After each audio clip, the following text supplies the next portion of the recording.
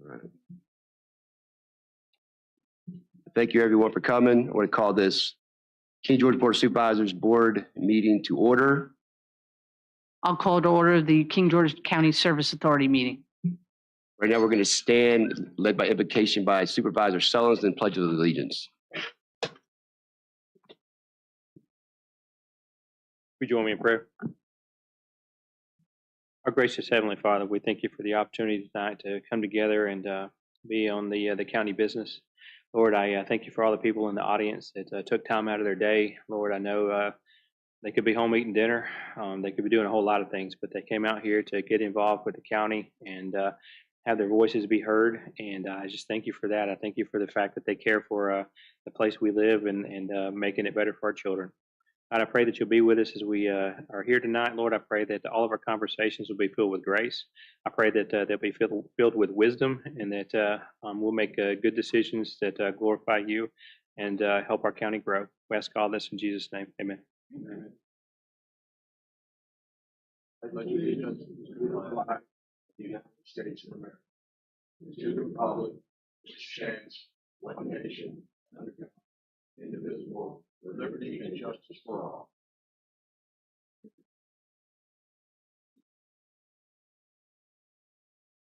Are there any amendments to the agenda? Seeing none, we'll move on to the public comment. Comments will be limited to 3 minutes per person in order to afford everyone the opportunity to speak. Please provide your full name and the district in which you live and vote. Submit your public comments so they can be properly included in the public record. First on my list, I have Pastor Sherman Davis.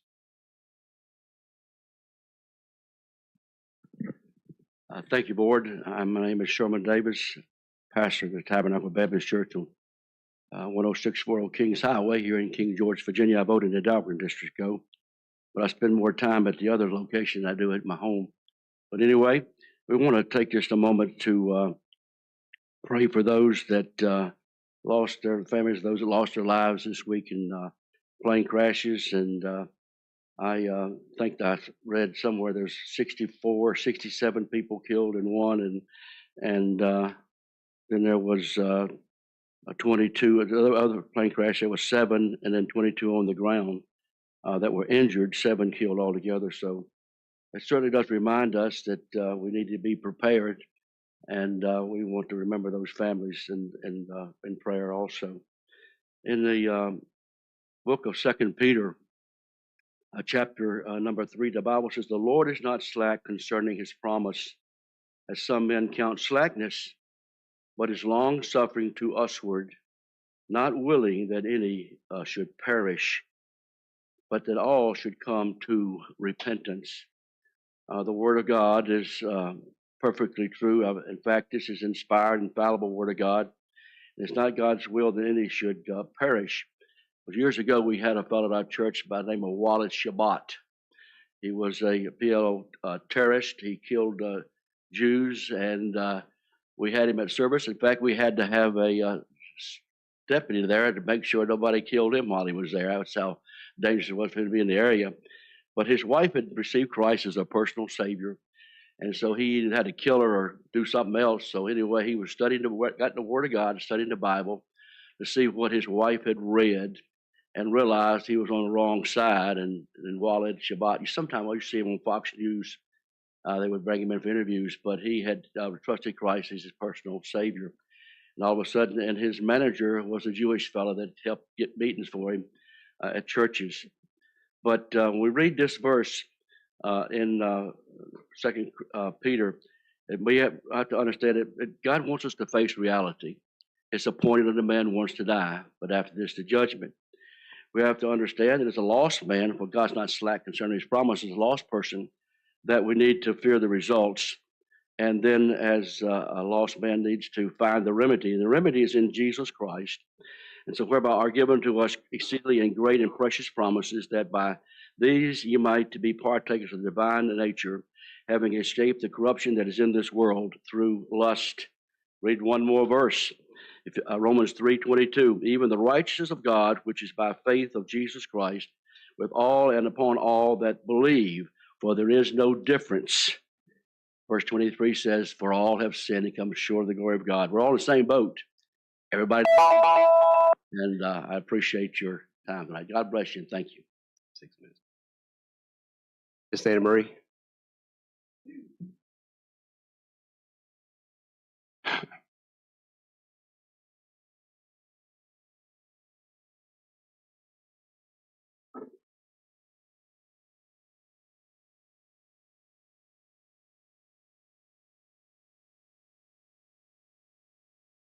Hi, my name is Ana Maria Lobo, and I live in Presidential Lakes. I want to thank you to the supervisors for your service to the community. Also, I want you to make good decisions for the county. In November 19, 2024, I received a letter from the Development Consulting Service. This land belongs to Mr. Allen West. I don't think these people understand the impact these developments will have on our county. Mr. West wants to build 120 townhouses as well 2 commercial sites. He will charge $350,000 for each. I don't understand why he wants to destroy our county. This gentleman grew up in King George. He should take care of the county. We will need more water, sewage, schools, and emergency service. The only people who will gain from this rezoning will be the real estate people and land developers. More people will mean more service and higher taxes. We want to know why he wants to build these townhouses on this small piece of land. I know he wants to make a profit, but our roads, Route 3, 301, 205, 206, and 218 are already very crowded. We live very close to where he wants to build these townhouses, and we hear the sirens from the accidents on Route 3 all the time. Also, this development will bring more crime to our community. The people who move here to live have to accept the King George as a rural community, and we want to keep it this way. Thank you. Thank you. Bob Baird?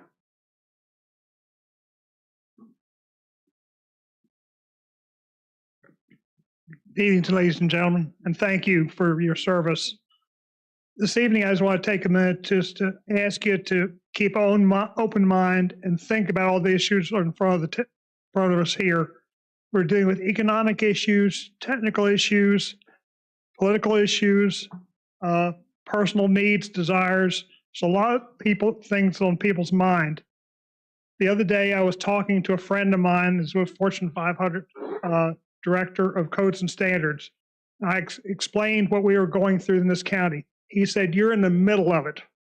You got so much going on, it's just insane.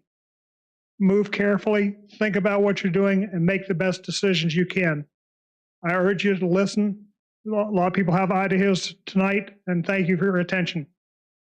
Thank you, Bob. Ryan McGill?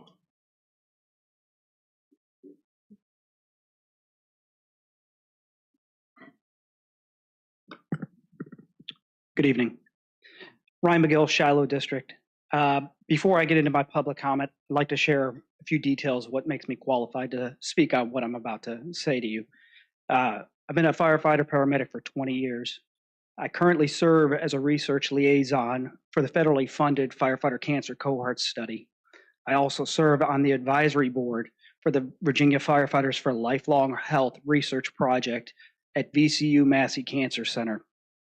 My comments this evening will be centered around the proposed battery energy storage system, BESS, in the Dahlgren area of our community. During the last Board of Supervisors meeting, a presentation was given by Open Road Renewables relating to their Harwood Power Facility project. In this presentation, it was stated that the elements of a BESS fire are similar to that of a residential or commercial fire. I believe this statement is misleading at best, and it does not accurately portray the potential health and safety risks to our community and our first responders. Fires involving lithium-ion batteries, especially those involved in a BESS fire, are a complex campaign-style event that present a multitude of concerns ranging from operational tactics to public health considerations. Due to the complexity of these incidents, the 2024 Emergency Response Guidebook was revised and its recommendations for fires involving lithium-ion batteries. This guide is used by first responders when responding to a hazardous material incident. I'll repeat that. This guide is used by first responders when responding to a hazardous materials incident, not a house fire. As you may be aware, research is currently being conducted to better understand the toxicity of lithium-ion batteries fires. That said, recent data shows fires of this nature produce high levels of cancer-causing toxins such as SVOCs, PAHs that exceed OSHA standards. Additionally, the data shows these types of fires produce high concentrations of heavy metals, lithium, cobalt, etc., copper. Members of the board, I want to be clear. I'm not saying you should vote or not vote for this project. Rather, I want to correct the record and ensure you have accurate information in order to make the best possible decision for our community. Like all of you, I took an oath. The oath I took was to protect the lives and property of the citizens where I serve. Your King George County Fire and Rescue members took a similar oath. I urge you to work with them, the department leadership, on this issue that impacts the health and safety of our community. Your firefighters have access to the latest resources that can help you in your decision-making process on this project and others like it.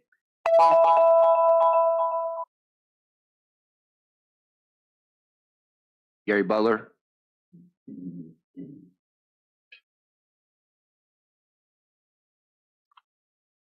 Good evening. Gary Butler. I own a little piece of land at 11227 James Madison Parkway. It's called History Land Memorial down there. One of these days I'll live there the rest of my life, I guess, or into eternity.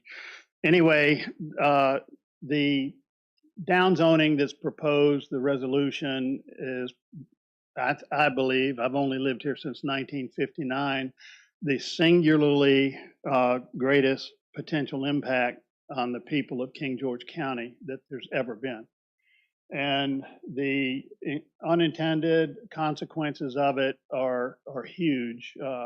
What it would do to people's values of their properties hasn't been mentioned yet, but the Weldon Cooper figures came out this past week from the University of Virginia. They're kind of the Bible that we go by.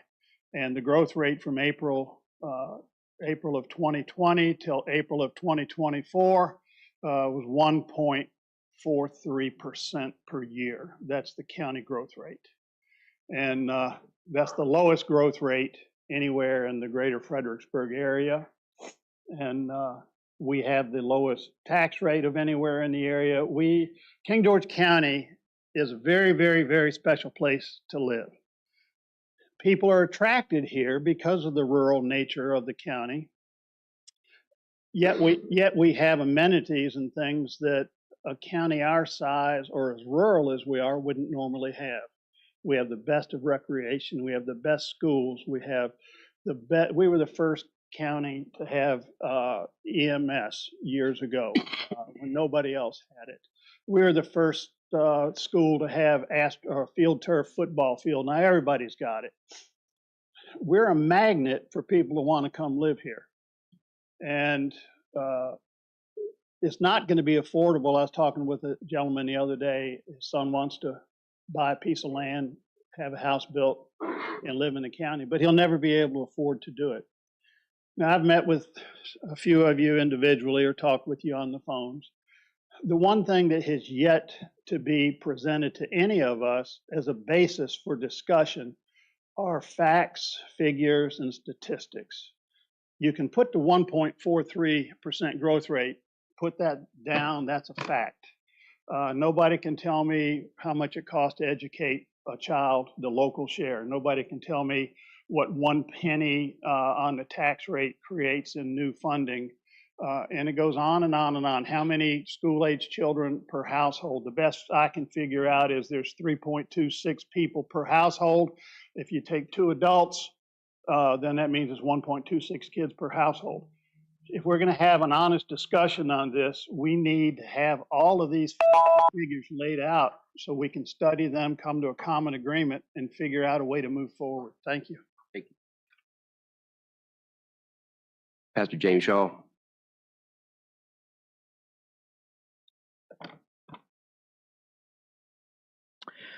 James Shaw, James Monroe District, columnist for the Northern Next Sentinel, citizen journalist, kgmedia.top. Not speaking in my capacity as EDA member. New hat, hacker. I was browsing the stacks over at the Smoot Library and stumbled into an interesting book, A Hacker's Mind, How the Powerful Bend Society's Rules. Don't worry, IT folks in the back, I'm a white hat, not a black hat. Years ago, when I was employed by a Fortune 500 company, they spent thousands of dollars to send me off to a week-long seminar. Many people in this room who work for the government or the base know how this works. In essence, I was taught how to hack, how to approach problem solving with a very different, unique, and unconventional set of rules.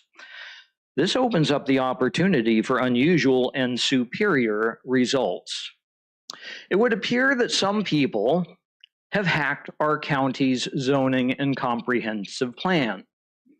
They have figured out ways to get around the official rules and regulations.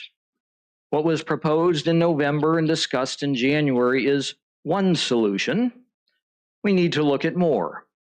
We need more solutions on the table, and one of the solutions may just be to do nothing. The demands of our infrastructure and systems is exceeding our ability to meet those needs in a timely and economic fashion. We have tax revenue streams lining up to meet some of those challenges, but you don't count your chickens before they hatch. So let us be wise and pace ourselves.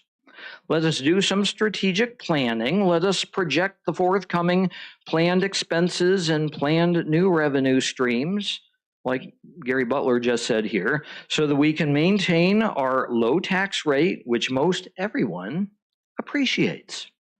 May God bless the King George Renaissance. Thank you, Mr. Shaw. Scott Cleveland. Good evening, I'm Scott Cleveland. I live at 6020 Potomac Landing Drive, and I'm in the James Monroe District. In reference to the text amendment to downzone about 92% of our property, first off, I want to thank several of the supervisors for reaching out and meeting. I feel like they're not only listening, but I think they hear what the people of the community are saying. I mean, I plan on being here until the day I die. I've been here 20 years, and this means as much to me as anybody else in the county that we preserve the lifestyle that we have, but we also keep our values. We make smart decisions with zoning. As you know, to mimic Gary, the growth rate is low, and our current zoning works. I mean, it works. I've been here. I sell houses here, and we don't have that many building permits per year. So my selfish interest is in preserving the community. And I just want everybody to hear me loud and clear that our zoning is working and we're growing slowly, and I'd like to keep it that way. I also like to remind all of y'all that, I think some of you have been affected or influenced more by some than others, but I want everybody to keep their mind. It's okay to backstep a little bit, because I think we all need to take a step back and really look at how this is going to affect our county. So I appreciate all your time. I appreciate what y'all do. Thank you very much. Thank you, Scott. Is there anybody else in the audience that wants to speak?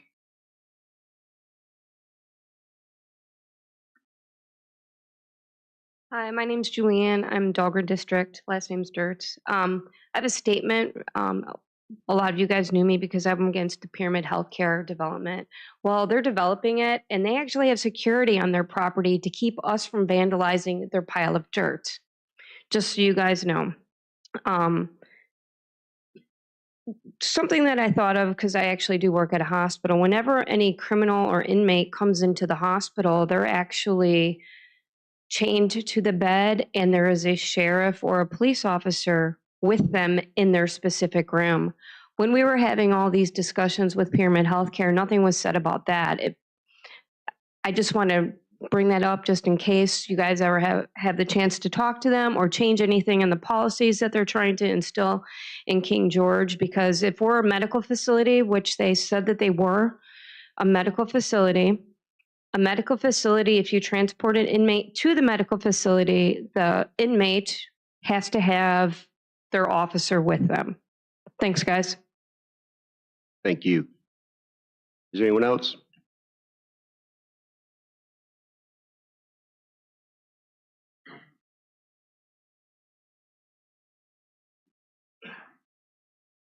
Thank you. James Morris, Strawberry Lane, Dahlgren District. I'm a retired firefighter, 39 years doing it. Looking at these new battery storage facilities, I think a major component has been missed in the assessments. As much as these new batteries have helped and changed our lives, the means of dealing with them has greatly changed. A typical automobile fire used to take 500 to 1,000 gallons of water to extinguish. A new EV, battery vehicle, takes 20 to 30,000 gallons. Let me repeat that, 20 to 30,000 gallons to extinguish one automobile fire. Unless you have the special box where you can submerge it for 3 days. Google fires at battery storage facilities. You would be astonished at the runoff and the smoke, the toxic smoke coming off of these facilities. If it takes 20,000 gallons to extinguish an automobile, how many millions of gallons is it going to take to extinguish a storage facility? We sit between two major watersheds, the Rappahannock and the Potomac. Where is that millions of gallons of runoff gonna end up? I think we need to get an honest, true assessment from Fire Chief Moody as to what would be required to deal with a fire in one of these facilities. We need an assessment from the State Fire Marshal's office as to what requirements would be needed for fixed fire suppression systems and how many millions of gallons of water it would take to supply said system, and where are we going to get that water from. I think we need an assessment from the regional hazmat team as to can they handle it and what are they going to need to mitigate it. The state emergency management has hazmat people that can assess this and reach out to us. And I just think we need to look at this aspect of the facilities before we proceed any further. Thank you.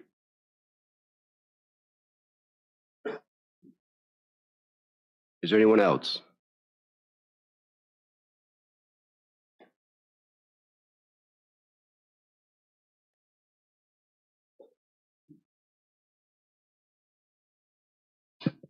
Hey, good evening, board. My name's Perry Bowen. I'm in the Shiloh district. Here to speak about the same thing I've spoken about numerous times. Shed a little bit different light. Don't want to waste your time. I appreciate I met with some of you and my door's open, my phone's on, like to meet with all of you about this downzoning issue. But one of the things that keeps coming up, I went back and researched y'all's comments, public comments. One of the things y'all discuss is proffers. And I'm very concerned when I hear that when it's tied to downzoning. Because in essence, what you all are contemplating, or what this, let me rephrase that, what this language is contemplating is downzoning our property and then setting yourselves up, setting the county up to proffer back some of those rights so that the county is going to take value from the landowners and then sell it back to developers or investors, whoever's trying to do it. You need to really stop and think about it. I think it's against the law to solicit a proffer, and I'm pretty sure it's not copacetic to downzone people's property so that you can then make it more valuable to proffer it back. Thank you. Thank you. Is there anyone else?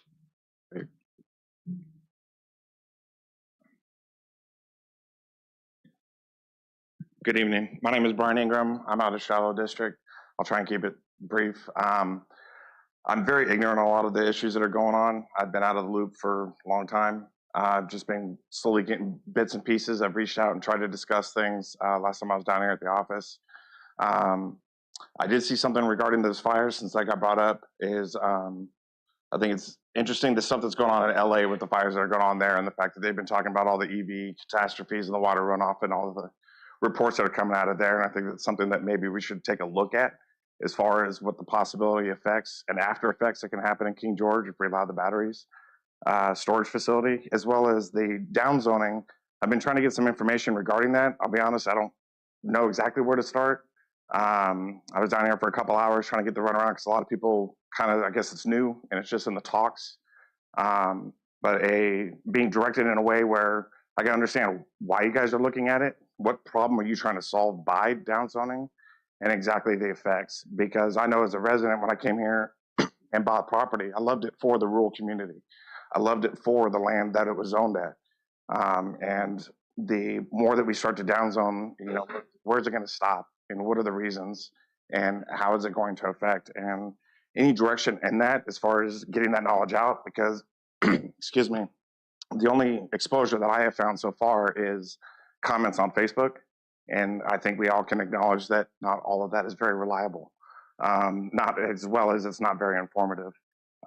So understanding as far as a citizen how I can get involved and at least understanding the mindset and what problem we're trying to solve with it, and then go from there. So I thank you very much for your time, and I hope that y'all have a great evening. Thank you. Thank you. Anyone else in the audience? Anyone online? All right, we'll move on to reports of the members of the board. We'll get the email early. Yeah, ready. Yeah, can you mind? So we all got an email. I can't get it to open for some reason, but the one from the CO of the base. Yeah, that's. Oh, it's handed out. It's for the public comment. What we're doing. Public hearing. No, the public hearing. Got it. Okay, my bad. Okay. Fair enough. All right, reports, members of the board. Lee? Yeah, I don't have anything for the group this evening, but I do want to thank everybody for coming out. It looks like there's a lot of people here this evening. I think there's a lot of good discussion to be had this evening, and I look forward to hearing what everybody has to say. Thank you. Thank you. Mr. Collins? Thank you. There's a lot of numbers being thrown around and out. 1% growth rate, Weldon Cooper. Mr. Smoldig, is it not correct that the Weldon Cooper for King George was 5.3? It was a 5.7% growth rate from April 1 of 2020 through July 1 of 2024. That equates to what, 48, that's 4.25 years. 5.7% over the growth period divided by 4.25. I think I came up with 1.34% growth rate. Okay. And how many building permits were issued last year? I don't have the number on the top of my head. I think 157, 159 is what Ms. Leduc is saying. Okay. And the amount that currently for each student is $4,000 some odd dollars. I can pull that number. I believe that was in Mr. Boyd's presentation at the school board. I have that written down as a specific item to get back to the board. And the tax rate 68 cents per 100, which is the lowest in the region. So when you talk about proffers, the board cannot ask for proffers. But the board has impact for everything that happens. You build a house, you build a business, whatever you build, there's an impact. There's an impact on schools, there's an impact on fire and rescue, there's an impact on sheriff's office, there's an impact on Parks and Rec, there's an impact to social services. So these are the impacts that we have been discussing in regards to rezoning. So a rezoning is something that is already zoned, comes in front of the board, and they can give voluntary proffers for their impacts. But then there's a lot of them that it's already by right that pay no impacts. So when we talk about 92%, another number that was thrown out, so that would generally mean that 92% don't pay for the impacts. So who pays for the impacts? Is the taxpayers. And how do the taxpayers pay for the impact? For their schools and for everything else is through their taxes, through their personal property taxes, through their home taxes, through their business taxes, on and on and on. Until you can fill the void to pay those taxes, it'll continue to be on the taxpayer. So some of the thought, at least some of my thought, was is about impacts, because we're getting ready to come to a point where we're going to need another school. We're probably going to need another high school. We're definitely going to need an elementary school where each house, the number, I don't know. I've heard Weldon Cooper's 2.5 per house. You know, then now people say it's 1 point something. But either way, usually houses produce children, or children are in the houses. So when you have a 3-bedroom house, generally there's some kids in there, and most of the houses being built are 3-bedroom or more.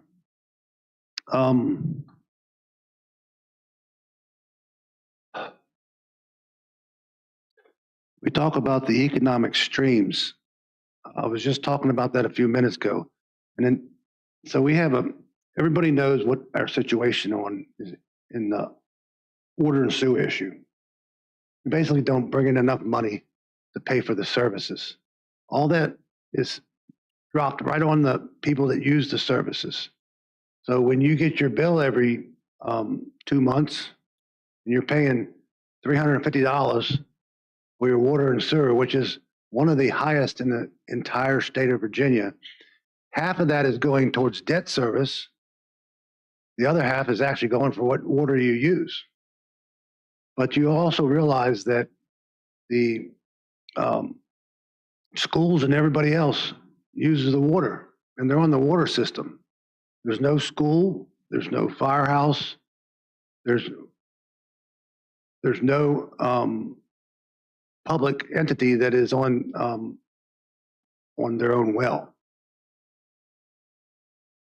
So the board of directors for the Service Authority have been working hard with these grants to get all these things in line, to get them in compliance with the law. Until you can do that, you have to keep your rates at what they are. The goal is never to increase them. Also, the goal is never to increase your property taxes either. I'm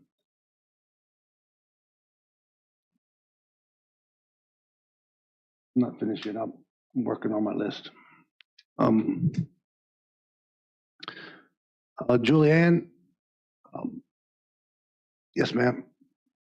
When you brought up that issue of the folks down there coming into that thing, that you know, that's another issue. That's an issue right there, that we're all talking about zoning. So they got in under our code to call themselves a medical facility when they aren't, and they are bringing criminals in, and voluntarily. So if you're at the jail and you want to go there, they'll send you there, but you're still doing time. So there's no, those folks can leave if they want. That's what the man said when he was here. So there's never been a solve to that problem, but what the real problem originally was the zoning issue. It's right next to a neighborhood. When I was on the board with that group, it caught me by surprise. The first I saw it was on Facebook, near the Devil's Workshop. That was the first time I knew about it. But there wasn't anything to do except try to put pressure on those folks to do the right thing. Also, we actually tried to work a land swap with those folks, and they ended up getting greedy. They wanted us to pay $1 million for their earth moving works, which there was no earth moving works done at the time. But so that didn't work out, and so we still have the same problem. There's a facility, a drug rehab facility, that they bring people in that are still basically in jail, and the neighborhood is right behind them, and they can just leave it as they choose. They can go up to the sheets and on and on. But anyhow, hadn't solved that problem, but very conscious of it.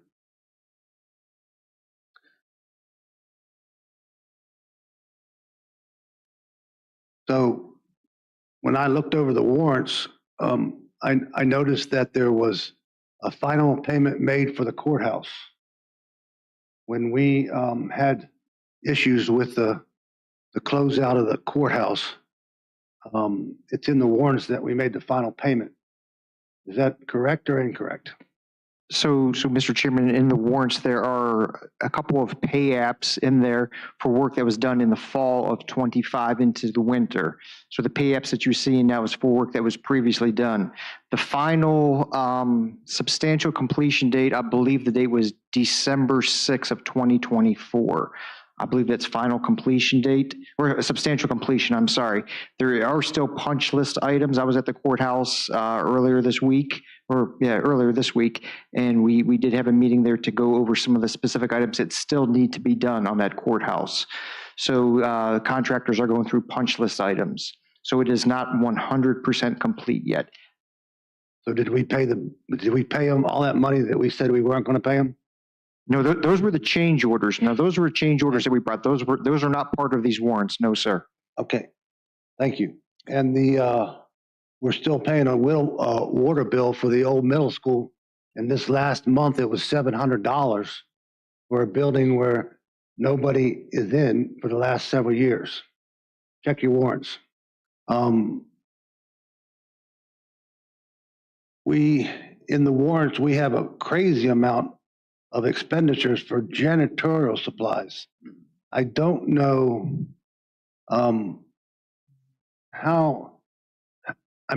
look at the complete picture of janitorial supplies in the warrants, and you'll see it's over the warrants time, the 1 month, it's over $100,000 for janitorial supplies. I don't know what they're cleaning. And Mr. Chairman, I can get with the director. I don't know if they made a bulk purchase. I know they don't purchase things, every single month. Sometimes they'll get a better deal if they buy bulk rates. And I'll look into this to see if it was a bulk rate purchase for, possibly the remainder of the year for some specific chemicals. And the oil, there's a crazy amount of oil being purchased. I don't know if it's motor oil or I thought that most of our places were propane, and it looks like we were billed 5 times for the same amount. If you look through it, it's the same time periods, and then it's 5 times. So I can tell you what page of warrants on if you need to know about that. I'll find it, yes, sir. I still didn't get my answers from the last meeting. So about the $10,000 on the electric bill for the library and the treasurers. So after the meeting, I believe Mr. Muncie emailed me that evening. So the electric bill at the library has historically been the most expensive electric bill that the county pays. That's due to the configuration of the structure. When they designed it, if you've been in their big, large open room, open roof, all that hot air goes to the top, it does not get pushed down. So this amount that is paid, it's typical for that. Mr. Muncie indicated that there are controls that are controlled by his staff, not the staff of the library. So I believe that was, who controls it was your question, and why is it so much, and has it always been this much? So I believe those are the three questions you asked, and Mr. Muncie got back to me. And What was the answer on the treasurer's bill being paid for the administrative? He paid the bill for his. Yes, he was not. We had a brief discussion on that. I don't have a specific answer of why it's like that or how long it's been like that. I can keep that on my list. And Mr. Chairman, if I may, Mr. Collins, you had mentioned at the beginning of your board points, cost per pupil for the school. You were asking about that. Yes, so what I did while you were speaking, I went on the school's website, and they have their FY24-25 budget right there. And the title of the document that I'm looking at is King George County Schools 2024-2025 Appropriated Budget. And there's an ADM, which is the average daily membership at 4,390 students. The estimated average per pupil cost is $14,779. So this is on the county's website. Again, document entitled King George County Schools 2024-2025 Appropriated Budget. The estimated average per pupil cost is $14,779. Does it break out what the county amount is? I think it's like $4,500. It not this particular document, no, sir. So that was one of the numbers I recall, but that could be from like 6 years ago. But per pupil for our taxes, what you pay is $4,500 per student. That was the number that that I've been going off for. So what I'll do, I will get the local contribution. Yes, sir. So anyhow, the bottom line to all that, so I haven't made any public comment in probably 4 months. So this has taken up 4 months worth of time. So the bottom line on all this information is giving this information to you, asking this information is to show you what the impacts are really like for us to live here. How much does it really cost us to live in King George County? Whether you have children or not, you have to pay your taxes for the children. What is the real growth rate? What is the real impacts on each house? Mr. Butler asked several questions in regards to the impact of each home that's being built. And 150 houses this year, that's general. It's general. So think about those impacts. If you put 150, let's say if you just had one child per house, it's 150 children. If you have a classroom of 30 kids, that's several classrooms with several teachers, but you don't, let's say these one children per house doesn't really equate to a classroom. They could be in middle school or high school. They could be taking different course of studies where you would need a high school, 5, 6, 7 high school teachers. So I'm saying that the impacts are great. Along with each house that's built, there's impacts on the fire and rescue, and you hear it all day long. You hear it. When I was here 20 years ago, I only heard a fire truck once a month. But now you hear them. I mean, we had like 5 calls just in the last hour, I think. So it's very, very massive. Okay, Mr. Chairman, I think I've rambled enough. Thank you so much. You put it with me for a year, it's all right. Mr. Stroud.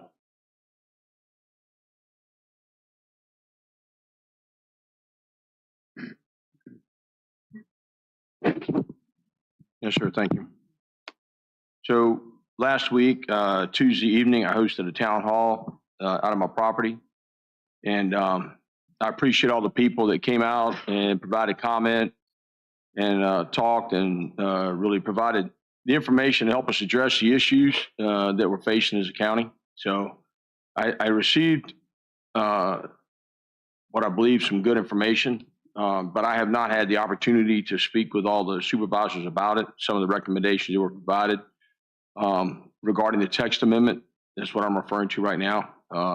So there were different things people spoke about. And like I said, I haven't had a chance to speak to the other supervisors. I know we have a point later tonight. I think that this is going to come up. We'll maybe talking about it, and maybe we can bring some up then. But you know, a lot of people that came out and spoke against the text amendment, and tonight, I think it was Mr.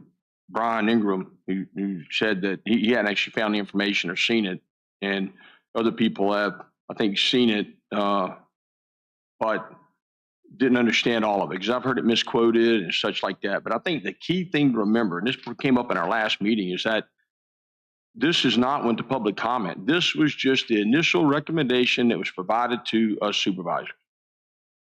That's all. That's what it was. Now, the good thing about it is this generated a lot of interest. Okay, that's the good thing. So because we need that. Reverend Shaw mentioned tonight, I think it was Reverend Shaw that spoke about having understanding and in this. But you know, I would ask that we do have, you know, with the conversation. A lot of people are speaking out against it. That's okay. We need that exchange back and forth. However, understand, you offer your side, but understand that there's another side. Okay, and with that requires, you know, at some point we get to a solution that's best for the county. And the county involves all the residents. And we have people that have large parcels of land. Some people would think that I was one of those, okay? And so it involves me as well. I've had people that one of the gentlemen, I think his name was Adam, last Tuesday night, and he said that think about what you're doing to the property owners, that you're taking something from us. And it's our land, and you're taking something from us. Well, that strikes home to me because I'm a conservative guy. I'm a constitutionalist. I don't like anybody telling me what I can do with my land. Okay, I just don't like it. So I get that. Okay, point taken. But at the same time, we have people that live here, a lot of them, that don't have large parcels of land. They moved here from Northern Virginia and these other places. They moved here because it's more rural. They don't have the traffic. They don't have, you know, the challenges that are in those. And I spoke about that last meeting. The traffic really is bad in those areas. So they don't have that. They had a lower cost of living. Taxes are lower. Those are the reasons they moved here. They don't own a lot of land, but they live here. They're still our constituents. They're still a part of the county. And they don't want to live in Northern Virginia. They moved here for a reason. Those people haven't came out and spoken yet. Those people, if you're at home and you're watching this meeting or whenever you watch it, you know, understand that you don't have a voice right now other than me talking right now. That's the only voice you have. What we have that comes to the meetings are all the people that are against this. So if you're out there and you know you don't want to live in Northern Virginia, then you need to come and speak up. And you need to come to the public hearing, that there's going to be a public hearing on this. Now with that, the text amendment, especially the way it's written right now, isn't the only solution. And we understand that too, okay? So it's not the only solution. We're looking for solutions. People are providing some recommendations. We're going to take those in and hopefully we come up with the best solution. With that as well, there are changes that have been made to the zoning. Some of them need to be changed back. The zoning that happened, the people that did that, this is my opinion. I spoke before I was elected against it and against some of the things because the zoning and the way it was written was pulled from a lot of Northern Virginia. It wasn't written from scratch, okay? The company, they pulled Northern Virginia zoning and they applied it to King George, which is a more rural area. So some things are more restrict. The zoning as is written right now that was approved by the last board really does restrict the building and the growth in the county. The way the zoning's written restricts it for builders and developers. So at least I understand that. But thanks for all the people that came out and spoke regarding the text amendment. Safety issues, I've had 2 people that have spoke with me regarding the light at Hop Yard. One of the ladies, her daughter was injured there severely, and there are wrecks there. I know, it's right in front of my house. But I've had people ask for us to ask VDOT to look at it and see what can be done there to make it more safe. Maybe provide a warning light like there is in Sealston, or look at the timing of the light. People feel like it doesn't stay yellow long enough or something like that. But I had a couple people that brought that up. I had a couple people that asked what's going on with AWS. So where we're at with that. So I would look to our county administrator, maybe can provide an update there if there is one. One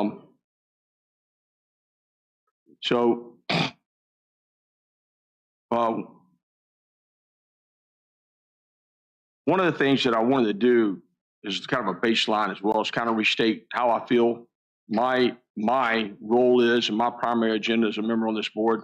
For those that know my background and what I bring to the board, I'm a business guy. Okay, I look at things from a business.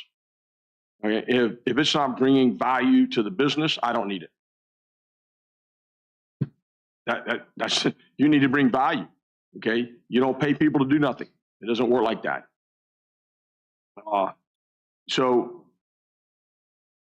One of my objectives was to make the county more business friendly. From my life as a businessman in the past, this county was viewed as an obstructionist county. Whenever developers or business wanted to come here, it was very hard to do business here. I experienced it myself as one of the motivations for me to run and get in there was to change that, because and I look at things from a much larger perspective of things. So, whenever I speak to people, they come and talk to me, they drill down to the singular issue. But in my world, I deal with problems, and so many of them so fast that I look at it from a larger view. And business is what generates the money, is going to generate the money that's going to provide the funding for the county to sustain us without raising individual taxes. So if we can fix the business obstruction problem and we become more business friendly and we attract the businesses, that's going to bring the revenue that's going to help fix the problem. Okay. So on that, I met with 2 developers recently, and they both were telling me how easy and how much better it is working with the county right now. They had not one negative thing to say about the planning planning commission or the planning community development. Sorry. So that's a testament to the job that your guys are doing, sir, and the work that they're doing. It was, I was expecting to hear the complaints and the issues, and I didn't get that at all. It was very complimentary. So that's huge. And what that means is that there's a change that's going on, and that's good for us in the county. And we've made some improvements there. The other thing is that for me, again, with that, is to bring business into the county. We're working on that. One of the biggest things that I see that impacts our ability to bring the business, and I'm not talking about vape shops. I'm talking about the businesses that we need. I'm talking about the businesses you want to go to, whether it's to eat, to a brewery, to avoid driving into Fredericksburg, that you can stop right here. And the biggest thing that we have that's hindering that is our service authority. Is our service authority. So once we get and we're able to run the water and the sewer, and we can run that along Route 3, we can connect the Hop Yard to the industrial area to Oakland Park, then that's really going to empower us and help us. Businesses, once we get that, the businesses are like, okay, water and sewer's there. All they need is power, and then they're going to come in. At that time, what's going to happen then is we're all going to be having a conversation about what kind of businesses you want there. That's going to be the conversation. Which restaurants do you want? They want to bring the ones that you want. So one of my other agenda items was the service authority improvement, getting that improved for the business, but facilitate spending our money more wisely. And we've done that in the report that came from Mr. Smolek last year.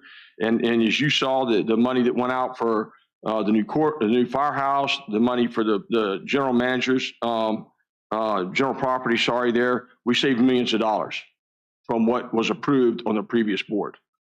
Okay, so we're achieving that. Those are the things that, the big items that I try to focus on. I like getting the feedback because it's helped us with that, but that's just where I see my role in that. And I state that because whenever people come and talk to me, to understand that what we're looking at here, it helps for us to see both ways. I'm trying to look through your glasses, and I want you to be able to look through mine. The issue that Mr. Collins spoke to, and it's been addressed a great leak, I had already asked Mr. Smolek to look at the data that came out from the last meeting, that 75-25%, because I had members at the town hall that asked me, where's that data at? I think it was Mr. Cleveland. He's still here. And he was asking, where's the data at? We want to see the data. So I've asked Mr. Smolek, and he was already looking into that to get that for us so we can provide it. So again, I appreciate everybody that came out and spoke. I'm not going to go over everybody in detail. I did receive emails as well. I don't need to call out the individual's name, but they were wanting us to look for a better solution than what's in the text amendment. And we are working to do that. And you guys are a part of it. And the people that are providing that information, we're going to take it in. All this will come out again in the public hearing. Hopefully by then, though, we can present these ideas. Before then, we can present the ideas and discuss them. And I appreciate everybody making the time. I've spoken up. Thank you. Thank you, Mr. Straub. Ms. Bender? Yes, thank you, everybody, for coming. It's nice to see a full house, somewhat. First thing I want to mention, that we've had some issues with the weather in the roads. We've had issues on Bald Eagle Drive. We've had issues on Big Timber. All the old roads have chip and tar. I did have a couple of residents reach out to me about Laurel Lane and some issues, especially getting medical personnel up in the sheriff's office into some of the areas and houses there. I did reach out to Mr. David Beal, and unfortunately is not in the road system, and it will need to be, if they want to be included in VDOT for maintenance, there is steps that has to go through that process, and I will try to get back more information. So if the residents on there are looking to do that, that they can proceed forward with that. So more updates to come. With that also, I spoke to Mr. Beal about the 3301 Smart Scales project. Some of you might have come to the public hearing. I know Mr. Sullins was at that meeting with me, and it got a little heated. They have done some updated recommendations and some engineering, and it is on the VDOT website if anybody would like to look for that. That's the 3301 Smart Scale project. There are updates on that. And I have looked at them. There's a lot of documents there. So I think there's about 5 or 6 that you can click on and it'll bring up. And it has to do with the CVS and that whole interchange. Next up, I did go to Ms. Strauss's DECA class and do, I think it's the reverse career fair where you talk to some students about their entrepreneurial ideas. They had some interesting ideas. One young lady would like to have a 1980s, 90s arcade themed, to get some teenagers to do something fun. One other thing is someone wanted to make a roller rink. I was like, good luck with that. That would be a cool idea, but it would probably take a lot of money to create a roller rink. And then a couple of the other students had some ideas about unique clothing ideas and actually tailoring. How would that be cool to have a tailor in King George to help tailor your clothes? But I appreciate having the fun and getting to talk to the students and hearing their neat ideas. So thank you, Ms. Strauss and the students in her DECA class. Also, as some of you may know, I am going to run for reelection, and I have been knocking on doors. And I will tell you, there are several topics that came up on quite a few doors. One of them, I will say first, as Mr. Stroud said, people would like sit-down restaurants. That came up about 3 or 4 houses. They would like more choices for sit-down restaurants. So that's just a kind of a neat thing. I've heard that before, but it has come up again. The downzoning question came up, the Water and Sewer Authority, but one of the biggest things that several residents said is to make sure that we continue to protect the residents, especially with big projects coming, and to always keep the citizens in mind. Now, my comments on what is referred to as the downzoning, I'm going to wait to the discussion, but I do want to propose some maybe potential ideas and maybe forming a committee to get more input from the citizens. As I did mention when we were doing the mission and vision statement and former when we do the comp plan, to get more citizen public input from a lot of larger population. And I'll bring that up when we have that discussion item. The last thing I want to mention is we've done a lot of things to the Service Authority, and I will bring that up in a report and a PowerPoint I have for that part, which will coming up real soon. So I will pass it off. Thank you. Thank you. Let's move on to the consent agenda. Oh, you don't want to go? Oh, you do? Okay. All right, Mr. Sellers, go ahead. All right, well, hang on, my computer died on me. You're not the only one that didn't want me to talk. I was gonna skip myself. There you go. All right. I apologize for the hat for anybody that's offended by that. These lights are really bright and they bugged the what out of my eyes. So thanks everybody for coming out. I appreciate that. I do want to single out Mr. Baird. Thank you for the kind words. Short, sweet, but very well spoken. So thank you for that. Thank you everybody for the comment. But I want to chat for a minute. So Mr. Collins kind of laid out the numbers, the background on why we have an issue, why we need to do something. I don't know that the text amendment as written is it. I kind of lean against it because I feel like Mr. Stroud was pointing out, that we're telling other people what they can do with their land, and I'm not real keen on that. So, but we definitely need to do something. As far as numbers go, it was pointed out earlier that we've had about a 1.3, 1.4% growth. That doesn't sound like a whole lot when you think about it. Off the tip of the tongue, it sounds like, oh, maybe we added 100 people. We'll add 100 people. That's not how percentages work. We've got about a little over 28,000 people in the county today. Can y'all hear me okay? I tend to be quiet too. Short, fat, bald, and blind. Not a way to go through life. But anyway, so we've got a little over 28,000 people in the county today. We grow 1%, just 1% per year. Next year, that's 28,280. And then a new 1% built on that, and so it kind of grows exponentially. In about 6 years, we have nearly 30,000 people. Where are we going to put them? What schools are they going to go to? Do we have classrooms for them? Do we have teachers for them? Do we have books for them? When I ran, one of the things on the top of the list of things I ran on was fiscal responsibility. And to me, that's trying to keep your taxes down. He laid out the problem, the numbers.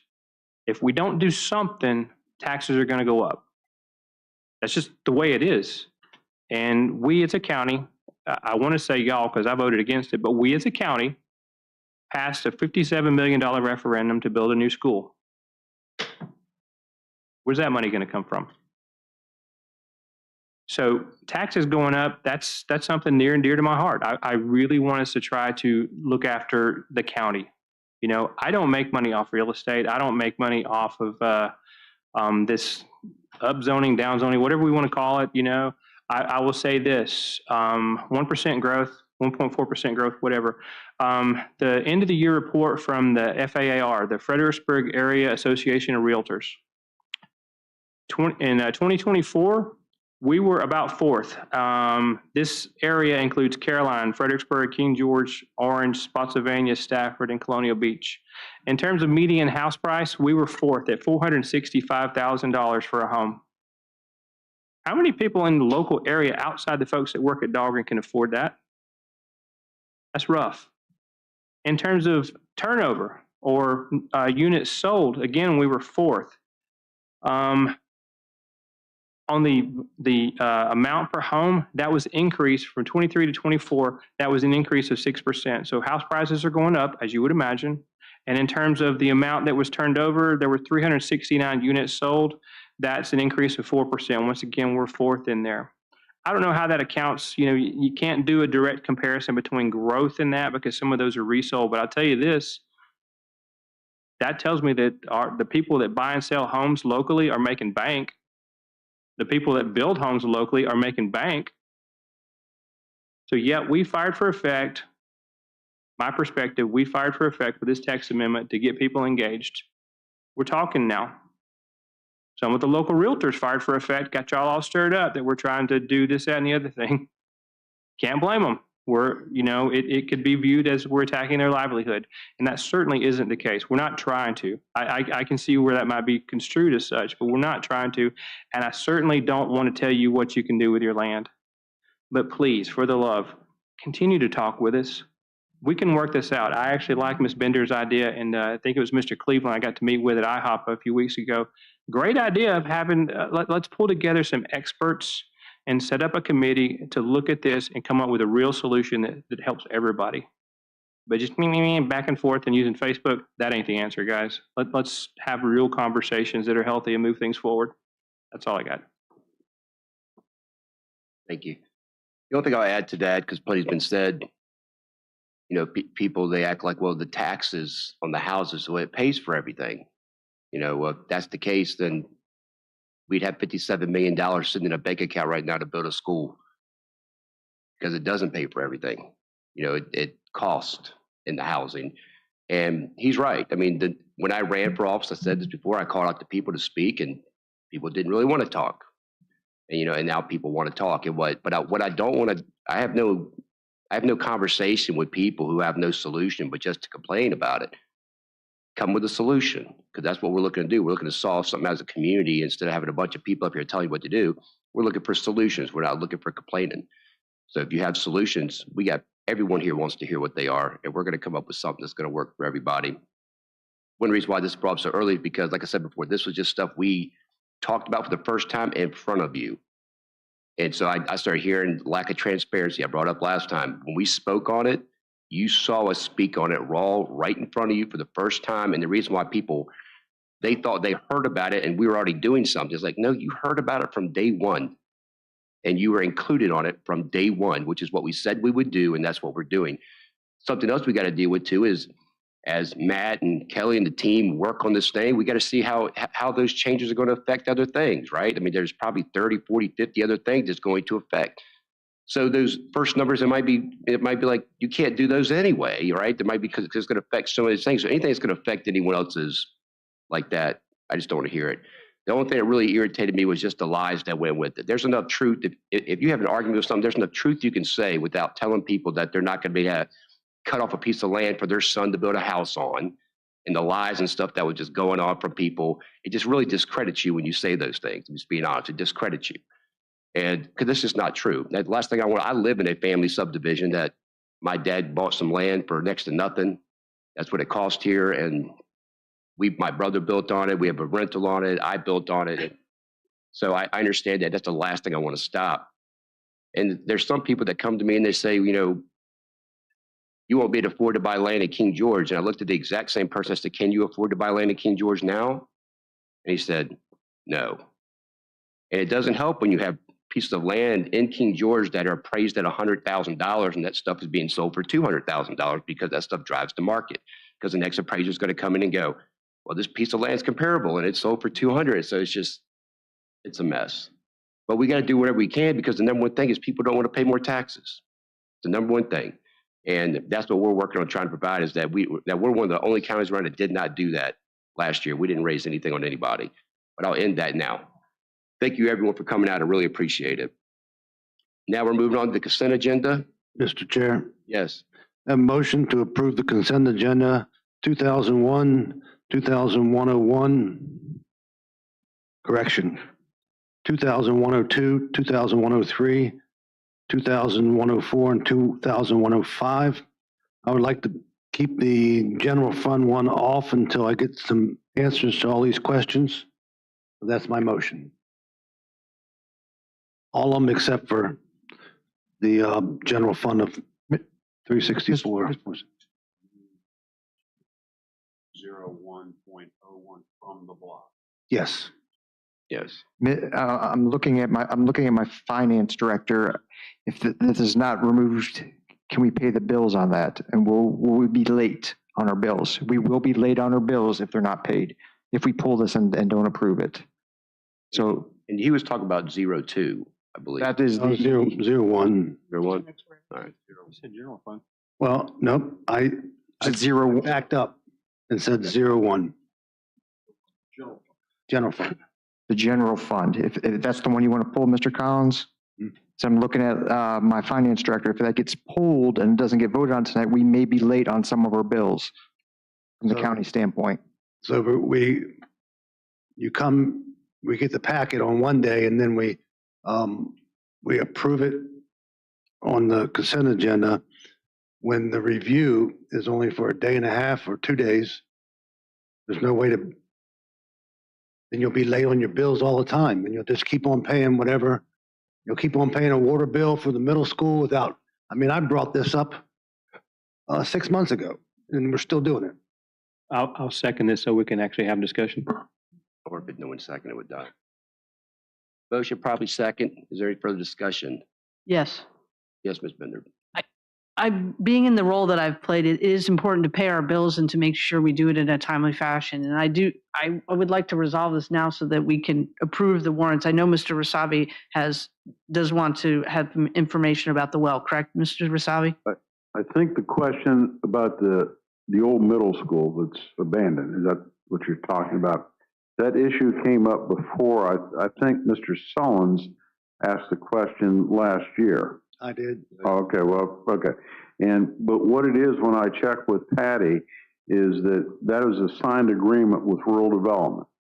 And even though you do not have any flow, the agreement said you would continue to pay, I don't know if it's a flat fee, I don't remember now without going back and getting the information.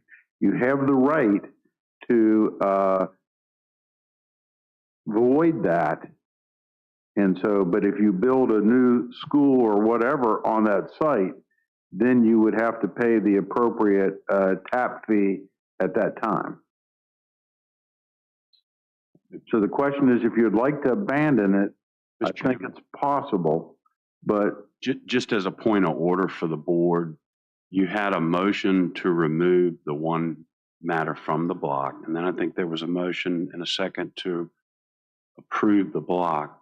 Then you can then come back to the one item that was removed from the block and discuss it and vote it up or down as you choose. But if you have a motion and a second on the floor to approve the block, that's the issue before the board, and that's the issue that has to be taken up, and the other one can be done subsequent to that.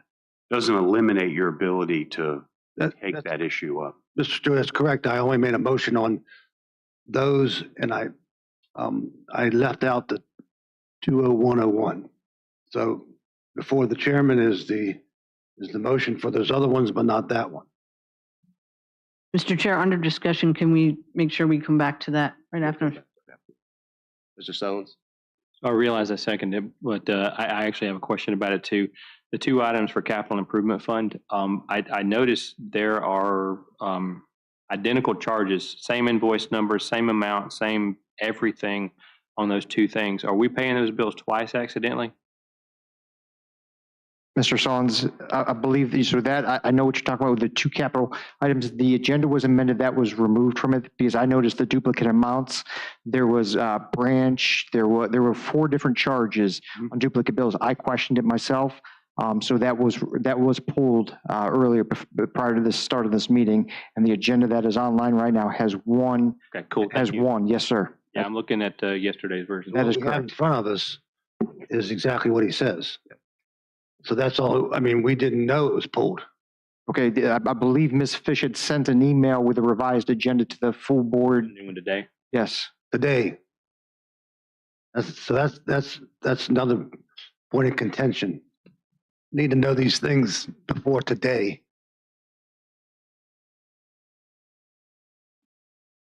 All right, I got a motion, probably second. Stroud, how do you vote? We do it by roll call. Aye. Bender? Aye. Collins? Aye. Sullins? Aye. Chair votes aye, motion passes. You want to come back to 1201 now? Let's do it. Yes, Mr. Chairman, and then I think you're in a position to entertain a motion and discussion on the one that was removed from the block, 2.01.01. Yes. I make a motion that we approve 02-01.01, the general fund, in the amount as listed in the agenda, and pay that so that our bills are paid on time. Second. Motion probably second. Any further discussion? You already heard my discussion. All right. By roll call, Mr. Collins? Nay. Mr. Stroud? I have a couple concerns on a couple things, but I don't believe that they would stop my vote, so I'm going to go ahead and vote aye on it.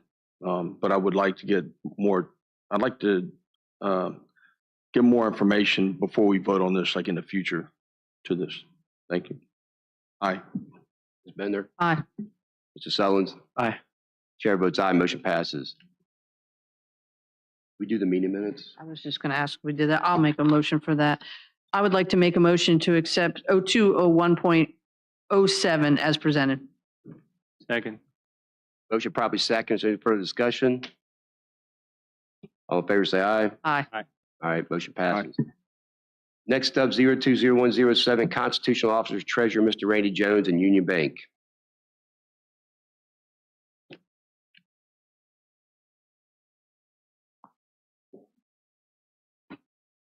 Good evening, Mr. Chairman, colleagues.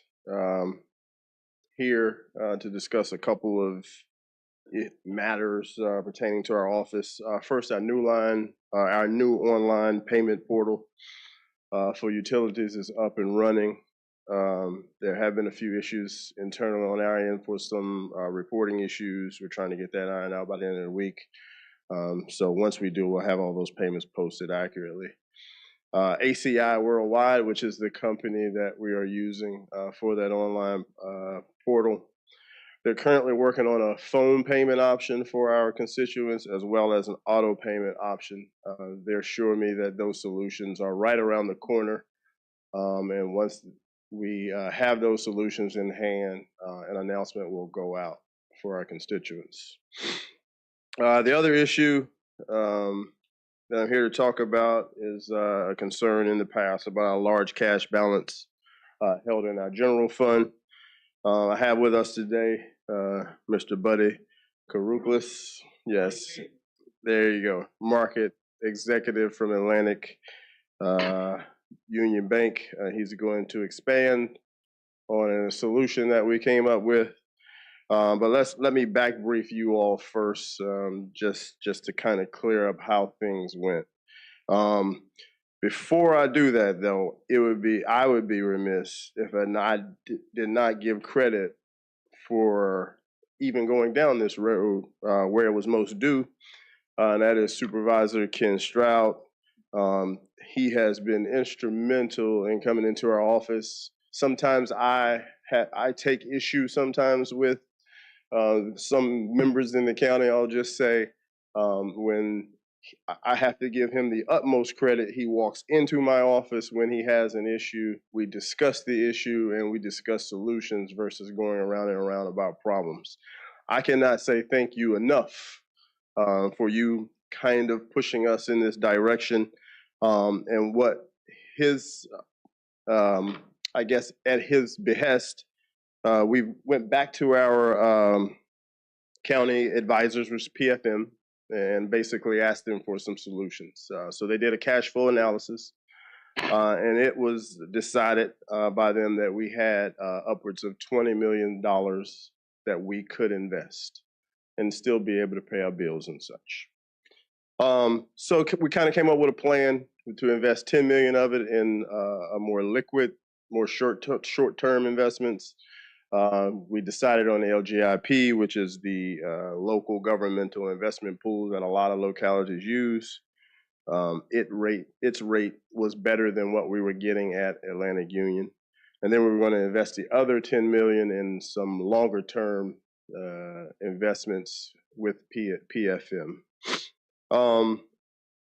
So on August the 30th, the county, wired $10 million to the LGIP. I think, I apologize, I didn't write the rate down, but I can tell you we are getting, I think it's around 4.5 or so, and maybe even more than that now. And so we have been enjoying the benefits of that arrangement with the LGIP since September 1. I then went back to Atlantic Union and asked, essentially I asked were there any products that they had available to assist us before moving the additional $10 million. And we did come up with a solution. I got to give them credit. They were very creative. They did some things for us that they have not done for other constituents of theirs or other customers of theirs. And I think that is due to the long, successful relationship that we have. And Buddy's going to come up and just share about that. But before he does, let me just, again, double back to say the audit was completed last week. And so we now have a firmer handle on what our funds are in hand. Our books should be reconciled through December here shortly. And I look to move that other $10 million that we did put into LGIP, I look to move it to those longer term funds. And once we do that, I'll have PFM come back and talk about that as well and how that benefits the county. So now, Buddy, I'm going to apologize. Buddy had a PowerPoint, but as you can tell what I sound like, I've been sick for 2 weeks. And so that's totally my fault. I was not able to get it in for today, but he's still able to talk about it. So. Thank you, Ms. Jones. And thank you. Good evening. This was kind of put together quickly. And what I want to offer to all of you is I'm happy to come back and meet with all of you one-on-one. We can talk about the alternative solutions. The way what's happened is this relationship predates. It's been around for 30 or gosh, even 40 years. It started at the community bank level. And as we've grown in capabilities, I've probably been involved really more on the back end for the last couple of years and gotten to know Randy pretty well, and we've developed a really great relationship. And yes, of course, during the last couple of years, you've seen a lot of things happen. You've seen rates explode, you've seen inflation. I'm sure everyone in this room's felt it. And liquidity became a more important thing for banks. So what we offer is basically cash management at the operating cash level. And it's way liquid. It's as liquid as you can get compared to other alternative investments. And so in looking at LGIP, which we're familiar with, that is basically an investment alternative. It is liquid, but probably less liquid than a sweep that we have offered. We had historically just offered you exception rates. Just whatever the rate was, we would offer a little bit more than our highest offered rate for those amounts of funds. And then as we've become more sophisticated, we can't do what LGIP does because it's a mutual fund. It's much like an alternative investment. For us, we can look at things to mirror that as closely as possible. So we came up with a scheme that basically follows the Fed funds rate. And there's the lower and the higher bound. The banks borrow probably at the lower bound. And that's what we've offered. And if you look at individual, and I think we sent in the PowerPoint, we sent a website that tracks it daily. You could watch it, you could look at it. And there are times where LGIP is higher. There's times where the lower bounds of the Fed funds are higher. And I can only equate that to just timing. Like if you remember the prime rate versus LIBOR was much more market. It would change daily. Prime was, a bunch of old white-haired men just kind of setting what the rate was based on what you saw. And the Fed funds is very much folks getting together, the FOMC, and deciding where the overnight borrowing rate should be. And so we tied it to that. And what it does is it gives you an indefinite solution that is very much tied to market rates. We could not have done this years ago. So we've done that. Now the benefits of it versus LGIP is it's an APY, which means the quoted rate. You're going to actually get a higher return. You'll see that on your statements. The LGIP is a yield. So whatever you're quoted is what you get. But again, that can fluctuate. I think LGIP is technically higher today, a few basis points higher. So all we're trying to do is give you an alternative investment that is easier for Randy to handle. It doesn't have to be managed in another institution. It is very transparent. It'll be probably reset monthly. And again, I'm proud of the solution because he's right. We don't do it for anybody else, and I deal with other municipalities. So what I'll offer to you all is we can share the PowerPoint. I'm happy to come visit with any of you if you have questions and follow up, because we want to be accountable. It's been a great relationship. We appreciate it.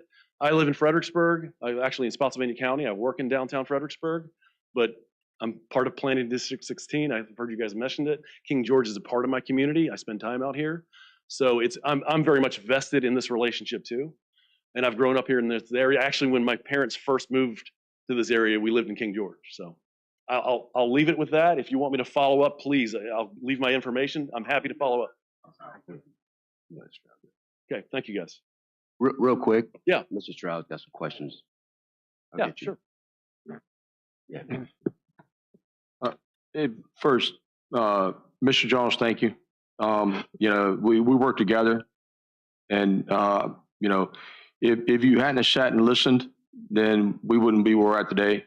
And I appreciate you doing that, because the county, the citizens of the county are much better off today than they were.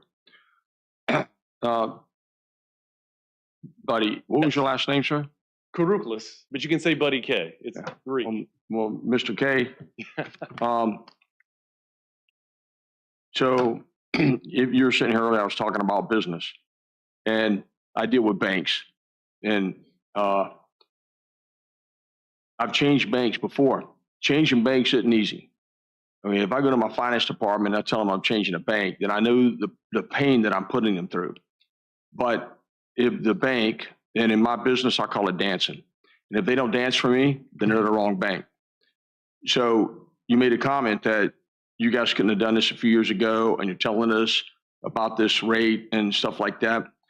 The way that I would approach it is, if there's another bank and they walk in Mr. Jones's office and they give the county a better deal than you're giving them, then that's the bank we need to deal with. So the rate, whatever you provide, it needs to beat your competitors. Okay, you're competing with any other bank that can provide this county support. And if you can't beat it, then you can't beat it. All right, well, you know, I look at it that way. Whenever I'm buying a vehicle, if the salesman ain't crying, I didn't get a good deal. So whenever we're dealing with banks, the county needs to get a good deal. And if they don't, then he didn't do his job to the best of his abilities, and we didn't do our job to the best of our abilities. So I'm interested in meeting with you. Sure. I'm interested in comparing your rates to the bank that I use in my business. We'll get my finance department, Sure. Okay? Because I'll break it down Barney style. But I am not married to a business. I love having a great relationship with people, and I value that greatly. In business, the banks that I work with, that relationship means a whole lot. So if it's a small amount, if it's fractional, okay, I can deal with it. All right.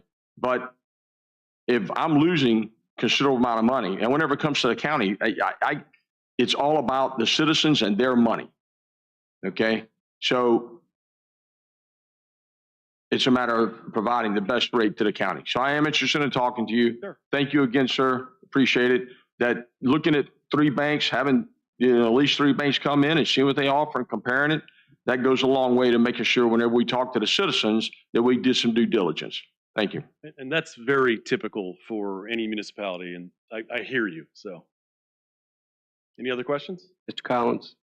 So, Mr. Jones, Mr. K,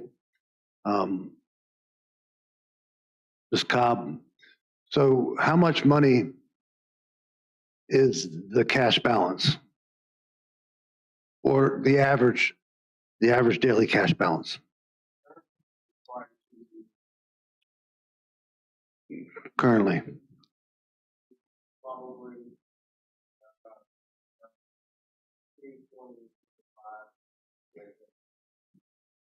So there's another 20, there's another 10. Mr. Jones, if you speak, you got to step up. We're going to move the 10 million from the LGIP because we can do better with PFM than that. So that's $10 million invested. Our account that we have right now will not be affected. So I'm still having to understand how much money of the county's citizens' money is invested to earn money? 10 million That I moved in August, yes. So total. I think I understand where he's going, and this is a conversation that we've had and we can have more, but what he's looking at is, at one point, we had about $40 million sitting in a checking account. You invested 10 million. You're fixing to invest another 10 million. So when you do that, you're going to have an operating balance of about 24 million there. And I think where Mr. Collins is headed is, should we be able to move more? And whenever you had this audit, but they were working to find out the cash flow analysis for the county. And that analysis should provide a very good indicator of how much money that we can invest. And we can invest some in looking at the different banks. Some of them all for different short-term CDs, or looking at whether it's an investment through the state, and maybe have some turning on a 3-month, some turning on a 6-month, some maybe even a 12-month, that we can maintain the best cash flow balance with investment balance. So we're making the most for the county. I think that's where you're headed. That was partially where I was headed. But so if you look at the warrants for the fund balance, we meet twice a month, and you can pretty much add up those numbers, and you see that there's a lot more that can be put into the short-term rates for the average cash balance. So he answered my question. So there's $20 million invested, and there's another 24 sitting there every day. All right, so we have two things at play there. One, in essence, $10 million that we were going to move to invest is now earning more money in Atlantic Union. So in essence, we did invest it. Yeah. 10 million. So in essence, we did invest it. Having said that, obviously, I've taken the advisement of PFM as well as our auditor, and they both obviously would prefer that I err on the side of being conservative, because the last thing that we want to do is have some sort of large project come up or some sort of issue come up, and we did not have cash on hand. So that was parts of my question. Why not some of this other fund balance in short term that can be gotten to immediately? The funds that we have at Atlantic Union are the short-term funds. 6 months? The funds that we have at LGIP are the funds that we're going to move to longer-term funds, longer-term solutions, and they're a lot of U.S. Treasuries and such. So that's only $20 million. There's another $24 million. And as I said, I am not. I take the advisement of the people that I have, which is PFM, as well as Andrew with our auditors, and they both have advised, that we err on the side of being conservative with the amount of cash that we are investing, just in case we need cash in hand. So how about now? Having said that, I am open to, and as I said to Mr. Stroud, I am open to at any point in time we can do another cash analysis. And at any point in time, we can sit down and discuss. If you have some ideas, we can certainly discuss and doing some different things. So I'm definitely open to that. So have you talked to Davenport, our financial advisors that we pay a lot of money to? I have not, because I have an investor that we actually pay. Well, so I would suggest Mr. Smolnick arranging a meeting with our financial advisors, so you can kind of understand what some of the things that we are. I got no issues, and especially if obviously we do have some larger capital projects coming down the road, that is probably a good idea. So so I keep a pretty good eye. I don't have all that money Mr. Stroud has, so my little nest egg, I had to keep an eye on the Fed rate and the the CD rates for all that stuff, the rates that Atlantic, and I've noticed that, and I'm not trying to, I've been a customer of Atlantic for 100 years, but they don't do well with my investment money, so I don't have it there. So what I'm telling you is that we speak for the citizens, And I know all your people over there, but we need to invest this money in wholeheartedly to get all this, to get the, what are you getting on the $20 million now? What per month? Well, You want me no, to? no, you don't. So when this came up, we wanted to do something really nice for the county because it's been such a good relationship. We did a fixed rate for 60 days that was above LGIP. It was at 475 when all the rates at LGIP were tracking to the lower bounds of the Fed funds. You can look it up. I have a website. You can track where it is. It's at 4.25 today. That's where it is. And that's an APY that's actually 433. And I think LGIP is a little higher today, but the 475 was higher than both. And we offered that at a loss to us probably. It was at a loss for the last 60 days. And again, that was just a gesture for the great relationship. And now this scheme keeps you at market. You guys can make decisions and ladder them and all that, but I think you'll find that Fed funds rate is going to be pretty close to what a 90-day or 120-day interest rate is, and it's less liquid than you can pull out $10 million like you did, and there was nothing stopping you from doing it on the day you wanted to do it. So it's a combination between flexibility, pure liquidity, and the highest possible rate we can offer. And I think I stand by it. Like, check with other banks. I'm fine with that, but tying it actually to where we borrow is pretty good. And the idea is that you have that flexibility. You can look at other options. If you want to invest with PFM, that's all fine, but you're earning a nice return on that 24 that's sitting there. You're earning that. So, and the accountability piece is probably something that you guys feel is missing. And I'm here to tell you, whenever you want to sit down and compare it, I'll share with you the websites where you can track the rates. And it's up to you guys, and it will work with you. If you want to take a chunk out and invest it somewhere else, just know that if rates start declining again, you might be locked in or increasing. You might be locked in some lower rates. This is going to move with the market automatically. Mr. Stroud, you had something else? The 24 million is in that account you're talking about? Yes. All right. Then How much interest is being paid? I checked it today. It was 433 because the lower bound of the Fed funds is 4.25. No, not the interest rate. How much is the county making a month? I guess it depends on your balances. We could get you those reports. You're getting statements on that. So the amounts were higher in the past, but it's a lot. Somebody should know how much money that we're making off of $20 million. Sure. I could follow up and tell you that within a day if you want. So just get that information. Sure. And make sure it gets sent to all the board members, and that'd be great. Sure. I know how much money I make every single hour of every single day because I keep track of it. Yeah. But I don't have $10 million. That's maybe if the county has so much money, they don't have to keep track as much. Yeah. But I would say that's nonsense.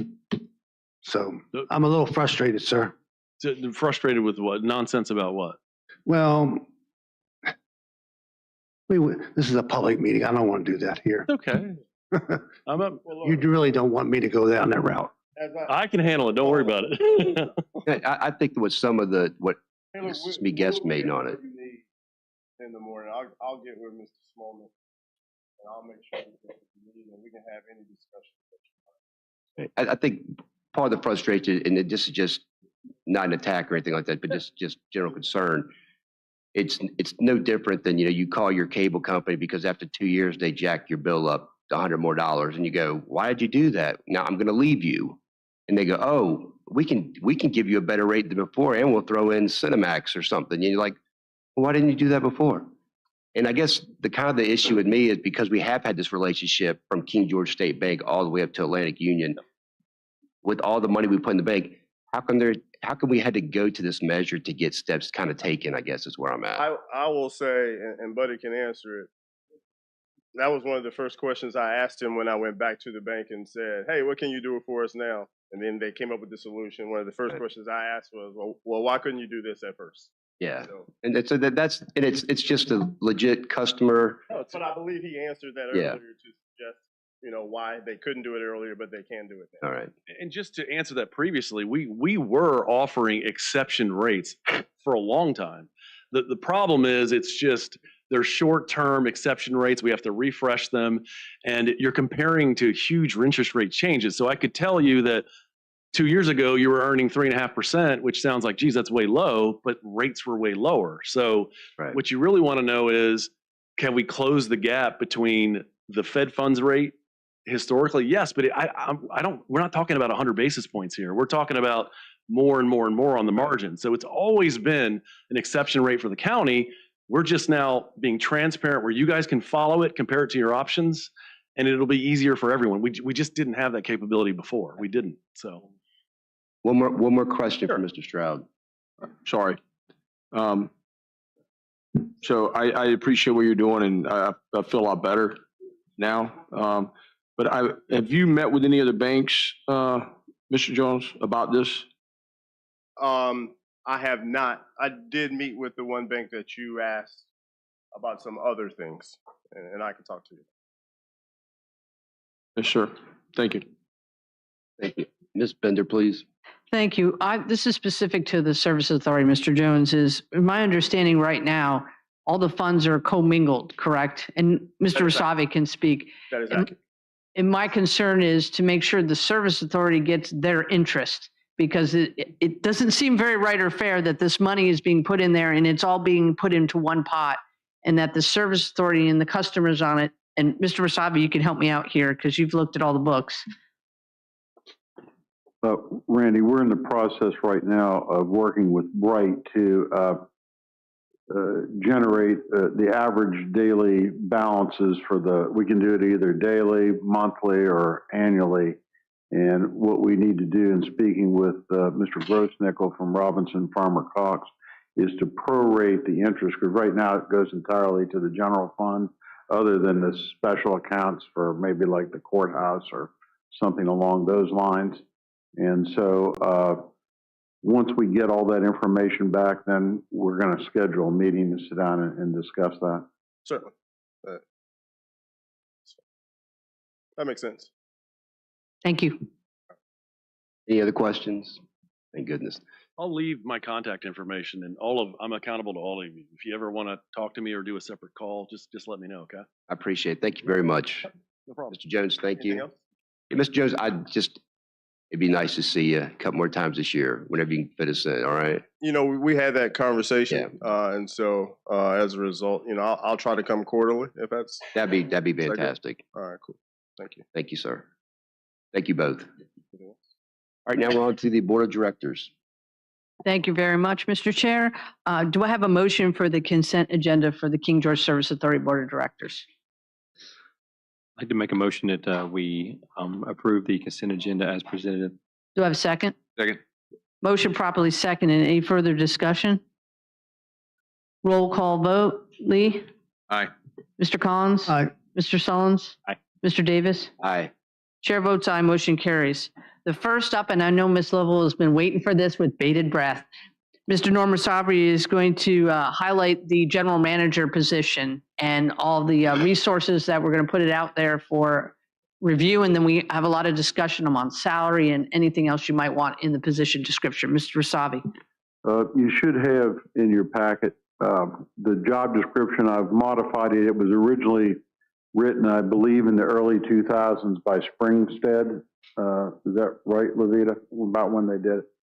And so there was some modifications that need to be made. So I adjusted those, and I also prepared an advertisement. And you have the list, I believe, there of all the websites that we plan to advertise this for. As they say, when you go fishing, you want to fish in 10% where the fish are and ignore the other 90%. And so we're trying to advertise in those publications where the type of person that we're looking for would be reviewing that. So the key element, I did speak to the executive director of the National Association of basically waterworks operators. And right now there's a significant number of vacancies nationwide for these type of positions. And so we discussed a little bit about salaries and the difference between rural areas and urban areas. And I believe it's probably going to take somewhere in the neighborhood of 175,000 to 200,000 to get the type of person that I believe that we're looking for. And so that's what I need your approval to advertise that salary. And then we will get that out tomorrow to those list of websites to advertise, and hopefully we can generate some applications that would help move the authority in the positive direction. Thank you, Mr. Wasabi. So we need to decide if everyone likes the description, the salary range, and also how long we want to put it out to make sure we get enough candidates, qualified candidates. So I'll start with the job description. Any suggestions? You like it? Any motions? Madam Chair, Mm-hmm. I did read it. I didn't see anything I wanted to add to it. Mr. So you were involved in this, writing this up, correct? Yes. And I always said I don't know everything about everything, but I try to get around the people that do, and you seem to know a lot more about this than what we need as far as this goes. So I trust you and I lean on that. One of the things that was pointed out to me, which I discussed with Mr. Smolnik, one of the reasons we've kind of waited till February to advertise is a lot of the authorities around the country, you just went through an election process on the local level. And so sometimes there's a lot of changes and so forth. And so new people get appointed to authorities and boards and so forth. So some individuals may be considering a change in employment because of circumstances. And so we may be able to track, some qualified applicants. And he suggested that, possibly leaving it open at least for 60 days to give these folks an ample time to prepare the application. And one of the things I know that the county administrator has discussed and you discussed it at the last meeting, the issue with the electronic acceptance of applications. I would suggest, and I spoke with Human Resources about this, we just ask for resumes at first, and so that we can make sure that we get the applicants rather than going through the electronic system with them disappearing. And I met with my human resources team yesterday on this very matter, and what we're doing for this very important job, not that all jobs aren't important, but for this one in particular, is to send resume, 3 letters of recommendation directly to HR. It'll be a separate application, so they're not going through the portal that we're working through some issues on to make sure that we capture every single person who is interested in this position. So that will in fact occur. And then I think once we narrow down the applications, the ones that we're interested in, we can then have them go fill out the actual formal application so we can have those prior to you conducting the interviews. But I think it's essential that, and I don't want to demean anybody who's held that position in the past, but the authority is getting a lot more customers. You have a lot more complex issues that you have to deal with. Moving off to surface water from well water. These are complicated issues. They're going to be expensive issues that the future boards have to deal with. And so this is something that you want to make sure that you have a top flight individual in that position to assist you all. I know Mr. Wasabi has reached out to a lot of organizations and got a lot of feedback about what we need, and he came up with this job description based on that feedback from a lot of folks. And there is just, correct, Mr. Wasabi, there's not a lot of candidates out there to find. Well, as with county administrators, we're all getting old and there's not as many young folks interested. So I was talking about you, man. But anyways, so that's what my recommendation is. So I did check with Mr. Stewart. It is by consensus. Is everyone okay with the job description, the 60 days, the salary range, and the plan for HR? Yes. Is everybody good with that? All right. So we can post it now. And Madam Chair, you should adopt a motion just to authorize the advertising for the position. Thank you. Do I have a motion for that? So moved. Do I have a second? Second. I have a motion properly seconded. Any further discussion? All those in favor say aye. Aye. Chair votes aye. Motion carries. Thank you for all your work, Mr. Wasabi. Next up, I do have a general manager's report. I wanted to highlight this because I knew there would be a lot of people in the audience, but I want people to see exactly what the Service Authority has been doing for the last year. Jeff, you got it up there. Now, I'm going to skim through the first several slides because it was in a report I did at the end of the year. But when this posted online, I want people to be able to see it, so I included the information. So Jeff, you can go through. As you know, we've saved $21 million in ARPA funding that was obtained from federal funds during the pandemic, and on the team, procurement, finance, maintenance, everyone worked hard to get, and engineering worked hard to get to this deadline, and everything went out to bid, and the bids were awarded, and now we're proceeding through a timeline of getting these projects taken care of. It was a great, they did a lot in a short amount of time, and I really thank them for that. Next slide. We had the ARPA grant to decommission Perkins Corner and upgrade the hop yard plant to handle the movement of the waste allocations to this plant. Why this is important, we have 5 plants. For a small locality, don't know why we have 5 plants. But getting these older plants offline that are an issue, especially the Perkins Corner, which was put there without a permit for the elementary school, that will help reduce costs and help with the customers' bills. We are interconnecting the courthouse and hop yard water systems with new piping that is sized for future connections to the west and a new force main. And there's all other projects either in process or completion with the ARPA funds. Next slide. We received also $5 million from the Virginia Department of Health. And that one, they gave us the money and they told us what we were to use it for. So as you can see there, those are what we are using it for. Next slide. We have other improvements. We did regulate, Mr. Rasavi worked hard on this, the authority regulations for modernization and ease of use. We created the FOG program, the fats, oils, and grease, which adds costs and problems with lift stations and water plants. Go to the next slide. We improved the financials. The audit is coming up, and you'll see it creates a clearer picture. Mr. Rasavi is still working on that to look at the water bill and maybe looking at the rate structure. We also, for the Service Authority debt, we had a line of credit was taken out in 2019 to help make needed repairs and infrastructure improvements. When we received the ARPA funds, that line of credit wasn't exactly needed, but unfortunately, former general manager did purchase a couple of things with it, and we made sure that in November we did pay off that line of credit. So that is now a reduction on the debt profile of the Service Authority customers. We did send out letters in the FOG magnets.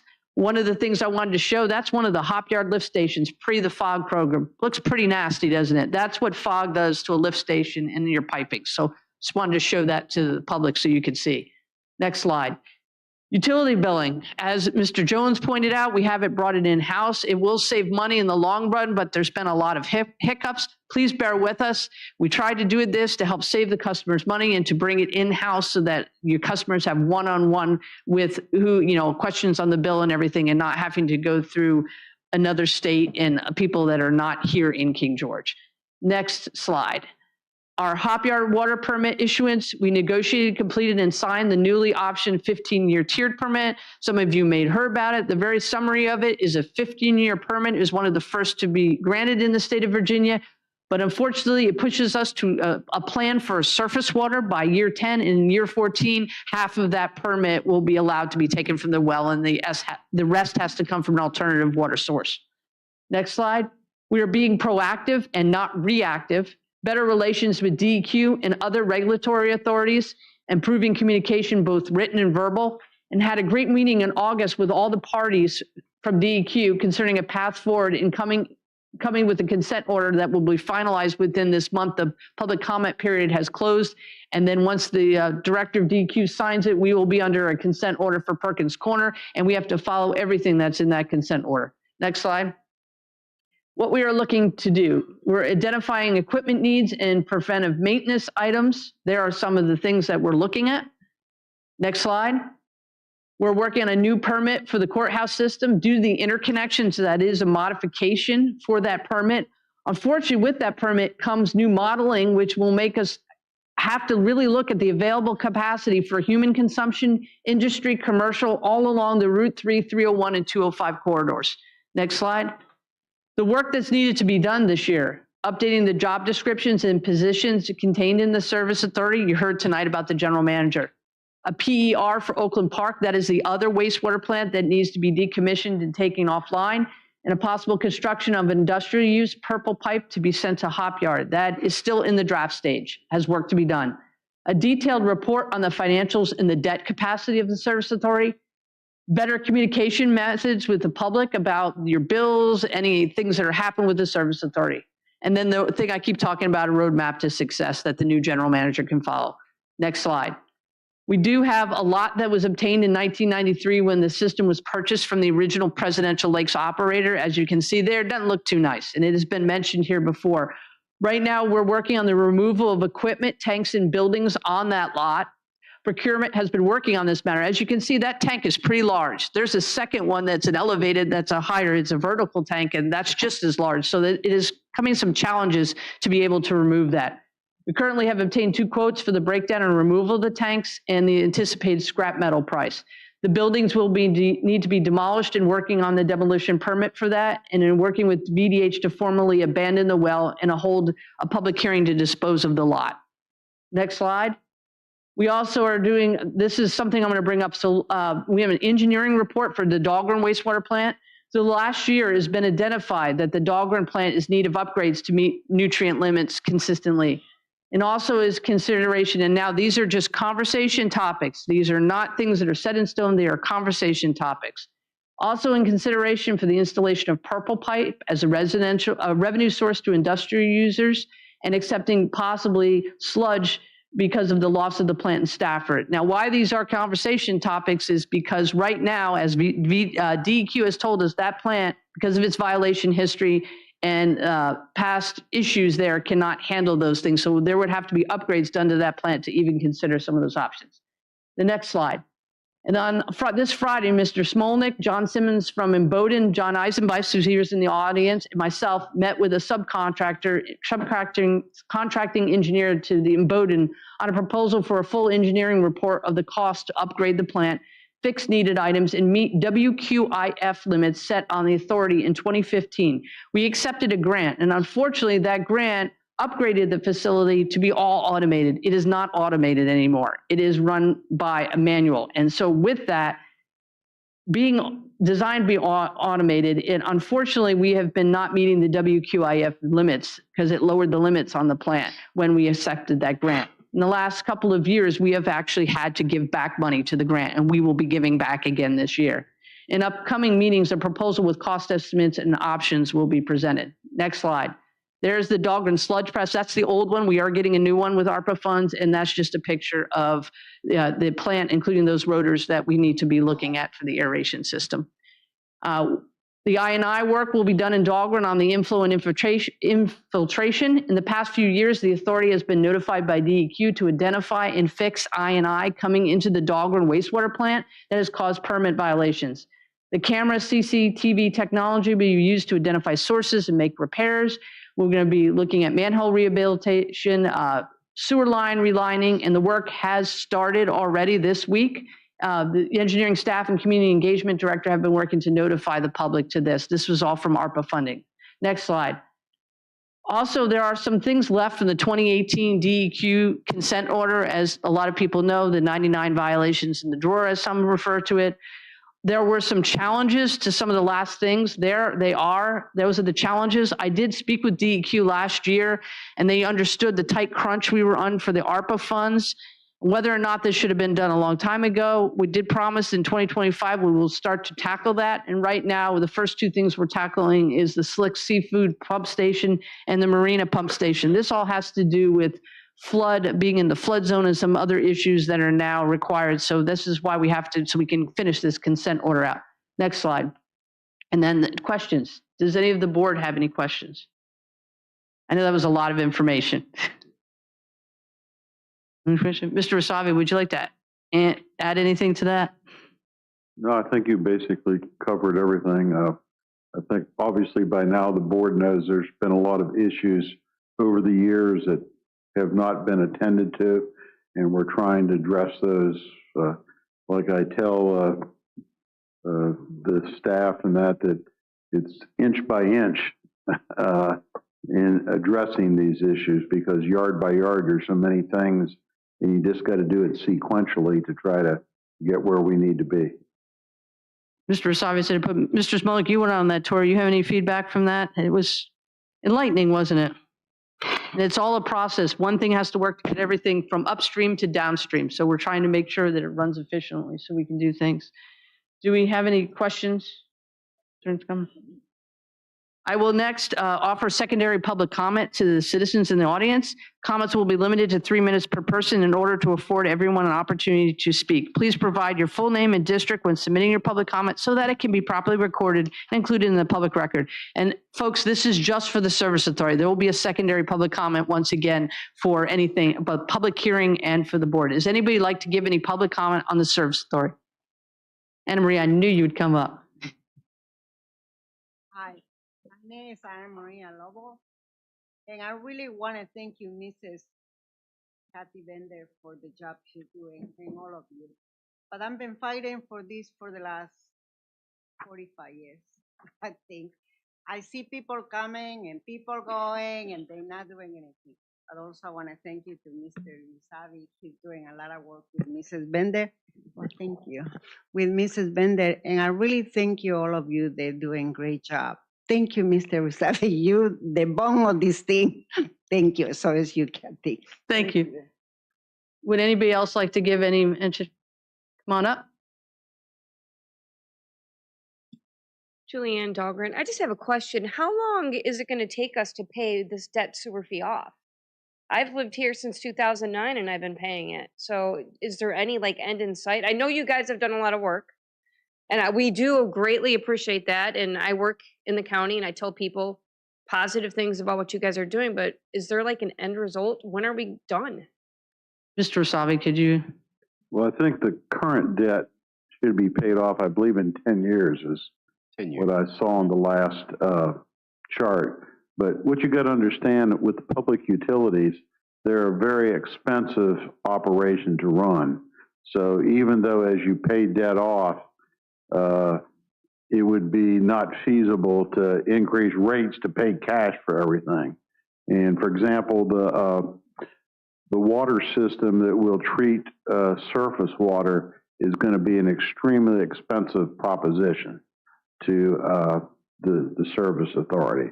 And so there'd be no way to come up with the, I've talked to some people, some of these plants are in the neighborhood of 75 million and up to do. And obviously we can't raise rates to pay cash for 75 million. So you simply have to do long-term debt as you do with schools and other major capital projects. We'll say our money management, the people that do our art, when they came in, they were impressed to where we were at, and that they said that we were ahead of a lot of people. That the fact that we could right now say that we're getting ready to, we could pay off in 10 years, like we at least have that plan, because before we had nothing to know exactly where we're at. So at least we have a map now, and hope keep to be more transparent and presenting that to everybody. Thank you, Mr. Davis. Does anybody else like to give public comment? Anybody online? And I do not have anything. I just wanted people to see that it might seem like it hasn't been, but we've done a lot of work to try to put the Service Authority back on the right path. You can't fix 30 years in 1 year. So I just want people to see that, and we can put it online so people can see that. So do I have a motion for adjournment? Move that we adjourn the Board of Directors to Tuesday, February 18th, 2025 at 5:30 p.m. in the boardroom in the Revercombe building. Do I have a second? Did you give a second? Okay. Any further discussion? All those in favor say aye. Aye. Chair votes aye, motion carries. To you, Mr. Chair.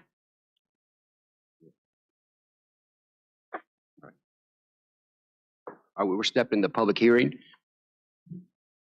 The King George County Board of Supervisors will now hold a public hearing that has been properly advertised to receive public input regarding the Harwood Battery Storage Facility. I will first ask for the staff report. I will then open the floor for public comment. Public comment that time will be limited to 3 minutes per speaker. In order to afford everyone an opportunity to speak, please state your name and district where you vote. Upon completion of public comment, I will bring the matter back to the board for discussion or questions where the board may or may not take action. You're already there. Hello.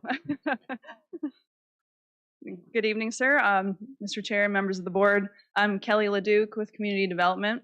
I'm just going to give a brief overview of the special exception application before you this evening and also share the Planning Commission's recommendation. Representatives from Open Road Renewables and Harwood Power have applied for a special exception permit to establish a battery energy storage facility on approximately 12 acres of land located west of the intersection of Route 301 and Washington Mill Road, approximately 4 miles southwest of the Dahlgren Naval Support Facility. The property is part of a larger parcel that is zoned industrial and is located within the Claydale settlement area. The King George County zoning ordinance requires a special exception permit in the industrial zoning district for these types of facilities. The facility is proposed to be located over 600 feet from Route 301, which is the nearest public roadway. The facility will be screened from adjacent properties by existing tree cover and topography. The facility will be monitored 24/7 from a remote location and be surrounded by perimeter security fencing. The applicants have been working with Fire and Rescue to address comments that they had throughout this process, as well as their required emergency and training plans. And Chief Moody is here tonight if you have any questions for him.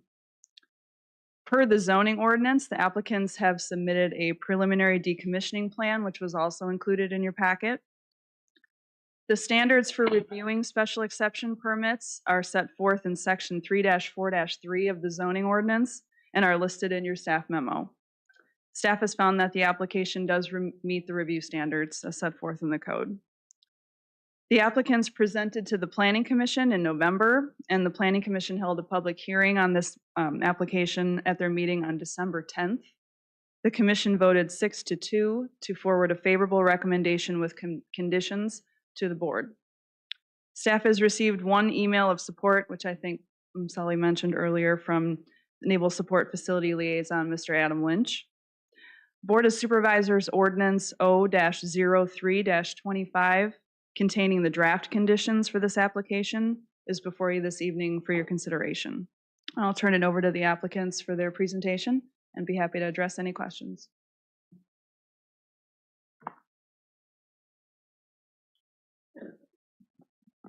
Thank you. Good evening. Supervisor Cyrus Tashikori with Harwood Power. I'm joined here by Scott Foster and also Eric Wood with the Energy Safety Response Group as a battery fire safety expert. I would like to quickly start by responding to the great comments we heard earlier by the two gentlemen firefighters. I believe it was Ryan McGill and James Moore. First off, I don't know if they're still here, but we're grateful for their service.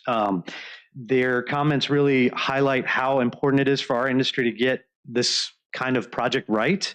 And it's something we take very seriously. Their comments also highlight the need for training EMS on how to respond to a battery container fire and how that's different than a electric vehicle fire or a house fire. And by the way, that training is required on our dime annually for the life of the project per condition 7B in our application.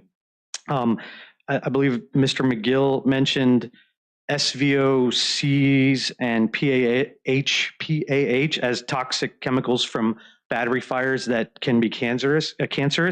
I fully agree. Our point is really that those are identical chemicals in a house fire or in a commercial fire.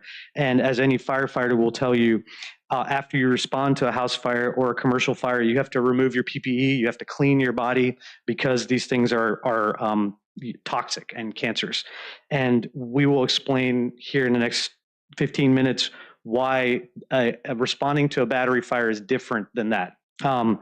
And both gentlemen also urged us to work with fire and EMS leadership and get their assessment on this application.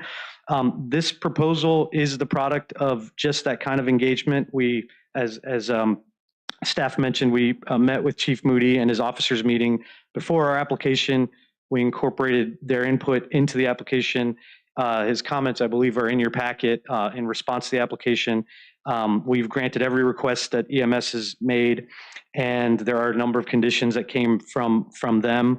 And we will continue to work with them on an emergency response plan, which will be a condition of site plan approval, and that so that the collaboration with EMS is not done. This is just at the land use phase.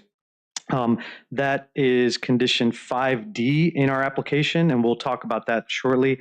And lastly, we want to explain why responding to a battery fire is different than an electric vehicle fire, house fire, commercial fire, and why the runoff concerns in particular, which we talked about a couple weeks ago and that Mr. Moore raised, are addressed by our proposal, and we'll talk through exactly how that's addressed. So with that, I'm going to jump into this, and we'll try to get more quickly to the fire safety thing. So I'm not going to go through every slide like I did a couple weeks ago.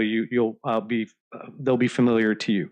And then I'll ask Eric to jump in and chime in. So next slide, please. I'm sorry, this is the right slide. So as Kelly mentioned, industrially zoned land, roughly 12 acres. The containers are about 10 feet apart. This photo on the bottom right is a Chesterfield project owned by Dominion. It's just west of Midlothian. And this is the same kind of technology in your cell phone, in your car, electric vehicles, except the chemistry is slightly different. It's more heat resistant, more expensive. It's much more stable, fewer heavy metals. And if you fast forward 10 years, in my opinion, these will be at every new substation, not just in the Commonwealth, but throughout the country, because it's basically going to become a very important part of our transmission grid. Next slide, please. As I mentioned last week, the reason we're here is we don't have enough power to meet increasing demand in Virginia and the states around Virginia. That means more cost to consumers and less grid reliability. And projects like Harwood, especially the closer you are to a project like Harwood, the more reliable the grid is and the more you may benefit from the cost savings. So you see a quote there from Dominion about this topic, and also some calculations on just how much power this type of facility could store relative to the King George demand. Next slide, please. So this is aerial view. Most important thing here is just the intersection of Route 301 and Washington Mill, and the fact that if you look closely at the next slide, you'll see kind of this vehicular tracks that have been used in this area for many years for recreational off-roading, and the fact that it's pretty much invisible from the public. This is the only public vantage point. It's looking west towards the water tower, and the facility would be behind the water tower. Next slide, please. The notable thing here, and this is after lots of input from fire and EMS, is all the space, and that is a very key reason why responding to a batteries fire is different than responding to electric vehicle fire, house fire, et cetera. We'll explain, but just note all the space, and each of those little rectangles are firewalled and separated from each other for fire safety in mind. It's 100% of the reason it's designed like this. Next slide, please. In the conditions, you'll see all of these, but I'll just mention a couple. Fully funded decommissioning plan, EMS training, emergency response plan that again is a condition of site plan approval. We fund all of this 24/7 monitoring. We'll talk about why that is really important to prevent any fire to begin with, and we'll give you an example of an individual battery starting to heat up and how the 24/7 monitoring would prevent a fire in that case. On-site water supply, and then a site-specific hazard mitigation analysis, which is something the Planning Commission specifically wanted us to put as a condition. Next slide. We've talked about this. 12 acres, over 40 years, $6.4 million. It's about $600,000 an acre. It's not a huge amount of money in aggregate, but on 12 acres, not bad. And in addition to that, we've agreed to a $20,000 an acre, basically payment to the EMS, or for the purpose of the EMS community. And we look forward to continuing to work with staff on this topic. It is something we're obligated under Virginia statute to propose and to negotiate with the county. And with that, sorry that was so fast, but we're at the health and safety topic. So most of the rest of our presentation will be about this. One thing I just want to note is that Harwood Power has benefited from 10 years plus of very robust technological improvement and improvement in safety standards and design. And in your ordinance, as well as a condition here, NFPA 855, it's a umbrella that encapsulates a whole bunch of standards, and Eric will hopefully translate that into English. for the public here.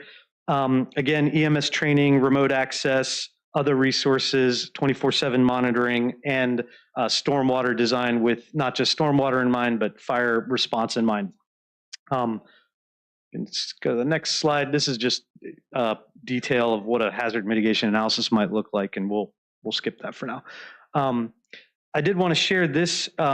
This is research by the DOE that looked at fire safety incidents over the last 5 years, and it's kind of difficult to interpret, but the bottom line is huge improvements, exponential reduction in fire safety events for this type of technology as the design has evolved into what we're proposing at Harwood.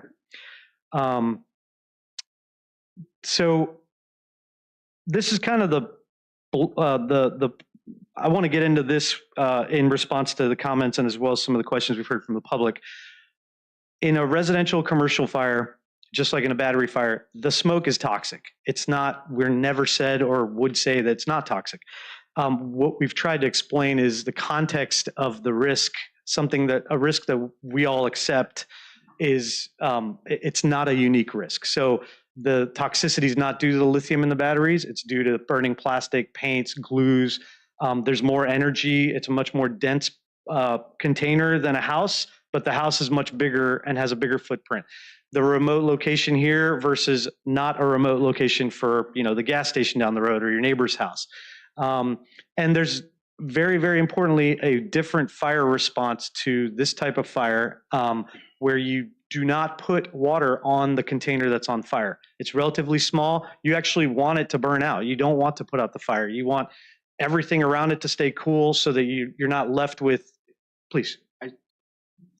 How long does it usually take for a fire to burn out? So how long do firemen have to be on the scene, all that? Sure. If you do not try to suppress a container fire, something this big, it would be a matter of single-digit hours. The examples that we've heard of electric vehicle fires, for example, which are dynamic fire, that's another difference, is planned versus a dynamic situation.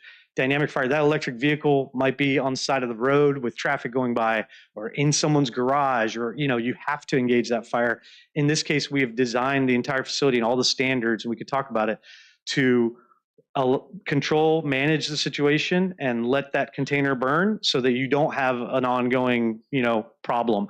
And the other benefit of that approach is that you're not pouring water and having a bunch of runoff like you would in a house fire or a vehicle fire or a commercial fire or, God forbid, a gas station fire, where you don't have to deal with this large amount of potentially contaminated wastewater, firefighting water. Although I'll mention that Eric's firm actually captures that water in testing and tests it, and he can talk about that. To answer your question, yeah. The last thing I'll mention before handing it over to Eric is, next slide. This happened last month. The picture in the top right is a facility called Moss Landing, and you can see it's like a giant building burned to the ground. They evacuated nearby residents. That is an older facility. We don't ever build anything like that anymore for this very reason. If there is an issue, and it was also a different chemistry, but if there's an issue, it's very, very difficult to put out that fire. And also you can see it was not remote. It was in like a gas plant, all kinds of flammable stuff around it. There are buildings, residences, et cetera. So huge fire, different design, different chemistry, 2 rounds of state safety regulations prior to where we are today. And those are all reasons why this example, in fact, if you look, those containers on the left side of that top picture are a modern Tesla battery facility. And I think one of those batteries at one point, unrelated to this, had a single rack that had an issue, and it was immediately dealt with because the design is different, the regs are different. Even if one of those burned down, it would not propagate. You have to actually, Eric can talk about it, but you have to actually try to make them burn if you're testing them, because it's not easy. All of those reasons why a facility like this is not analogous to a facility like what we're proposing. But even in that extreme case, the EPA did air quality monitoring throughout the event, including during and after, and the toxicity standards were not exceeded. And in California, they take that stuff very, very seriously. So With that, I did ask Eric to. Real quick, sir. Yes, sir. I know Ms. Bender has a question right for Yes, this ma'am. right here. I have a question directly. And from what I understand in my research on the Moss Landing, it's several different iterations and times these battery storage. There's more than one battery storage. They were built at different times under different standards. That's true. So I do have information about, it's Moss Landing has been studied and is still being studied. Yeah. But there's been quite a few fires in California and Arizona where these battery storages are. And then there was one fire at the Vistra power plant, the lithium battery iron storage facility fire. Mm-hmm. And this is what my concern is about this site because of the closeness to the headwaters of Mashota Creek, is that there was a dramatic increase in marsh soil surface concentration of 3 heavy metals, nickel, magnesium, and cobalt. The field surveys were conducted within a radius of around 2 miles from the battery storage facility per a San Jose state representative. I live 2 miles from that. Yeah. So I do have a concern about the contamination. So I know you keep comparing it to a house fire and all that, which I think is the wrong way to look at it because that is not a house. My house does not have racks and racks of batteries in it. Sure. That container does. And from what the research that I've done is that you can't plan for the future. Nobody can. But there could be bad manufacturing, everything you can do to help, not have a fire and say there's not going to be a fire because we have the best new technology, but it could be manufactured wrong. An accident could happen. An act of God could happen. Mm-hmm. So I'm here representing the citizens of King George and the people that live around that, including that little tiny blue house that lives right near that site to the left and up front, but it's right near there. So I hope you can convince me how this is not a potential damage because I'm not seeing it because the residents of King George need to be protected.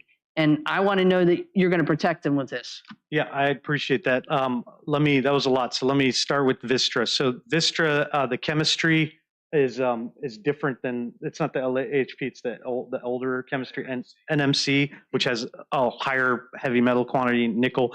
I believe that was also not this modern design where they did have to engage in the way that I'm describing. We wouldn't.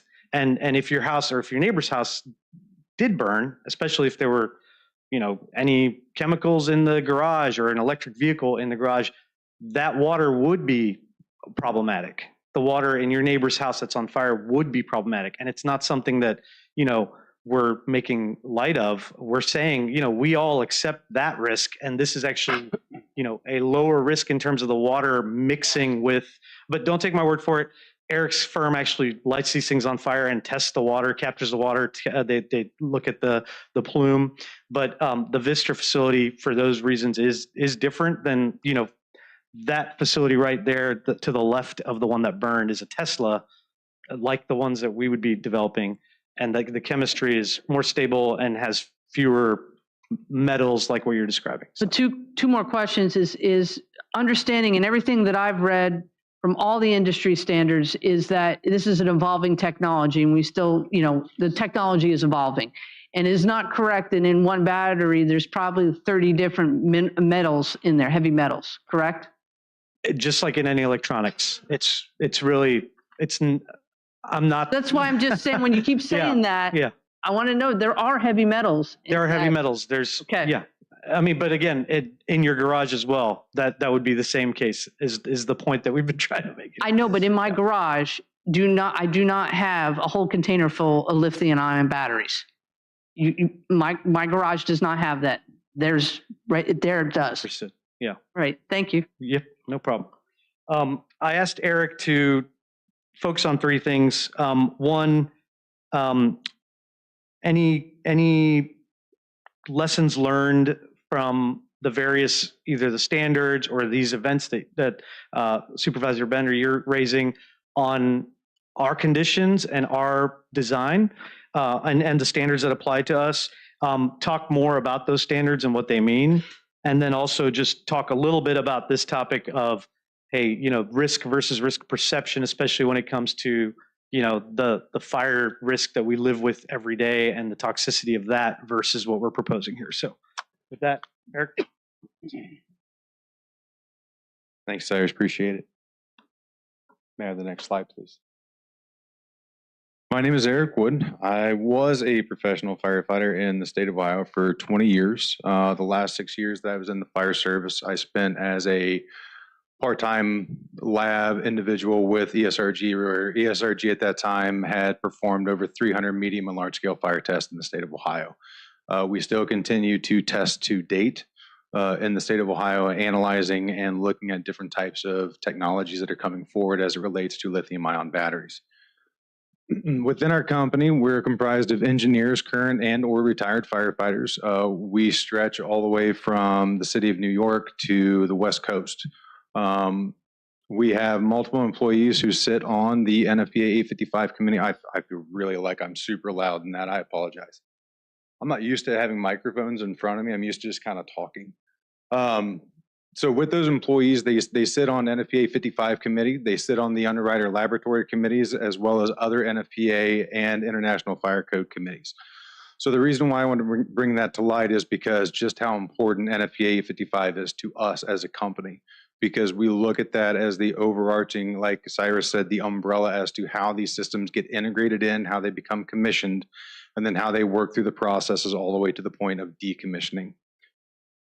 Again, I stated that we've done over 300 battery fire tests, and when I say medium and large scale, what I'm talking about is that the small modules all the way up to 40-foot containers.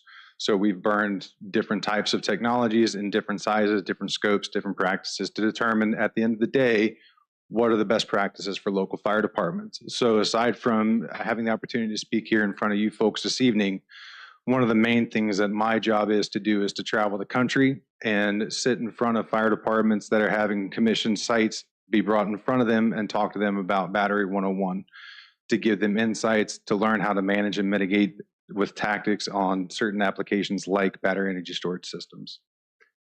Thank you. So when we look at best enclosures versus residential and commercial fires, so part of the lab that we do is how we collect the water. We also collect the gas quality as well. And then we look at those quantities, and then we do a compare and contrast to residential and commercial fires. At the end of the day, what we found, not only from our lab, but other nationally recognized testing labs, is that the components of the off gas truly are no different than what we see in residential and commercial fires. The idea behind these, though, is that they are outdoor systems. So when we go in and we discuss these applications with local fire departments, one of the things that we talk about is that research and field experience to date shows that the gases emitted during lithium-ion battery incidents in an outdoor setting are comparable to what firefighters are already capable and prepared to handle on a daily basis. When we talk about the water application of it, water is the best thing that we can do for these at the end of the day. But when we talk about water, we're not actually talking about spraying on the enclosure itself that's having the thermal event. We're talking about handling the two adjacent exposures that are directly adjacent to it, because we want to allow the one that's burning to self-consume itself. What that's going to do, sir, is that to your question about how long does that burn, what we found is that with a 40-foot container that's fully propagated all the way out, we can have that burn out in less than 8 hours. So that means that in single-digit hours, we can have this down to where it becomes recyclable at that point. We have no water intrusion into that. Therefore, we have no water runoff concern that we have to be aware of or mitigate at any point down the road. Next slide, please. So what are some lessons that we've learned? So as far as spacing goes, when we look at spacing with these enclosures, what that falls under is the UL 9540A. UL 9540A is the propagation test. It's not a pass-fail test, but what it says is we want to look at all these things from a component of how close can we put these things together because of the propagation from module to module, rack to rack, or enclosure to enclosure. As Cyrus alluded to, and Ms. Bender, as you alluded to as well, technology is always ever changing. And we're always looking to make things better. And our job within ESRG is to make sure that the firefighters across the country are the best prepared to handle any incident should they encounter one at any point in time. So on top of the lab that we do is we look at the UL 9540A application side of it from the testing. Within that testing, again, it's not a pass-fail, but it's a propagation. And that's where the lessons are learned in regards to spacing. The spacing is then determined based off of the UL 9540A test results that we give when we do that. And we're not just one lab that does it. There's multiple nationally recognized testing labs that do these tests across the country as well. As I alluded to earlier, water is the best component for when it comes to lithium ion batteries. We have tested different types of fire suppressants. None have been successful. But at the end of the day, when we do water application into it, we do catch that water runoff so we can figure out what exactly is inside that water runoff. And we can have it evaluated. When we have it evaluated, we do not do the evaluation. That is sent off to a third-party constituent to evaluate the water for us. I wanted to point out, because I think it's imperative to understand, that when we look at those high-level hazardous applications of it, what we have found over the last 6 to 8 years that we've done the testing is that under the U.S. Resource Conservation and Recovery Act, all the water that we have tested on site to date, along with other current incidents that have occurred across this country, the water has not been found to be above the levels of what U.S. Resource Conservation and Recovery Act deemed to be hazardous waste. Next slide, please. So going back to the national standards, best practices. So when we do the tests, when we do the UL 9548 test, it's not me, I'm not doing it. It's okay. Sorry. You don't want technology in front of me, I break it. When we do the test, the UL 9548 test, that means that we have to take all the safety systems completely out. So there's no safety systems in there whatsoever. And then from a firefighting standpoint, we also understand that because we need airway, we need air movement through those systems. These systems are specifically set up to be airtight because they don't want water intrusion into it. They don't like that. So they're made to be airtight, they're made to be environmentally tight because they don't want anything getting into it as they operate over the duration of their lifetime. But for testing purposes, we actually have to physically go up and open up doors to have air entrance into it so we can get full propagation of whatever it is we're looking to test that specific day.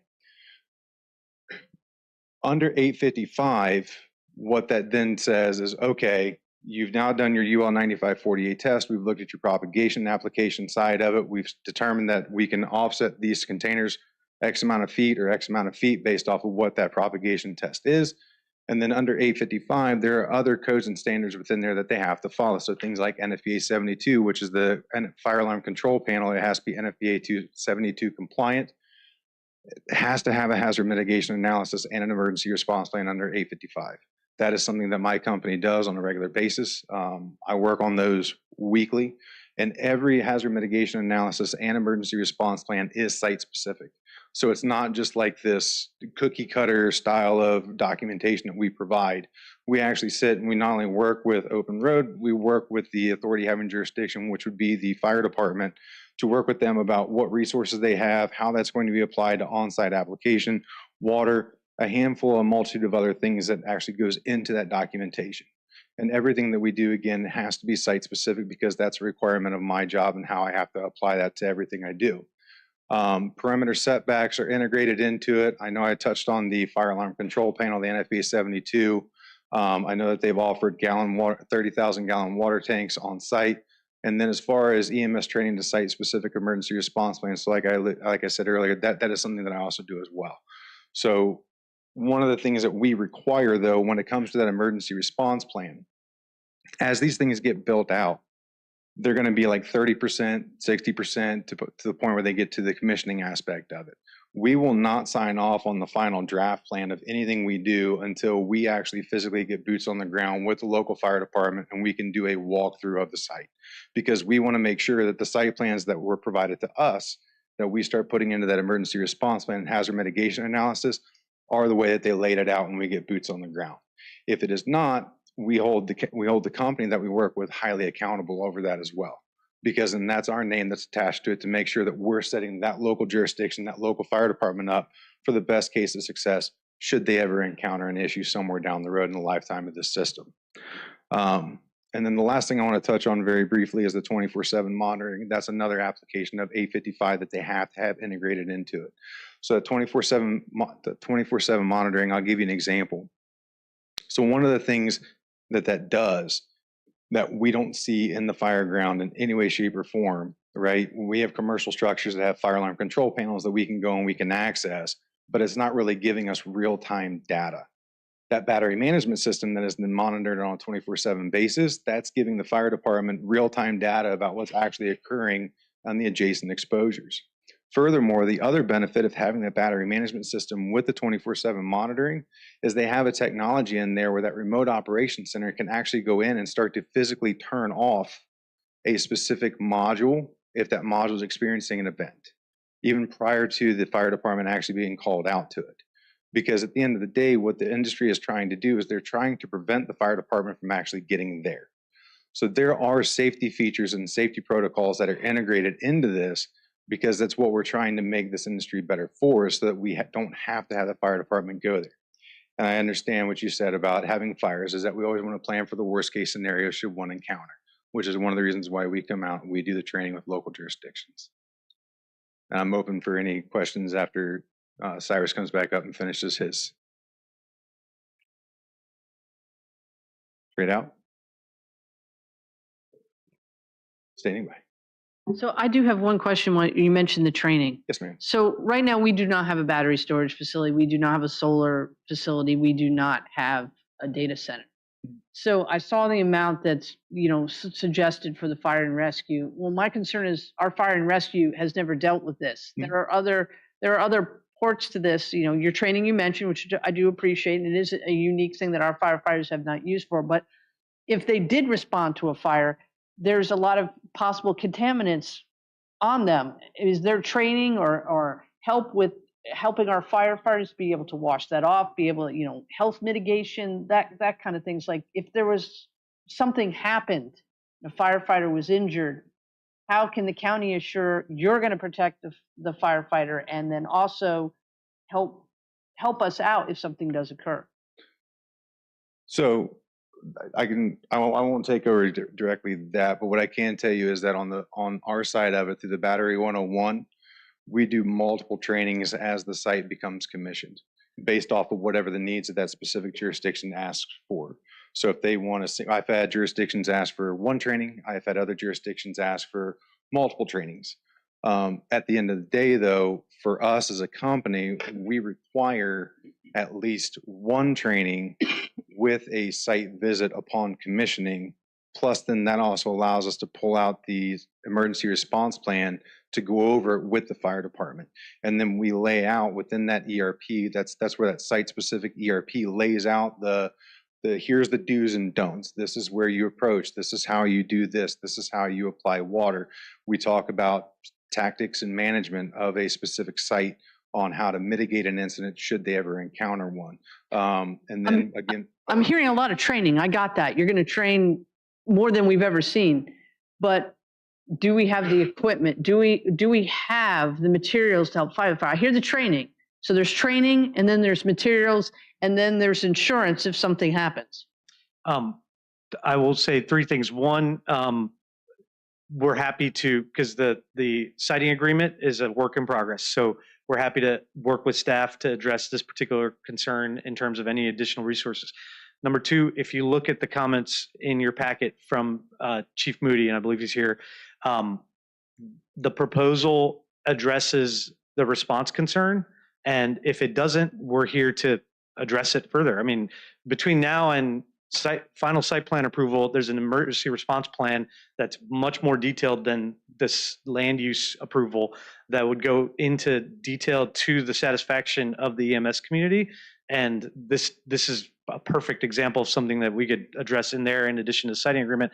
The third thing is, just not to sound like a broken record, but we would train the firefighters not to engage, unlike a house fire where they have to engage and then they have to decontaminate from the house fire. And you can ask Chief Moody about that too, or any firefighter. You have to decontaminate because house fires are toxic, commercial fires are toxic. There are much more dangerous things right around here that, like the gas station just around the corner, that if it caught on fire, you'd have a much bigger problem than this battery facility. And it's there, and we live with it. So those are maybe three answers. One, we're here to offer whatever, will address that concern. Number two, the concern's been directly addressed in your packet. And number three, it is relative to other things that the firefighters engage. You don't engage this. You stand back, you wait for it to burn out. And then last, on this slide here, you mentioned a 30,000 gallon water tank. Number one, where are you getting the water from? Yeah, so that was, it's in more detail in the conditions, but that was a subject that the planning commission, well, let's start with the ordinance. The ordinance says either from the county or from well water. The planning commission said, we would really love it if you don't use well water, even though the ordinance says so. And we agreed to give that up, and we can either truck in the water, but about 1,000 feet or so from the site is the water tower, which has all of the infrastructure needed to, on a one-off basis, fill that tank, subject to an agreement, pending agreement, not one that we have with the county. And we've talked with the county engineer, and it's in one of the conditions, basically. Right, but you just brought up a really good point. And you didn't even realize you did it. Is this is all contingent on 3 projects coming to fruition. The Gibson Solar, which I still kind of see battery storage facilities need a power source. So yes, they do. Where are you going to get the power from to put in for the batteries? The batteries are standalone. You have to have something give you the power to store it. Correct? Well, it's connected to the grid, so it has nothing to do with any one. But I did ask your representative from Gibson Solar at the very beginning of this, and he admitted to me that this is for the Gibson Solar, for the solar farm to send the battery storage. So these are independent. I understand that. Yeah, I understand that. You can tell me that all day long, but it all works in conjunction together, and it works with the data center right next door, because that's where you're going to get the well from, the well water. Because right now you do know that right now I'm acting as the general manager of the service authority. So I do know a little bit about the service authority and how you get water there. And I know that one of the things that has been talked about, especially with the data center project, is the availability of a well there to be used for their project. That's not what I'm pointing about. I have concern, number one, where that water is coming from. As one of the citizens who is a former firefighter said, and did serve on the service authority, he said that for one EV fire, it takes 30,000 gallons right that water tank to put it out. Yeah. So my concern is, where are you going to get the water to contain, which is absolutely correct, what I've read, you contain the units around you and let the fire burn out. Yeah. But my concern is where are you getting the water from? And you can't rely on a well, because if you have heard anything about the future water supply plan that soon will be coming out, there possibly could be critical cells in that area. And if you don't know what a critical cell is, it means you're not getting a well from there. We've, in our application in front of you, there is a condition that we are not going to use well water, period. Even though that's in the ordinance, we're not going to use well water. In the packet, also in front of you is a comment from county engineer that says all the infrastructure is in place for one-off filling of that level, which is not a giant amount of water relative to, from the adjacent county system, the system that dead ends at that water tower. So we could even truck it in. That's what some of these projects do. We haven't said we are going to rely on the county water. That's maybe what the preference is by the county. And even though the ordinance says well water, we have waived that as a right. It's not a part of our proposal. We won't be able to use well water based on what's in front of you right now. And so we can either truck in the water. You can describe all the different arrangements where people truck in water, or everything is on site to plug the hose in basically to fill that. On a one-off basis, there would have to be an agreement. Hey, if we end up using it in a fire response 3-4 years from now, we would need to refill it, and that would be part of an agreement with the county.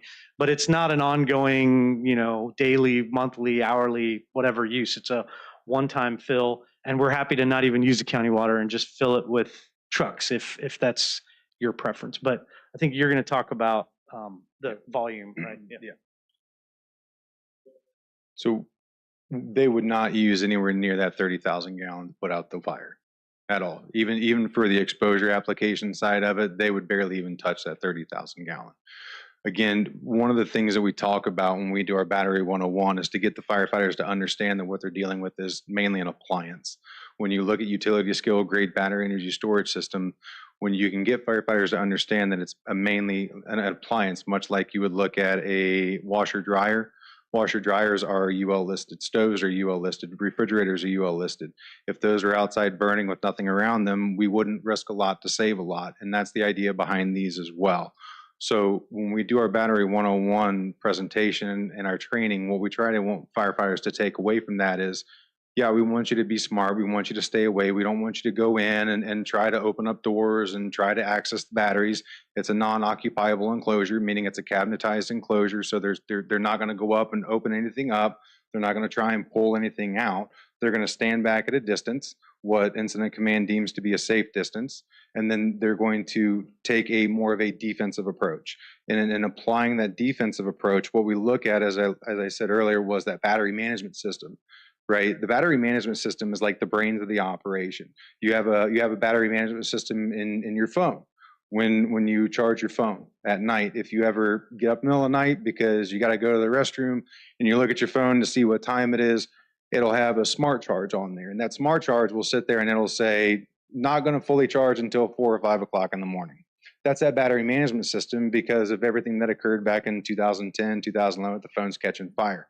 So the battery management system is there to prevent overcharge and undercharge. So with that battery management system, being that it's the brains of the operation, every enclosure, every cabinet, if you will, that would be on site would have its own individual battery management system. So what we would direct the firefighters to do is that defensive operations is to, if you have one on fire and 2 adjacent, we're going to look at the battery management systems at the adjacent enclosures. And then if we start seeing a little bit of rise in heat or temperature in one of those 2, then it's a defensive operation where they rain water down for a short period of time. They start bringing the temp back down, then they close the water off. It's intermittent water usage. They would barely even touch the 30,000 gallons that's going to be there. And again, understanding that we want them to take away that it's a utility-based application. You're not going to do a lot with it. It's way different than having to deal with an electric vehicle that is a dynamic environment because of the roadways, where it could be located, all the other hazards that an EV would actually pose. But can you tell me how much water is needed if one container went on fire? Because that tank is possibly could be used as a backup source for the service authority. It's being used as potable water for the data center. So what is that tank you might use? How are you going to, like, what does it take for one container? Just to be clear, though, by tank, you mean the water tower? Yeah, I'm talking about the water tower. We would not use the water tower. We would use the pipe that goes right up to the water tower, and it would be separate from the water tower. There could be a separate agreement. But it says right there, 30,000 gallon water tank. We're going to install 30,000 gallons of tanks dedicated to this purpose. Okay, well, yeah.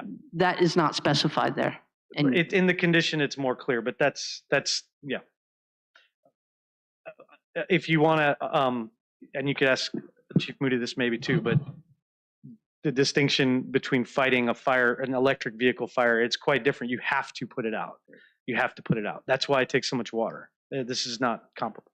All right, Mr. Collins, you have a question? Yes, sir. Not for the fire, for the financial. Yes, sir. The condition 7B. 7B. Yes, sir. You have it up there? I don't believe it's in the slide deck. Okay. Well, it's in regards to the $250,000. Oh, yes, for the siting equipment, and then it says in training. Yes, sir. So, when you did the planning commission and you did our first one, and now the public hearing, I still wanted that enumerated in the training as the financial for the county. In other words, are you going to pay for what they get paid an hour to come train, and those financial things they will actually get paid, or we will be reimbursed in full for their training? That sounds perfectly fine to us to further detail what's in here. So happy to do that. And it would also be in the emergency response plan, which is, we'd have to get approval for that before we get to final site plan. So you realize that number would change over time, right? The 250 is not related. No. Yeah. I'm talking about the training. Sure, we can articulate it as much detail as you would like on that topic. No problem at all. Right. It might cost you $250,000 this year, and then it might cost you $255,000 next year. Right, and again, that number is not the training number. It's whatever the number is. I'm talking about salaries and escalating. Yes, of course, reimbursement, all the things. Yeah, and of course you all pay for that fellow there that comes out and does all that stuff, right? Yes, sir. Yeah. Okay, thank you. Thank Mr. you. Sullins? Thank you, sir. So we talked a lot about training. We talked a lot about water. Is there any fear of water intrusion? I'm assuming that part of the training is going to be how to avoid getting electrocuted. That's fire safety panel. Say that again, sir. I apologize. Is there any fear of water intrusion with the batteries? I assume part of the training is going to include how to avoid getting electrocuted by the firemen. Yeah, we would not have them get anywhere near it because of stranded energy that we have concern about. Okay. Yep. The other question is, do you know which way the prevailing winds are in that area? Is if we have something, if there's a smoke plume coming off this, is it going to blow toward Claydale neighborhood or away from it? That was something that I would sit down with Chief Moody and discuss when we go to do the emergency response plan, And the hazard mitigation. along with the hazard mitigation analysis. You know, a little bit too late at that point. So this The answer to the question is the winds are from the west northwest in that area. It's going to blow it away from it, but the fact that y'all don't know that yet bothers me a little bit. I apologize for not having that information. Okay, that's on me. The other thing, Mr. Cyrus, a little over $6 million over a 40-year period. Got any idea how much we, the county, the residents are going to be paying back to Dominion or whoever benefits from this improvement in terms of improved or raised rates? So right now, I think the second or third slide had the status quo increase in the cost of capacity, which is a payment that you pay the regional grid in order to keep the lights on. And it's just a component of the service that a project like this would offer. So one project is not going to show up on your bill in either direction, but it will be a downward trajectory on your rates in the context of everything else, which might be going up. You know what I mean? So and the closer you are to it, the more. So we might actually realize that $6 million is a profit. Well, you will get it. Oh, of course. Yeah. Yeah. All right. And more. Yeah. There's a benefit to it in addition to the revenue. Cool. Yeah. Thank you. For sure. Mr. Stroud? Thank you, sir. I have a question for the one gentleman, the fire expert. What temperature do these burn at? Temperature is going to range. It can go anywhere from 500 degrees Fahrenheit to 2,000 degrees Fahrenheit.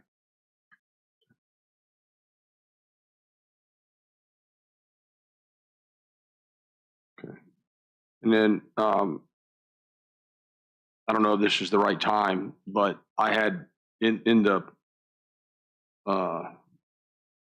your document that we were provided. I was looking at in paragraph 7A, and I didn't know if this was what Mr. Collins was addressing, but I think it is separate. But in the document, in paragraph 7A, it talks about county access to the facility, that the applicant shall allow the county access to facility at any time for inspection purposes within 24 hours. And then in the next paragraph is the emergency services training, which is once a year. So my request is pretty simple, and that we edit the wording in that 7A, that something that allows the county emergency services. So maybe they're just doing an event internal to them, and they want to do a familiarization. They haven't been out there in 6 months. That they can come over, it doesn't necessarily, you don't have to have your trainers there necessarily, but the chief could bring any new guys or bring his team over, do familiarization with it, give them 5 or 7 day notice. I mean, they'll plan it out in a time, but just give them access in addition to the training, and not an inspection though. They're not inspecting anything, but it's like familiarization training. The opportunity to do that is not in there. That's all I was asking. We could put some verbiage in there, and you work out with chief so that if they need to do some training like that, access. We'll work with staff and the departments on that. Thank you, sir. Thank you. Spin there one more. Yeah, just clarification on Mr. Sullins, and I can say from the 38 power bills I sign every month for the service authority, there is a pass-through for solar farms, Lake Anna power plant. There is a pass-through to the customers for doing these energy projects, and I think that's what Mr. Sullins was talking about, correct? So there is a pass-through. So and you mentioned this a couple weeks ago, the pass-through for those solar projects, those are distribution level projects that actually they are paid for directly by the ratepayers because they're on your distribution grid. As far as, and it's the same with any, even on the transmission level, you're not going to see a bill, but your bill's either going to go up or down depending on the net benefit or cost of that generation. In this case, this is saving a lot of money for Dominion. And for the same theory, Dominion's going to pass that down, Good luck with I that. know, but you understand, it's not. I think it's wrong. It's wrong that the residents of the state of Virginia are paying for this stuff and not the company putting in. This is a savings. This is a savings to the grid. Well, I This is hope savings to Dominion the is grid. listening to you and gives us those savings. Understood, yeah. That's another story, but All right, thank you, sir. thank you so much. All right. This is a public hearing, so I think it's time to hear from the public. I did do a little research into this myself, and you are right about one thing, and probably in the next 10 years, you're going to see power companies automatically putting these next to their sites where their power grids are going to go. They're not going to ask you about it. They're automatically going to be going there. I'm just going to let you know that that's kind of where things are headed. But it's time to hear from the public, so keep the public comments to 3 minutes. Just tell us your name and tell us where you vote. And Bob Bard, you're up first, my friend. Baird. I always say it wrong. Ladies and gentlemen, thank you. Bob Baird, 15306 Kings Highway. A comment and a observation. First, there has been a tremendous amount of change in the battery industry over the years. Even last year, I find that NFB has issued a series of revisions, tentative interim amendments to the standards 855, which specifies that battery modules such as we're discussing here need to be at least 3 foot apart, recognizing that these are self-contained units and they want to permit each unit to burn out and be separated from other units. There's going to be at least 3 feet between units. Also, there's standards that have been promulgated to require testing for outgassing in fire situations. So the technology is evolving, and we're talking about the most recent iteration of the standards. So I think there have been improvements. What we've seen in the past, certainly these are a much different design than the big buildings we referred to with some of the slides here. On the other hand, I want to ask a question. I'm a little concerned that we have a inspection department here that's predominantly focused on the residential community. We're going to be asking them to inspect facilities that are now industrial or utility in nature, much more technical, much more advanced. Is it going to put a burden on our inspection authorities and the community development department as far as manpower, technology knowledge, or going to have to go to outside contractors to support the effort? What's it going to mean dollar-wise as far as our budget's concerned? Thank you. Thank you. James Murray? I think he left. Pastor Shaw?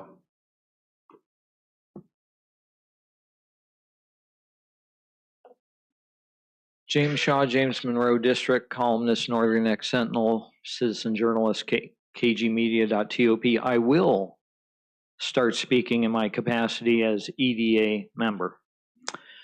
We here in the county are trying to get high-tech, low-impact on county services businesses to come into this county. Supervisor Stroud talked about that earlier.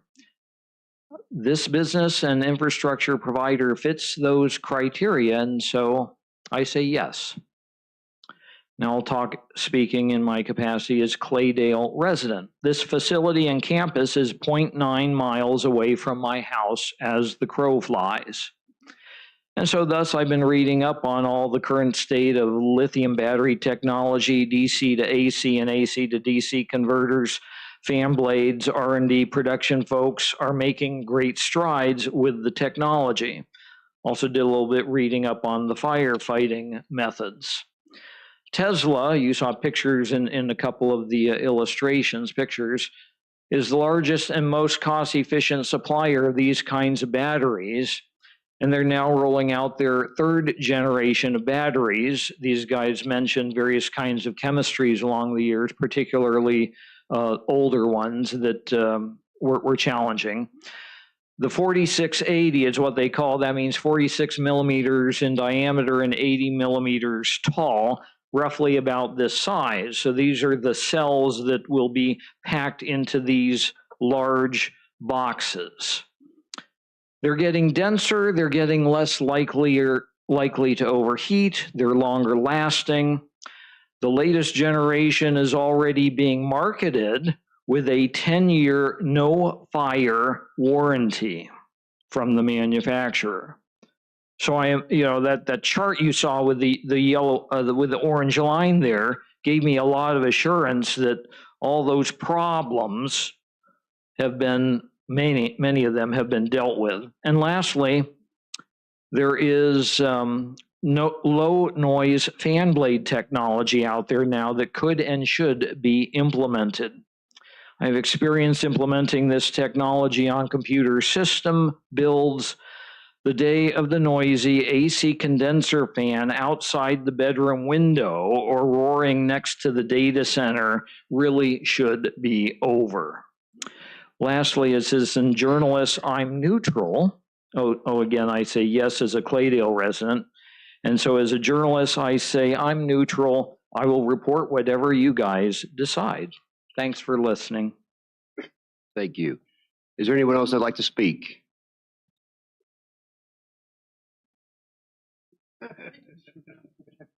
Let Mike down. Hi, my name is Ana Maria Lobo. I live in Presidential Heights. I want to thank you for your service to the community, but also I want to tell you that in the past, the citizens of King George did not have a problem getting in touch with any of the supervisors. I'm not saying that all of you are hard to reach, but when I try to make appointments with some of you, I do not get any response. I'm not calling to bother you. I just have questions that I want answers. I would like to give a special thanks to the sheriffs and the fire rescue department for your hard work for the community. You provide essential service 24 hours a day, 7 days a week. No matter how hard the challenges, you find a way to respond to those in need. Also, a special thanks to the Parks and Recreation for doing an amazing job with the children's and adult services. Thank you. Thank you. Anyone else? Anthony?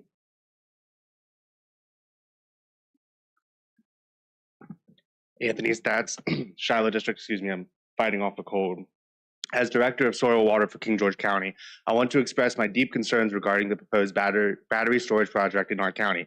My primary concern centered around the potential for environmental pollution, which can occur throughout the entire life cycle of battery storage systems, from construction and operation to potential accidents and decommissioning. One of the most significant environmental risks is the potential for thermal runaway and fire hazards. Unlike common structure fires, battery fires release large quantities of toxic chemicals, including heavy metals such as lithium, cobalt, nickel. Excuse me.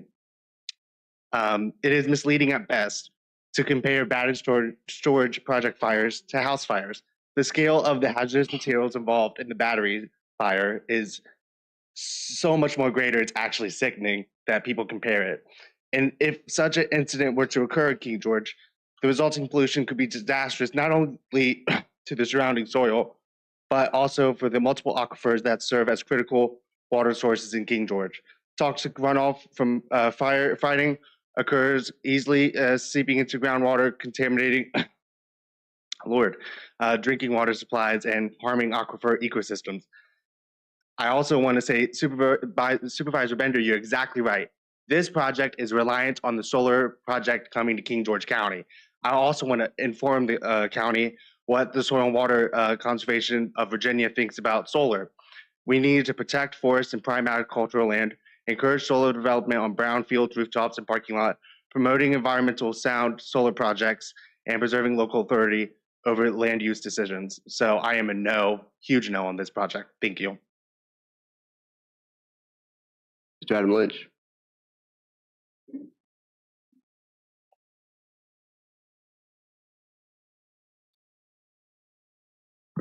Good evening, supervisors. Adam Lynch with the Naval Support Activity South Potomac. I serve as Community Planning and Liaison Officer for Captain Jonathan Townsend, Commanding Officer, right here at NSF Dahlgren.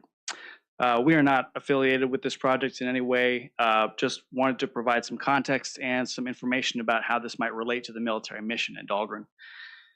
So, Commanding Officer, Naval Support Activity, Jonathan Townsend would like to transmit that as the county considers proposals for energy production and storage, NSA South Potomac would like to share our perspective on the importance of energy resilience to NSF Dahlgren and potential implications of these projects for our mission. Power supply is a critical need for NSF Dahlgren. We rely on an affordable and reliable flow of electricity to sustain our operations. The Navy foresees major increases in demand on Virginia's power grid from civilian consumers, both industrial and residential, over the coming decades. The battery energy storage and power generation projects proposed for King George County are examples of grid improvements that we believe will ultimately benefit Naval Support Facility Dahlgren as a power consumer. Battery energy storage especially may provide unique potential for localized support to NSF Dahlgren. Battery backup can help ensure prompt restoration of service following power outages. NSA South Potomac welcomes future conversations with utility and industry partners to improve energy reliability through battery energy storage. Thank you for the opportunity to share our perspective. Please contact me if you have any questions or concerns. Thank you very much. Thank you. Has any of the members of the board received any written statements while you've been up here? I have, but. Yes, you have not. You got some more people that want to talk? Come on up.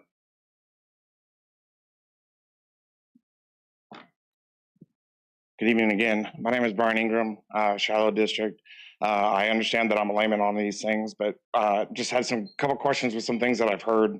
The outsourced aspect of the training individual was talking about the jurisdictions that they would pay for their training. And I know Mr. Collins had asked about their salaries and all that other stuff, but he had said that certain jurisdictions asked for some training in some areas and not training in other areas.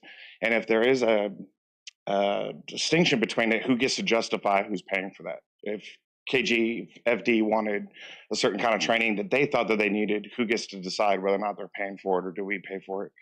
What I kept hearing about is that the unique aspect of fighting this fire is to let it burn. Okay, so if it's burnt and it's on the ground and we didn't add water to it, so yes, we're avoiding the water runoff, but if the firefighters have to decontaminate themselves, who's going to decontaminate the ground? And the temperatures are also from 500 to 2,000 degrees. I'm presuming these platforms or bases are concrete. My question then is, how does that affect the concrete? Can the contaminants get into that, then soil the ground, which then would soil possibly the water table? I just haven't heard anything regarding that. And I also thought it was funny in the question, I didn't quite get an answer from, or didn't hear an answer, and maybe I missed it, but I know that Supervisor Binder had asked what benefit, something to the effect of what benefits residents get. And I think it was said that Dominion should kick back money. And I think that key word is substantial is the word should, because we don't always do what should if it's not in a contract, especially if a business, because if they're saving money, it doesn't mean that they're going to kick it down to the residents. It increases the profit margins. So it just kind of raises the question if there actually is an answer to what is the benefit other than the facility being in King George. So I know I've got nothing but questions, not solutions, but maybe we can get some answers to some of them. But thank you very much for your time. Thank you, sir.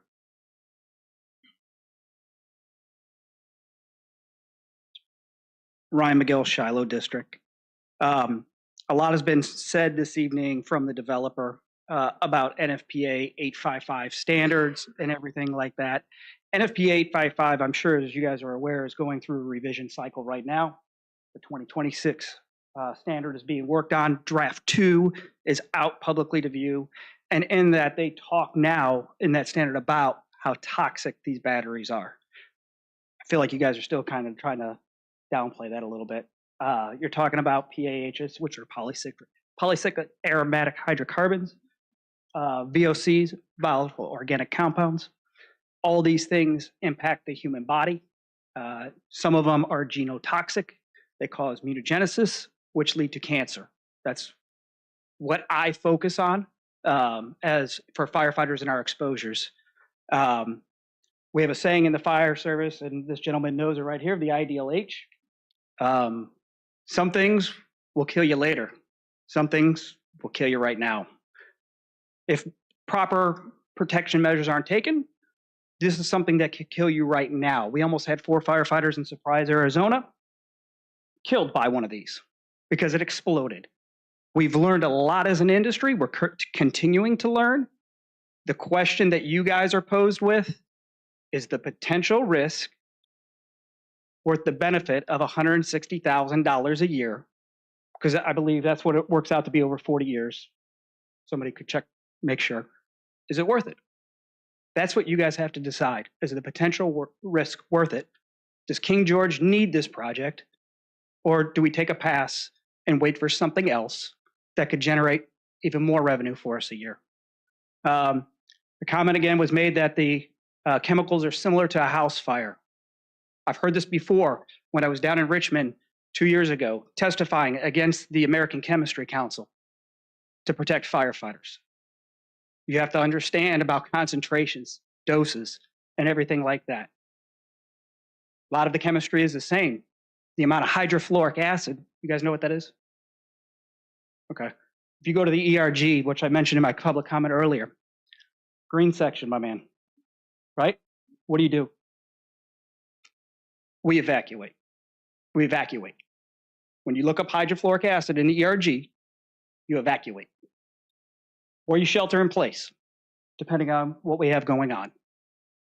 Things to consider. There's a lot to think about with this project. The industry's made some positive changes, like I said. You guys have a lot to think about. Thank you. Thank you.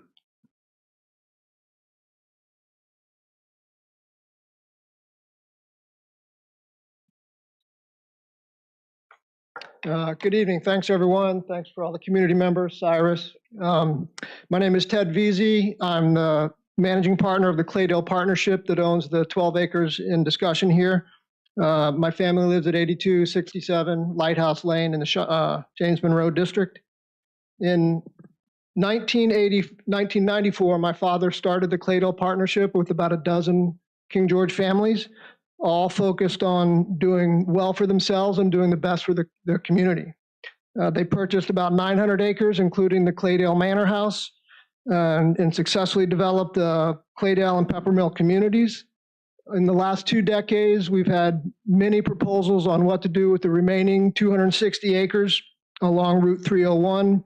Those proposals include over 200 by-right homes on the R1 land, gravel extraction, a Beretta handgun manufacturing facility, truck service parks, and so forth. We didn't pull the trigger on any of those for various reasons, mostly because a lot of those put major stresses on the county. In 2018, when I took the project over from my father after he passed, we maintained our focus on commercial and industrial development that we thought would do well for the community. In 2019, we were approached by Open Road, Cyrus's group, for the energy storage project. We'd been talking with various solar companies over the years, so we knew the need for energy storage, grid resiliency, and so forth.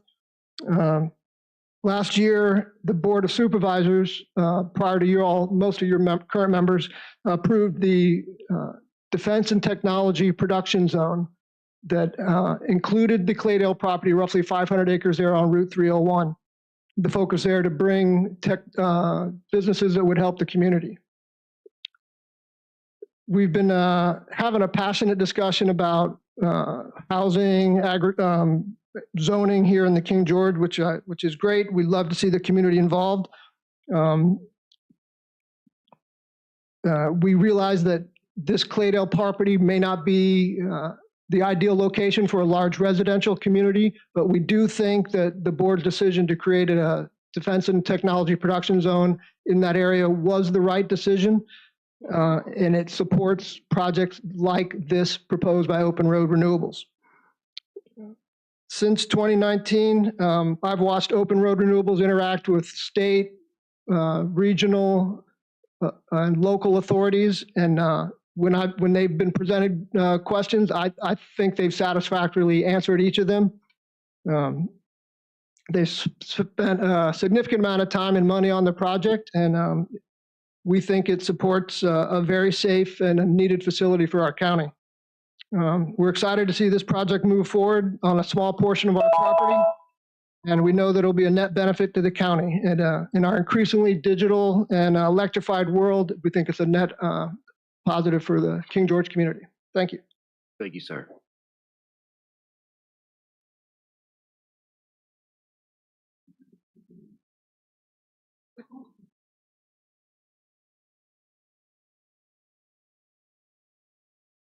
Perry Bowen again, Shiloh District. If you would permit an unprepared remark. We have sprinklers in this room over our head. We have sprinklers in the high school public buildings. What the challenge seems like to me from listening to all this is you have 30,000 gallons of water that you then have to have human beings, our beloved firefighters, take this water and protect these other units. Why? You can't make me believe that if we can make batteries, we can't make sprinklers, that you just turn on a valve to run over top of the ones that are not on fire. And then everybody gets to stand back and watch it burn, like they say.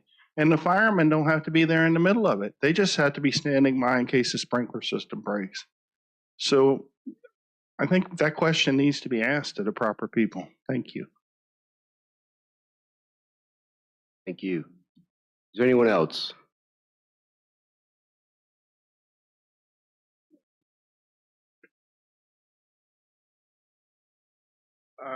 Warren Veazey, 8229 Lighthouse Lane, Monroe. Obviously, I'm supportive of the project. I've been involved in this for many years. But I also worked at the Birchwood Power Plant, which was a peaking plant designed to provide power for this area.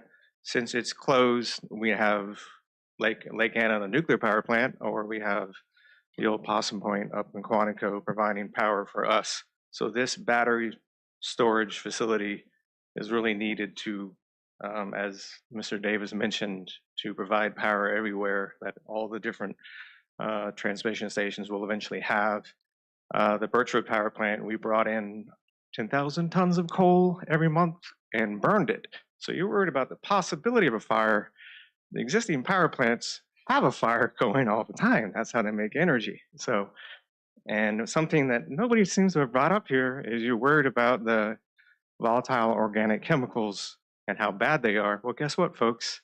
They're burning all the time with the power plant. That's what that is burning.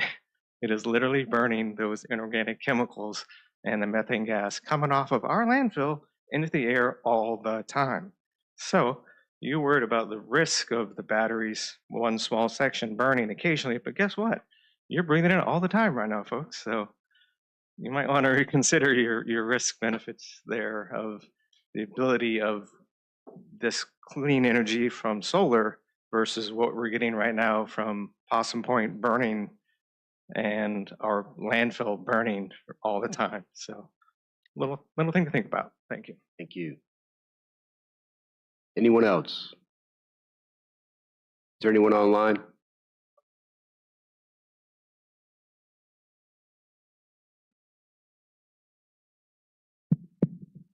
We have a Jane Van Valza. If you could unmute, you're good to go. Yes, Jane Van Valza, 6192 Smith Wharf Road. I just wanted to say that I am against this project. I think that although they have made great strides in the industry, I think it still needs to progress a little bit further before King George considers this. One thing I'm concerned about is the condition of our fire department, where we have several vacancies and we've had a tremendous amount of turnover.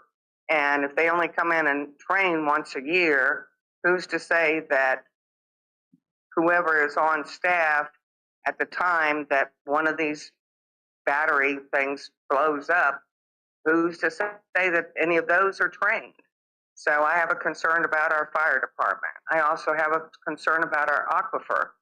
Our aquifers state right now, although not critical, we do know that there are some problems, and I don't want to see any pollution further contaminate the aquifer. I really think you all need to rethink this before you go forward with it. Thank you. Thank you.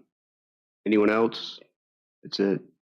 Just to echo, I was thinking the same thing about the sprinklers. Like, why would they have those things set up? And I did think about that. I was thinking about the power plant too, is also letting off things. I'd like you guys, I know you've been writing things down. You've heard questions from our citizens. First, I want you to stand up and address what you've been asked. Public comments closed. All right, now come forward, please. Well, let them answer public first. Thank you, and thank you for all the great comments. I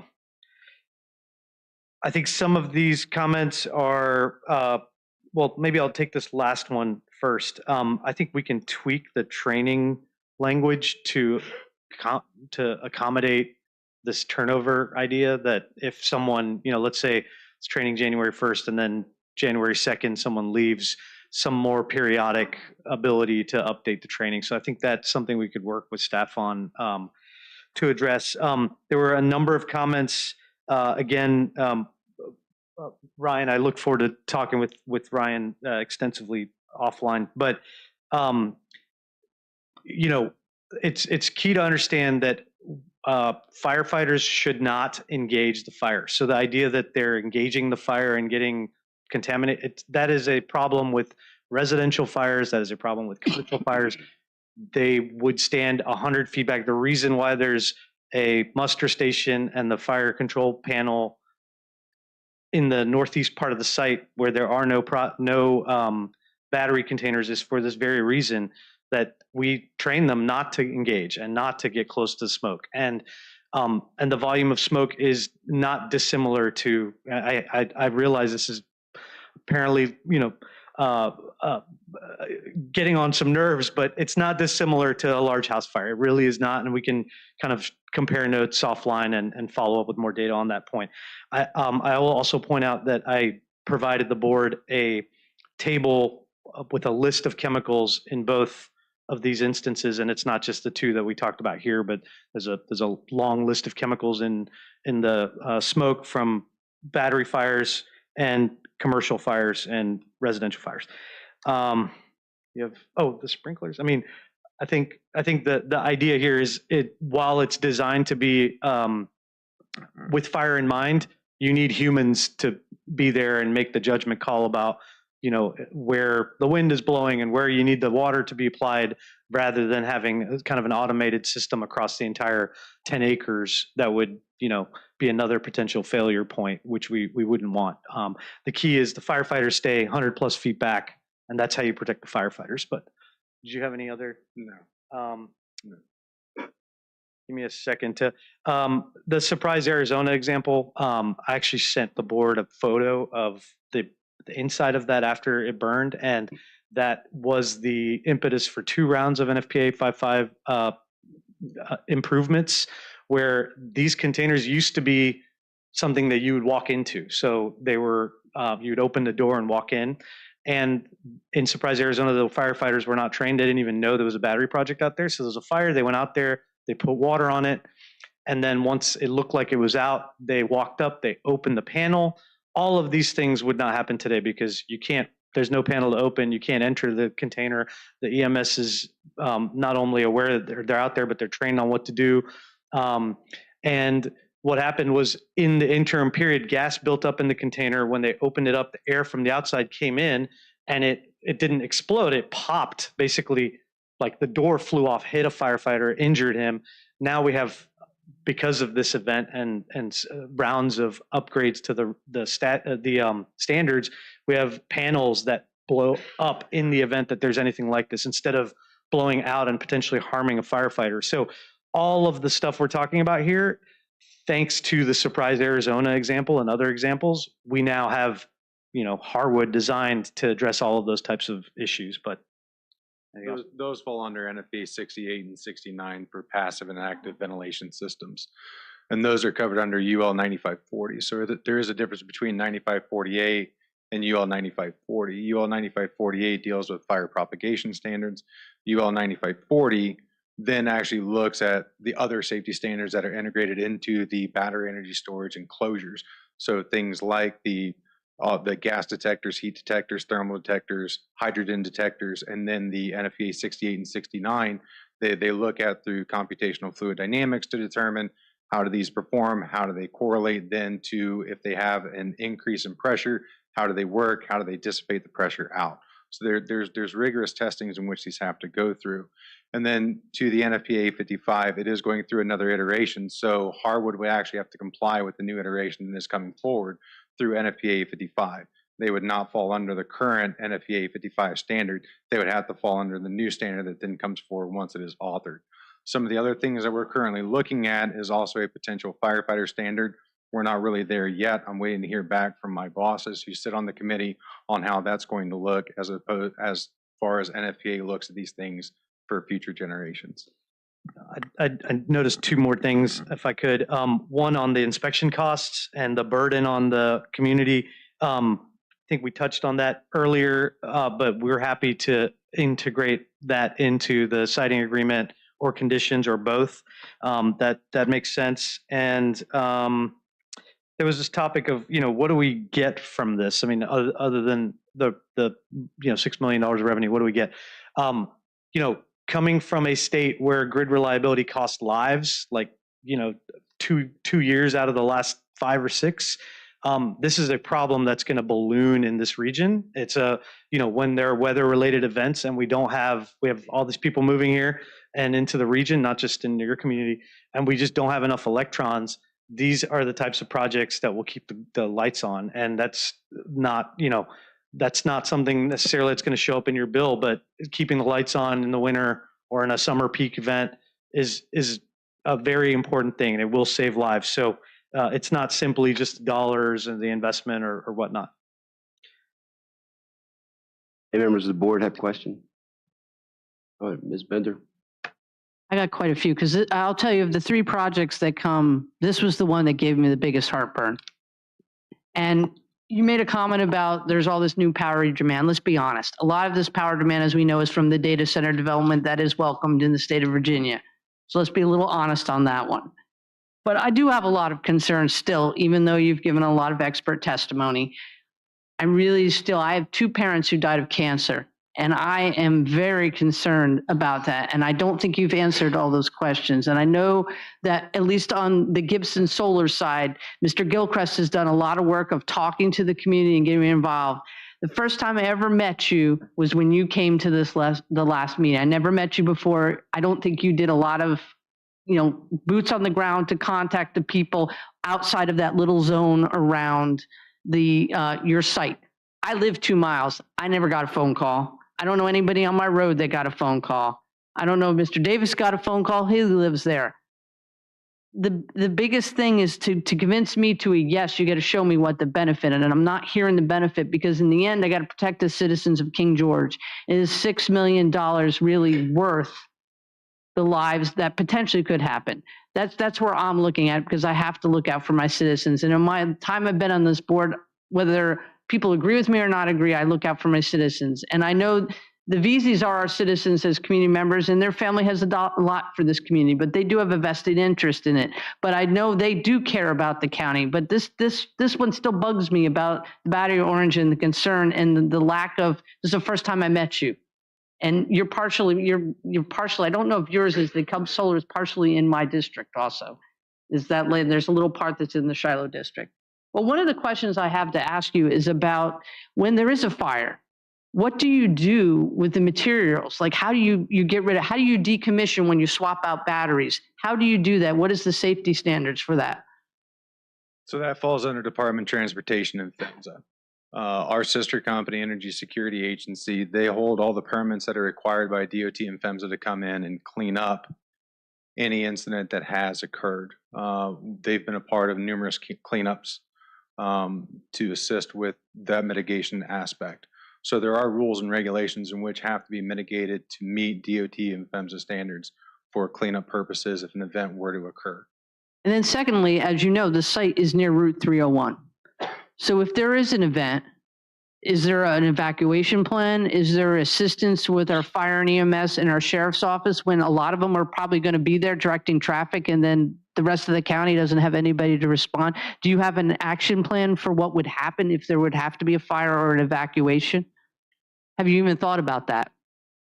What I can tell you is that in our emergency response plan, all the ones that we've built out thus far over the last 6 years, based off of technology and as technology is advanced, we have nothing in our ERP that constitutes an evacuation plan.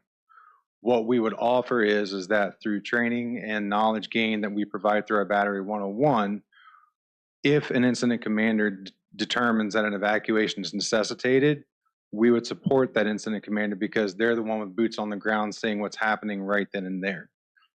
And I appreciate all the training you're providing, but that still doesn't cost the costs of our services that are out there fighting it. There's a cost for, as Mr. Collins said, for their salaries, the equipment. I don't see the cost benefit there.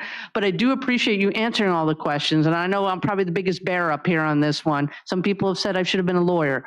So, but I do appreciate your questions asked. I just wish we would have seen your faces a little bit more. Thank you. Mr. Stroud. Thank you, sir.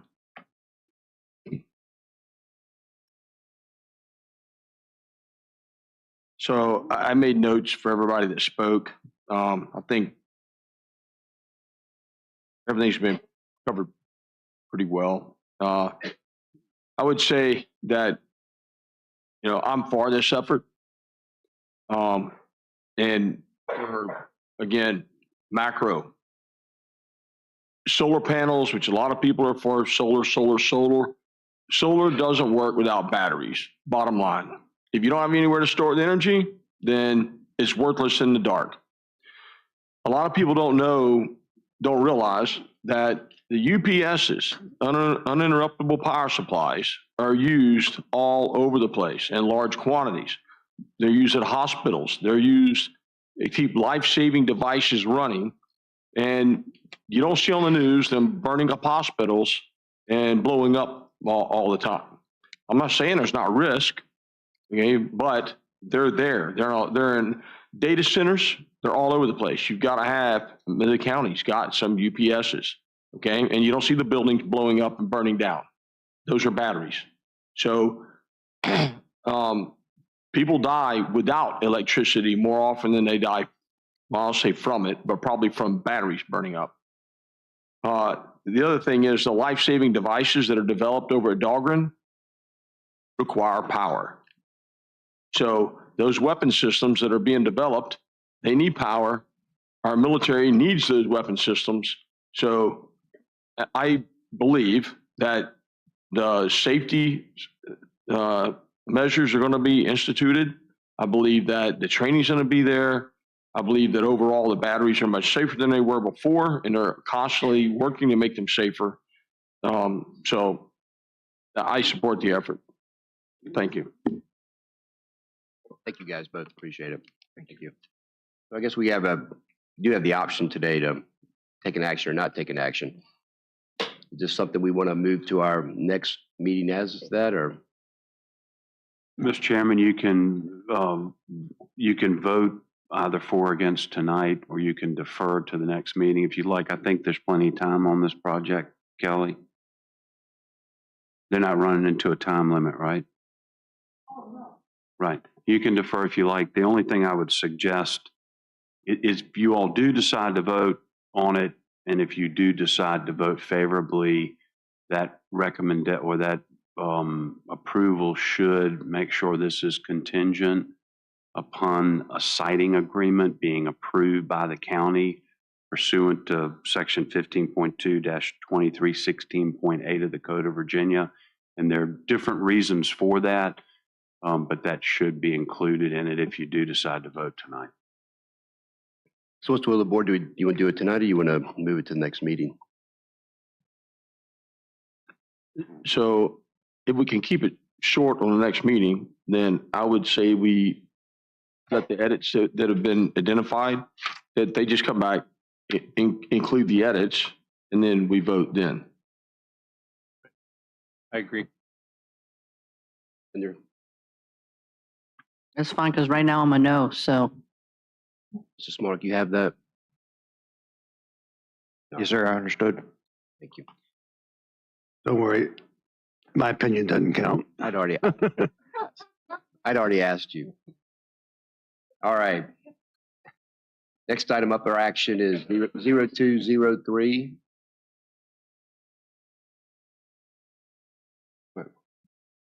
Mr. Chairman, I believe you're going to need to make a motion to defer it until it's going to be your next regular scheduled board meeting, which is Tuesday, February 18th, 2025. So moved. Any further discussion? All in favor say aye. Aye. Any nays? Aye.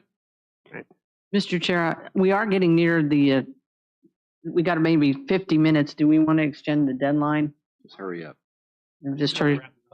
We'll wrap it up here. All right, next item is action item 0203, ambulance purchase agreement for a 2024 Ram 5,500 chassis, Chief Moody Fire Rescue and Emergency Service. Board report and proposal.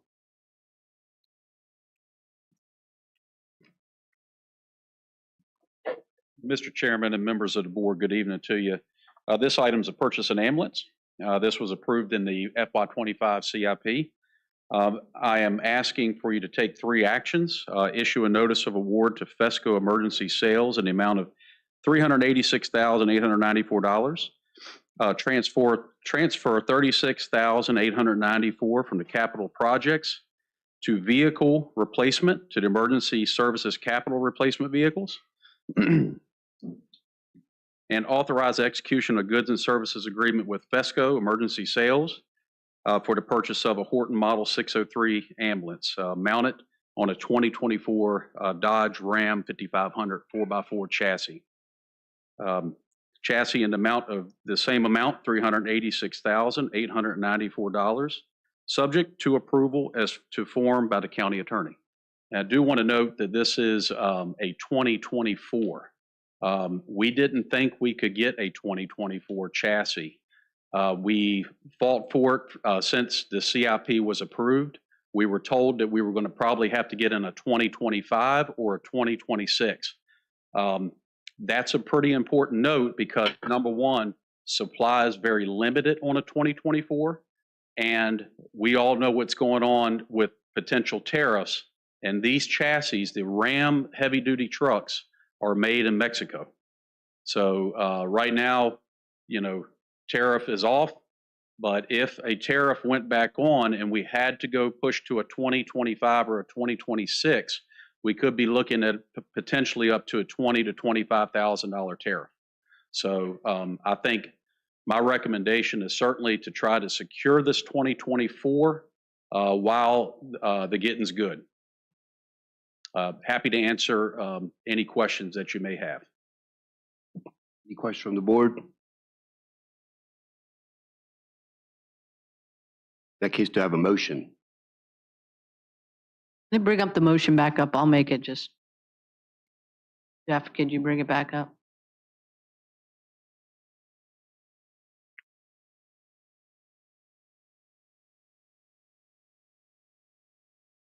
No, it's probably the other one.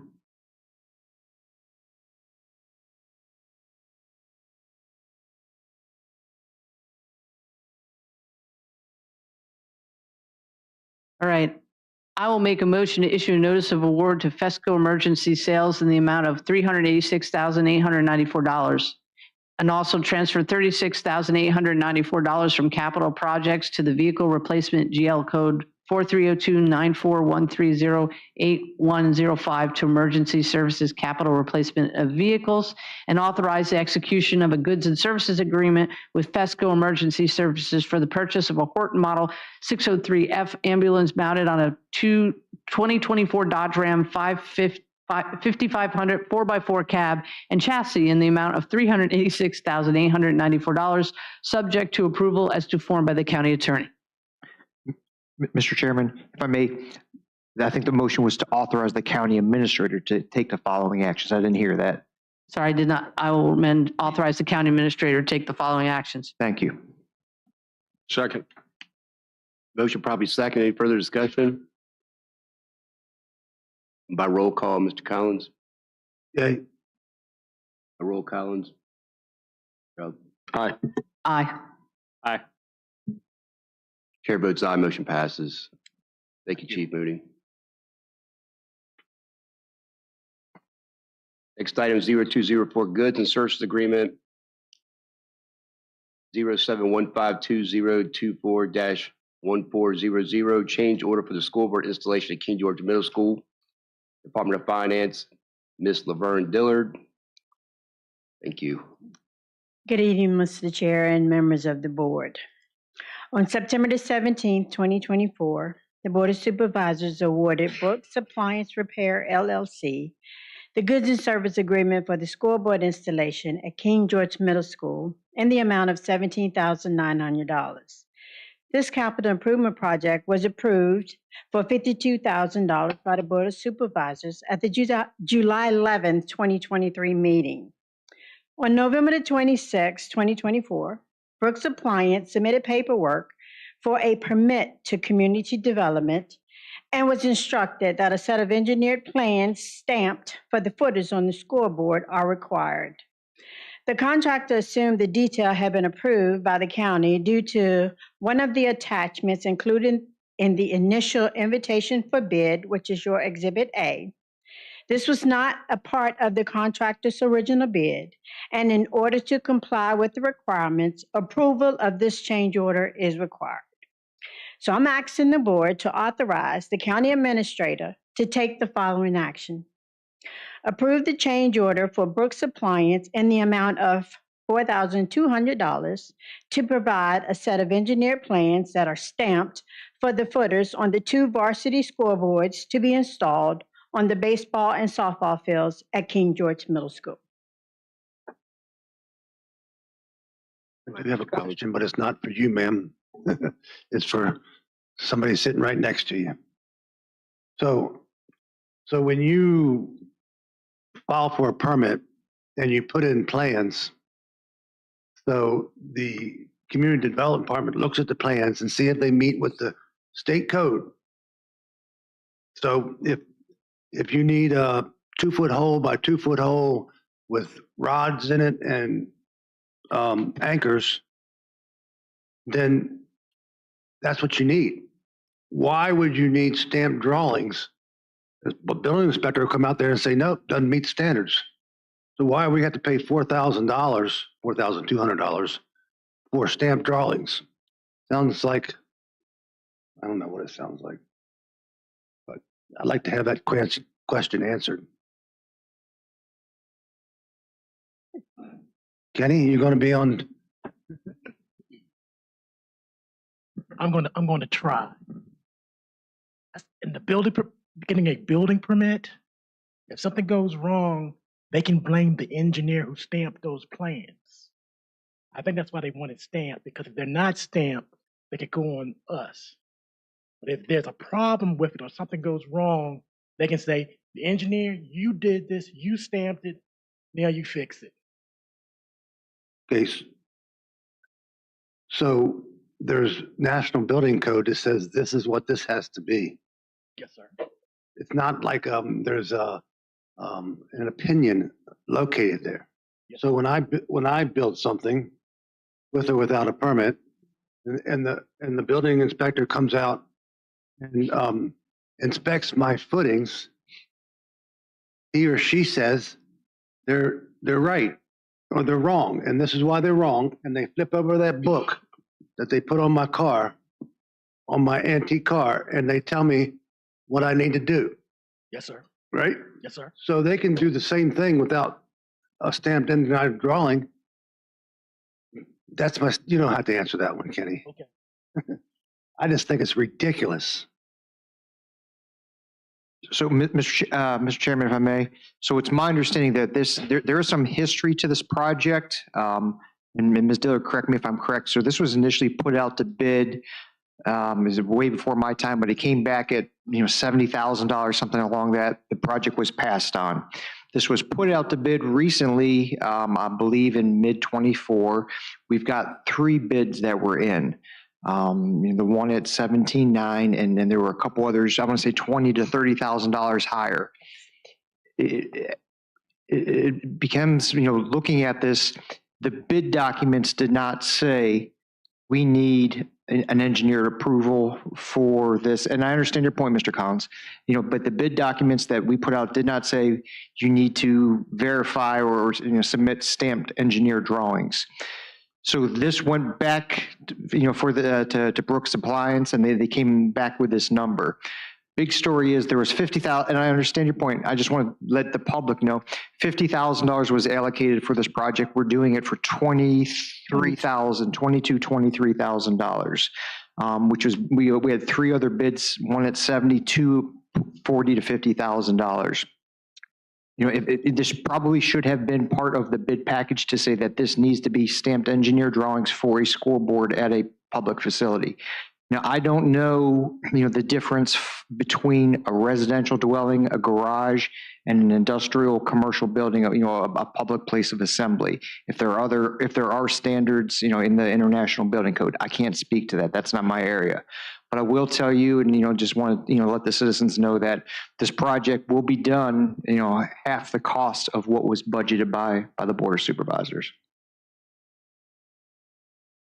So I hear you, but it's the process that I'm more uptight about. I'm sure this is not the first scoreboard these people put up, and when they dig their foundation for this thing, and they're going to be liable for what they do. The county decided to pay $4,200 to make us liable because they're stamped drawings that are approved. So I don't know. It seems like a problem to me. Any solutions? Or am I supposed to come with a solution? My solution is not pay the $4,200 and get the building inspector to inspect it when they dig the holes. Mr. Chair, request to be recognized. Yes, sir. Yes, sir. So I don't disagree with you, Mr. Collins. Whenever I submit plans, I know I can't submit plans without having engineered drawings. They're not going to get approved if they don't have engineered drawings. So I already know that. In this case, I believe this contractor should have known that. Maybe it's different with the scoreboard. But as being the lowest bidder, if maybe he's lower because he failed to include it, and that's the problem. So even though I feel like it's a bit much, I would make the motion that we authorize the county administrator to take the following action and approve the change order for Brooks Appliance in an amount of $4,200 to provide that set of the engineered plans that are stamped for the footers on the two varsity scoreboards to be installed on the baseball and softball fields at the King George Middle School, because the safety of the kids and the people that are at those games is probably worth the investment to ensure that those drawings are certified. Second. Got a motion properly seconded. Any further discussion? Mr. Sullins. I will point out there's part of the paragraph here explains that the builder got confused thinking that this detail was taken care of because of Exhibit A. And then there's a description that said Exhibit A is the diagram. It just isn't stamped. And it's an honest mistake. So I'm cool with this. What was the mistake? Something that we left out of the bid? Yeah, I can't speak that. It's debatable. I did not look through at the bid documents myself. Could it, should have been in there? Should the contractor have known I'm bidding on a project for the school? I've done this a million times. I know that there needs to be one in there. I can't provide a solid answer for you, Mr. Davis. All right, thank you. All right, so by roll call, Mr. Collins. I'm going to pass. Mr. Sullins. Aye. Mr. Stroud. Aye. Ms. Bender. Aye. Chair votes aye. Motion passes. Thank you very much. Thank you.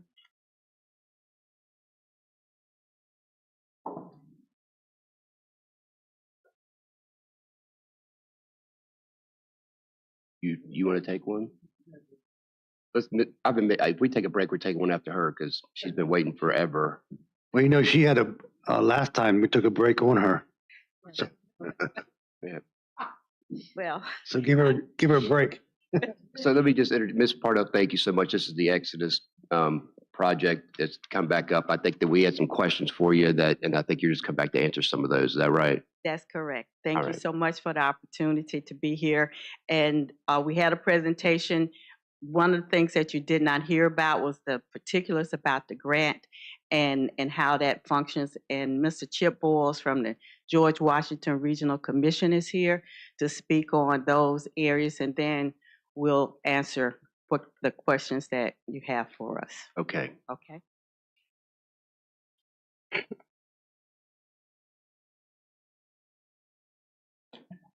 Thank you, Mr. Chair, Supervisors, Chip Boyles, George Washington Regional Commission. We've been working with King George County and Ms. Parnell, just trying to give some information on the Community Development Block Grant Program that Virginia has through the Department of Housing and Community Development. Just real quickly on that, it's a federally funded program that the state identifies its priority areas. And for rural areas like King George, Caroline, Stafford, Spotsylvania, you can apply to the state for certain grant funds, non-matching grant funds that are provided by the Housing and Urban Development Department out of Washington. These are competitive across the state, and Virginia does a somewhat unique process where they ask local government to apply for a planning grant first, just to put together the necessary information, work with the public, work with the elected body to make sure that this is an acceptable type project. Based on the information from the planning grant, then you can apply for the actual construction implementation grant. In this case, a planning grant would be up to $100,000. If it came back successful, then the local government could put together an application for the actual construction, which could go up to $1 million. And in this case, what we've been looking at is that would go towards putting in the infrastructure of water and sewer, sidewalks, any type of infrastructure that would become publicly owned. Our role in this is just that we'd be glad to help facilitate the initial discussions with the Department of Housing and Community Development. We wouldn't do this without first hearing from you all. If you're not interested in it, we certainly are not. So that's what we are here for with Ms. Parnell, is just to give you that information, let you know that we would carry this forward. If Department of Housing Community Development said, yeah, this is a pretty good project, we think you should pursue it, then we would come back to you all. The grant would be in King George County name, but the planning district commissions, one of the common things that we do around the state is to help facilitate, write these grant applications and then help administer them if they're awarded. I do want to be as upfront as possible. I've explained it to Mr. Smolnick, Ms. Parnell as well. I don't think the possibilities of award are terribly great for this.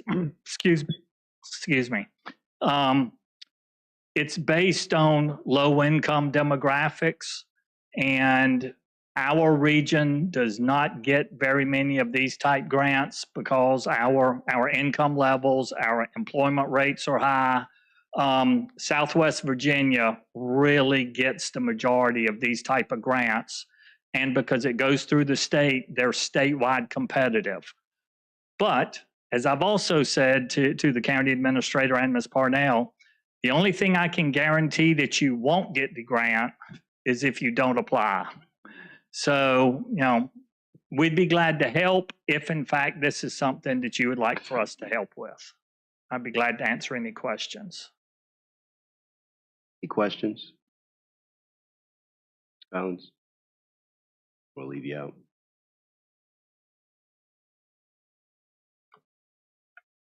All right. Thank you, sir. Thank Appreciate you. it. Okay. Now, you hear what he said, like he's acting like this is a very low possibility that we would even get the grant to begin with. Yes, and he also said, but if you don't apply, you certainly won't get it. And so, of course, I'm optimistic about it, and I think that there is a real need for this type of workforce housing in this area.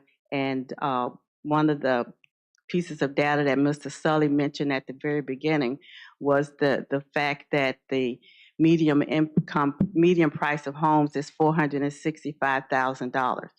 And what is undisputable, yes, data, we can make it say and be what we want it to, but one of the consistent things that we've seen is that the income level of these essential workers that we are serving, the teachers, the first responders, the healthcare workers, that those salaries do not meet the level to afford a $465,000 home. So the income typically needs to be 100,000+. So I believe there is a need for this, that I believe that at the timing is right, that there are a number of projects across the state. In fact, the governor has a project that aligns housing with economic development. And I know the businesses, as was said earlier in this meeting, that is something that you're interested in. And so if the businesses are coming, if the restaurants are coming, where are the workers going to live? I've also heard you say that congestion and traffic is a problem. And so those kind of workers that would be working in the restaurants and the businesses would be, if not living here, would be traveling from outside. And so I believe, as I said, that this is the opportune time for Exodus to be a part of a project like this, that we do respect the desire to keep the county rural, the rural nature, and that is something that we are planning in our designs and of the homes to effort that we're using to preserve the rural character or thoughtful land use. So we're have open green spaces and natural buffers. We're encouraging the community garden spaces and also efforts to minimize the environmental footprint of the development. So we feel that this is logical growth for the type of growth that would be good for this. It's not a large scale development, and it's 21 homes, it's home ownership, and it would also create generational wealth into the future. I know that Mr. Stroud had questions about the long-term affordability. I did do some research, and I also spoke to some housing officials at Habitat for Humanity and the Community Land Trust. There are actually, I found about 8, actually our consultant found about 8 different models for having long-term affordability of this housing. Once you receive the grants and subsidies, then the concern, I believe, was that once the homeowner has the benefit, then how do we continue to pass it on, or just how it would work out in the future. So one mechanism is deed restrictions.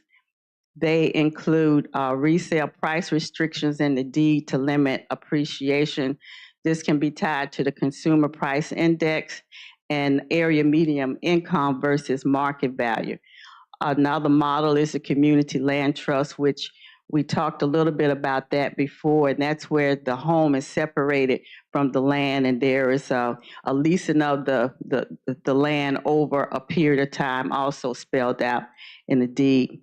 And the resale price would be set by the trust, which would prevent speculative inflation. There's also a shared equity model, which is a portion of equity gains would be returned to the program upon resale.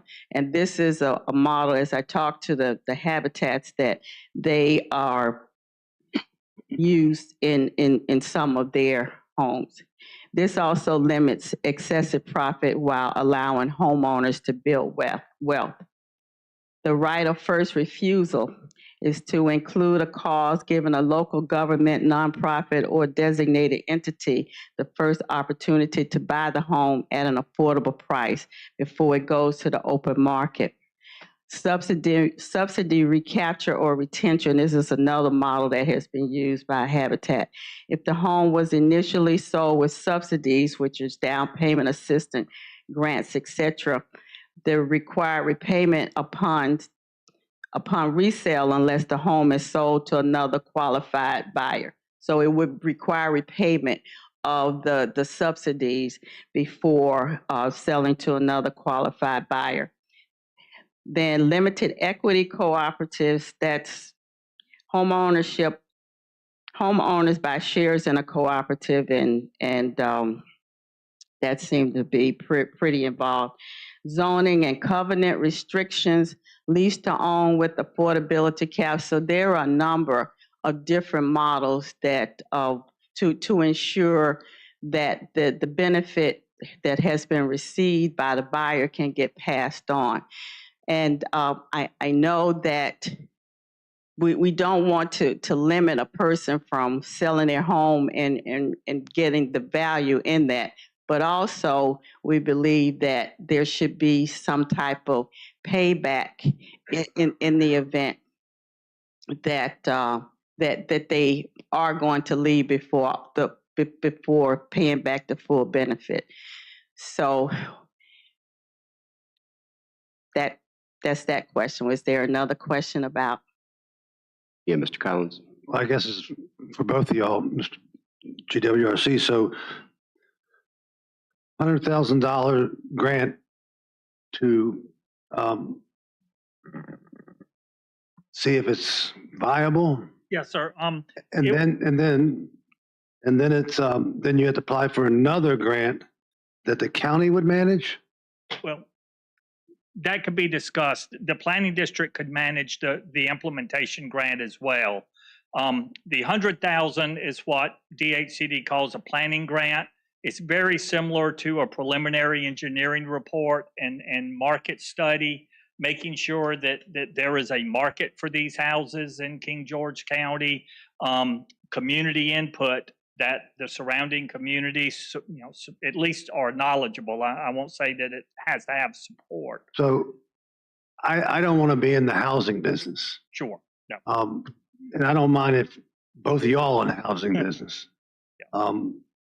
But I don't know if it's a great use of our resources, King George resources, King George employees, to be managing grants.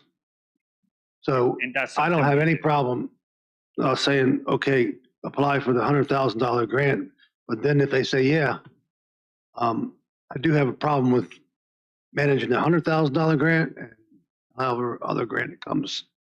Well, if it moved in a positive direction, that's something that GWRC could work with King George County, and we could enter into an agreement, and those funds are eligible out of the grant amount to pay for the management of it. And a project like this too, it's fairly short term because they're for sale projects. Once, if the grant's awarded for water and sewer, once that water and sewer is put into place, the grant money is spent, the homes are sold, then both GWRC, King George County is out of it. It's strictly on the developer at that point. Any type of restrictions and what Ms. Parnell was saying, I've experienced probably all of those to keep those houses affordable for a longer period of time, then it's in those deed restrictions of should something happen with a sale of that property. Now, I don't know the business model. That might take some monitoring on the developer standpoint, but my understanding is GWRC, King George County would be out of it once those houses are sold. Well, that's what I was saying. I don't want to be in it. Right. Be selling houses or be involved in it. Yeah. Well, when I say or put the county bond on it or anything like that. Right. Well, the county would be the only eligible applicant for these funds.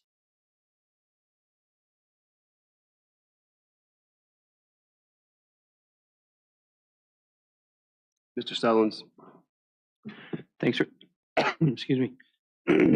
Thank you for coming back. I like this project on the surface. In a perfect world, assume everything works out. It sounds like there are means of keeping the houses affordable over time. Is there also something, a model to make sure that the houses are continue to be passed down? In other words, I don't want them to turn into rental properties. I don't want some wealthy person coming in, buying up a bunch of them, renting them out. When a family moves on to something else, I would like for them to sell it, to somebody else who needs it and is deserving. I don't want it to become just another rental property in our county. Is there a means, a model to make sure that happens as well? Well, we would have that same concern. Obviously, we put in a lot of time and effort and a lot into it. And so we would want to continue, as I mentioned, the possibility of future generational wealth. And so, in speaking with the housing organizations that I spoke with, it seems that you put that kind of language and documentation in the deed. And so we would definitely move to do something like that. All right, thank you, ma'am. Thank you. Ms. Bender. I just have a quick question. Understanding that this has already been platted, right? It was platted when Project Faith owned this property, correct? Yes. So you already have the approval to, today you could go and build those 21 houses, correct? Correct. So without this grant or any kind, how are you going to be able to put in the infrastructure to do that if you couldn't apply for this grant or things didn't work out?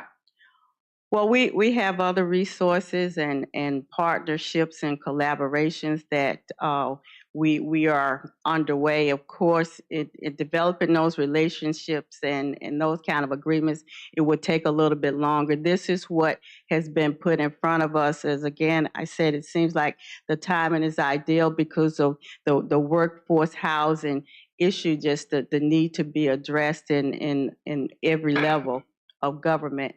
And so we do have others that where we would have the means to go forward. But also, the more time it is, the more expensive things get. We really are invested in keeping these homes affordable. And the longer time frame we have in coming up with other deals, of course, there's no guarantee that we will get this grant funding, but I believe we will. I believe it's a great project. And what it will do is it will eliminate adding at least $100,000 in cost to the home. I don't know if we go to someone else, if we'd be able to keep the home cost as low as we will be able to if we receive the grant funding. I do appreciate your enthusiasm for this and continuing on, but thank you. Thank you. You still have to find somebody that will finance to build the houses. We working with builders, we working with lenders, we working with nonprofit developments. We've had a wide net that we cast to again, the commitment is to keep the homes affordable for these essential workers who are in the community. Yes, ma'am. I got all that. I heard that like so many times. Okay. But the thing is that so you're asking the county to sign on with you for a $100,000 grant, right? Yes. Well, we cannot apply for it. I promise you, if we could, we would. And then if you got it, then you'd want us to sign on for another $1 million grant, right? Infrastructure. Mm-hmm. And then what would happen if that happened and you couldn't find any way to build these houses? Oh, there's no doubt we'll be able to build the homes. Well, in government, you have got to have things. Yes, and we have. I applaud your mission. Yes, I do. Yes. But I just want to make sure that, like I said in the beginning, that King George is not in the housing business. Exactly. And King George is not in the subsidized housing business either.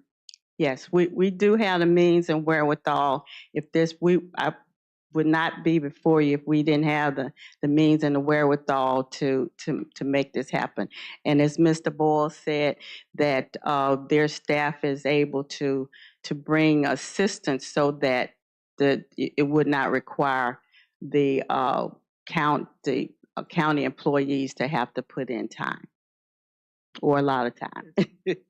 Perhaps I could help too. The planning grant would put together a business model that Ms. Parnell and her partners would have to, as part of it, show here's where the money's coming from. If you had $1 million for infrastructure, where's everything else coming from? What banks, what federal programs, everything. And so just like you would do a business model for your private business, feasibility and marketing type studies, you would have to have a pro forma, financial pro forma for this to show X number of houses, here's what the selling price would be, because they would have to prove to DHCD that when it's all said and done, these houses can be sold to a family, that it falls within the affordability range. Can't Exodus apply for the 100,000 grant themselves? We cannot apply. So that means there has to be some culpability for the county. If we had to back something for some reason, and then the next one, I just don't know what if you have the investors, then you can go ahead and do it, right? I didn't say we had investors. I Okay. said we So have you don't have partners investors. and collaborators, and I believe the long term we will have the means to do this. Right now, today, I'm doing what is in front of us, which this particular funding is an opportunity to keep to get things started and to keep the cost of the housing low. But I have no doubt that we will be able to. Yes, ma'am. The developers, that's what they do. But you don't have any money to do that, right? I do have funding, yes. I have as much to get started. In the development, no one brings all of the funds to a project at the beginning. You're getting, and I'm sure you know this, Mr. Collins, we will get a construction loan. So that we've already received funding to purchase the land. We do own the land, and so we do have funds and we have means. So I'm sorry. Can't you go out and seek, since you own the land, so that's collateral, just like everybody else that goes to get a home loan, and how you manage the price for the market you're trying to reach is up to you. But I wouldn't start building a house or even planning one if I didn't have the money. Yes. Yes, ma'am. Mm-hmm. Ms. Bender, you have a question? Mr. Traub?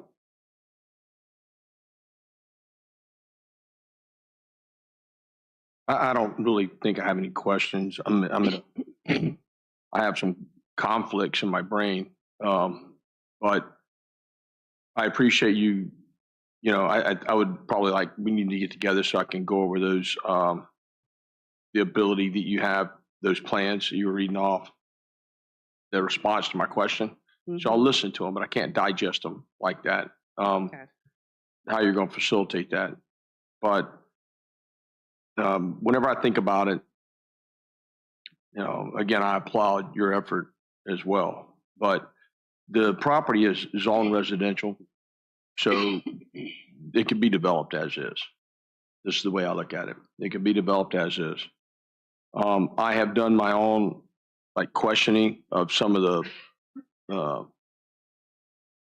those areas that you're trying to focus. I have not talked to any teachers, but that's the only segment that I didn't talk to.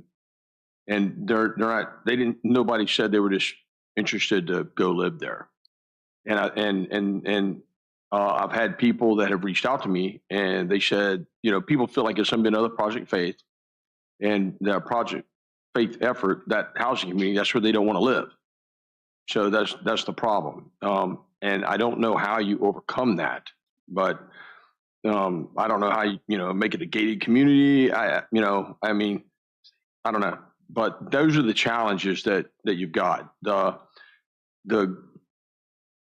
grant funding that I didn't write your name down, sir, but that you were speaking about. The initial funding is just for the initial architect, right? And then the $1 million funding, if you get that, would be used for infrastructure. So the benefit that I see is that if the funding for the infrastructure was provided through the grant, then we know that we feel more comfortable. I don't know if $1 million will cover it, but they should find that out with the first grant.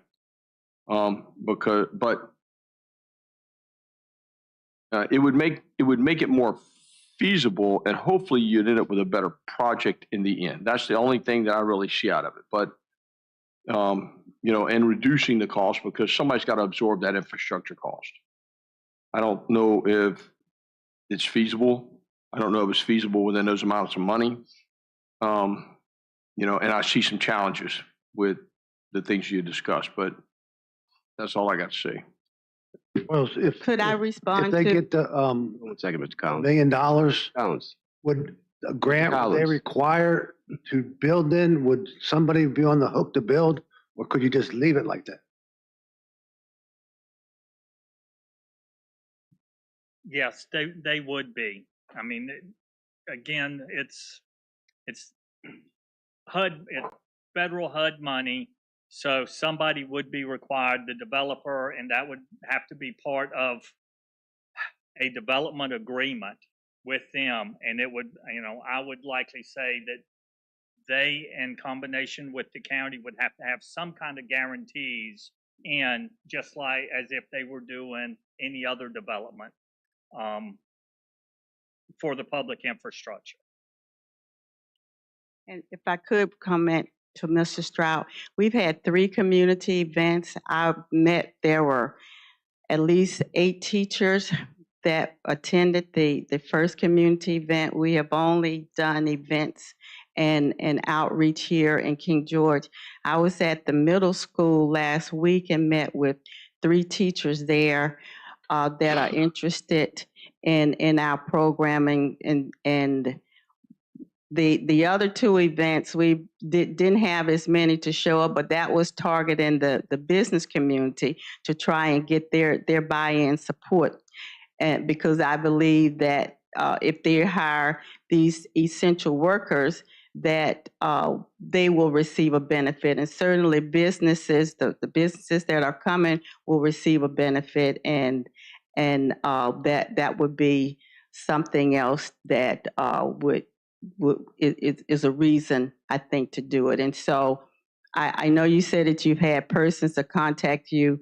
We've had the event where there were 7 and 8 teachers, and they were single, all female and 1 male, and they were very excited about the project.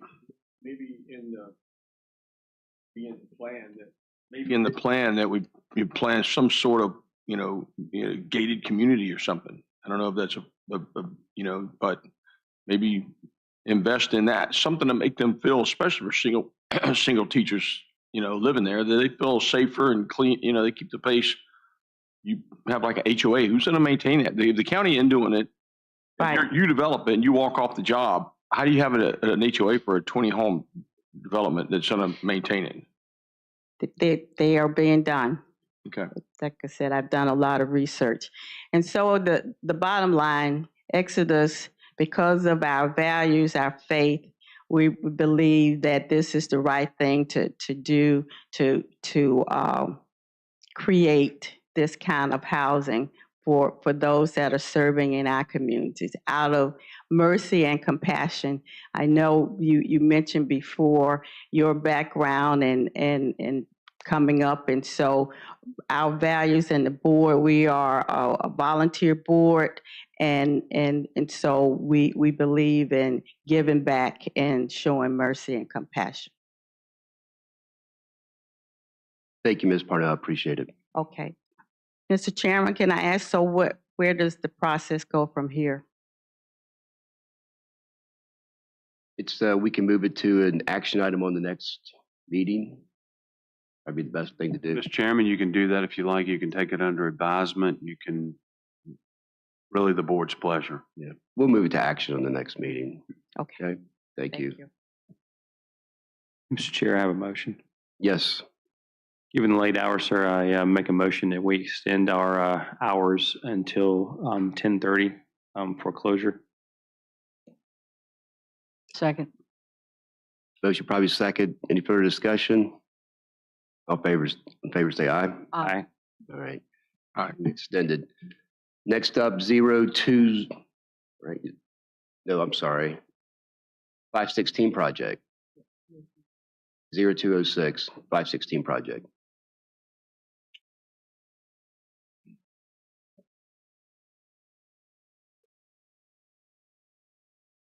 Thank you for your patience. Yeah, absolutely. Good evening. So yeah, my name is James Robertson. I'm the president and founder of 516 Project.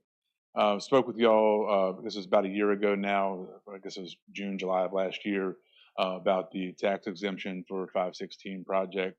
And so basically just here tonight to see where we stand on that. I had reached out to Mr. Smolnick, I guess a week or so ago, but because I hadn't gotten an update. So just kind of wanted to get before you again to see what the status was of that, if there's any further information that I can provide from our organization, or any questions that I can answer or anything. Yes. Go ahead. Mr. Chairman, if I may, and yes, thank you, Mr. Robertson, for reaching out to me a week or so ago. So, and I had to go back through some of my documents. You were standing at the podium on July 16th of 24, my second week of work. So I remember you, but looking back through those board meeting minutes. So 516 Project, Mr. Robertson came to the county to request tax exempt status for his 501c3. There's a provision in state code, section 58.13651, that does allow 501c3s to apply for this tax exempt status. Now, talking with Ms. Regina Puckett, there is a broad exemption for libraries, churches, and a few other things. 501c3s are not covered under this. And I think we talked a little bit about this. We did back in July, looking at these meeting minutes. Meeting minutes were the Board of Supervisors. The question was, do we want to look at this on a case-by-case basis, or do we want to look at this on a blanket? Now, there is some precedent for a case-by-case basis. Section 14.9 of local code, there was a project in for Project Faith requesting exemption approved January 19th of 2010. And looking back through those minutes, it looks like the board decided to move on a case-by-case basis, and we were supposed to work with the applicant to hold a public hearing to go to the Planning Commission. Now, I know you had some conversations with my staff last week, where some communications back and forth. I saw the initial email come in, but my recommendation, unless if the will of the board has changed, talking with Ms. Puckett earlier this afternoon, is to stay the course with individual ordinances, not a blanket ordinance for the county. And this would require a public hearing at the Planning Commission that the applicant would pay for, and then a public hearing at the Board of Supervisors, also the costing encumbered by the applicant. If there's any deviation from the previous guidance from this board, I'm here. But that's the direction that I've got. Today we haven't received any any request for in the community development staff. You came here, I started, and then we brought some community development staff members on. Community development staff handles the Planning Commission, so scheduling that public hearing would be for them. I believe Mr. Stewart, he always likes to err on the side of caution, and with an ordinance, take it to the Planning Commission and the Board of Supervisors, as we did with the FOG.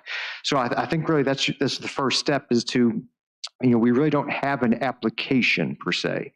There are substantial fees. When you and I talked about this early on about the public hearing ads, those, with the understanding that those would be borne by you, or reimbursed by you with some sort of agreement with the county, at both the Planning Commission and public hearing. But I believe that is the next step, unless there's specific direction from the board that you like us to head. Any comments, Mr. Collins? Thank you for asking, though. just wanted to get you out of the way first. Mr. Sullins?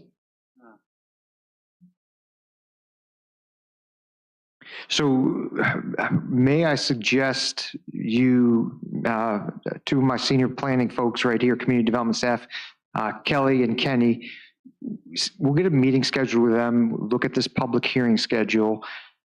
And I really, I don't know what sort of application we would use. I guess I would, really maybe work with Kelly to see how this is how it's going to work. I don't know how it was done with Project Faith. This was 14 years ago, so I don't know if there's a paper trail on that. But it will be a public hearing, and I suggest we work with Kelly, get her contact information before you leave here tonight. And unless I hear otherwise from the board, that's the way we'll head. Sounds good. Sounds good. Thank you very much. Okay, thank you. Ms. Robertson, thank you. Next up, 0207, text amendment to Division 4 Agricultural Districts Dimensional Standards. Mr. Chairman, so I think you've heard some public comment about this tonight. So just as a refresher, this was the initiating resolution from November 4 or November 6, I can't remember the exact date, back in 2024. And I think a lot of the questions have been asked. I'd like to see the text amendments as drafted. They're not drafted right now. There are no text amendments. I know Ms. LeDuc has gone through a rigorous exercise in identifying the places in the zoning ordinance that would need to be changed. So this has yet to really appear on the Board of Supervisors agenda following the initiating resolution. You've heard some comments from the Planning Commission. You've watched their meeting. You've had some comments 2 weeks ago and also tonight. So really, this is a good point for the board to discuss how you want to head, what direction you want to give staff. Would you like to, or would you be considering creating a subcommittee to look at this and bring you back some options? So this is really a point of discussion for the Board of Supervisors that really, since the initiating resolution, this is the first time this has been on your agenda for discussion. Mr. Chair, I had mentioned earlier that I wanted to make a suggestion about forming a committee and maybe have 2 Board of Supervisors, 2 Planning Commission members, and then stakeholders in the community. And I wouldn't mind serving on that, but I think, and TC laughs because I volunteer for lots of things. But I think we need the citizens have really spoken that they want to have some input, and that is, we do have to listen to our citizens. And I think everyone would not feel, I don't want to use, but it's late and that's the only word I can think of right now, but it would comfort people to have more input on this, and we can all understand why this was considered and thought, and maybe we could all come up with a solution. So that would be my recommendation. And I think when we started the process, the whole point was to get to a point to where we created a subcommittee. That was the whole point when we started this, was to get the county involved and the people involved. And I've talked to Mr. Stroud, and I've talked to some people that I'd like to be on that. And I'm not, maybe we'd have one person from our board on it. We'll talk about that later, but we can all maybe appoint some people to it. They just would come with a solution. I have some developers who have come to me and they haven't complained to me. They just come to me and said, look, I know what you're trying to do. And I know that you're trying to do what's best for King George, because at the end, I believe everyone's trying to do that. And get those parties involved that want to take place in coming up with a solution. And because it's really not about us trying to get proffers out of people, no matter what. What it is you have one set of people who are being put through the ringer, and you have other people who are doing whatever they want. And you almost feel for some of the people like the Walnut Hill and the people like that who are just kind of put through something for 7 years and just having to jump through hoops like other people don't. But I think that's kind of the way that we're leaning. Am I right? That's consensus of us. And hear which way we were leaning. Lean toward creating a subcommittee of people involved. There's a couple different people I've talked to on the Planning Commission who from day one came to me and said, I'd like to be involved in something like this. And I go, that's the reason why we're doing this, because we want people to have their say so in it at the end of the day. Well, I think that if you're going to do a subcommittee, they need to be adversarial groups. Yes. Yeah. There's several groups. I've talked to developers. I've talked to just landowners. I've even talked to some realtors, and I've talked to people on the planning commission, but I'm saying that there's people that are out there that want to be involved in this process and just choosing the right people to be part of it. So how many would we get, each of us get to appoint someone, or how would all that work? I would think that that'd probably be the best way to do it, is everyone appoint at least one. Yeah, I think we're on the same page. Developers, landowners, maybe large and small, because small landowners may have a different interest, in this, from a county standpoint. Realtors, I think you'd want probably some of your professional staff on that. Board of Supervisors, Planning Commission. And I don't know what so you've got the developers, landowners. Are there, the local conservation groups or I was gonna something mention along that line? I think we need to bring them into the mix also to have a say. Just if we were going to bring a bunch of different ideas, I think that'd be a good one to add also. Well, you also have some homeowner associations. There's a lot of subdivisions that have associations.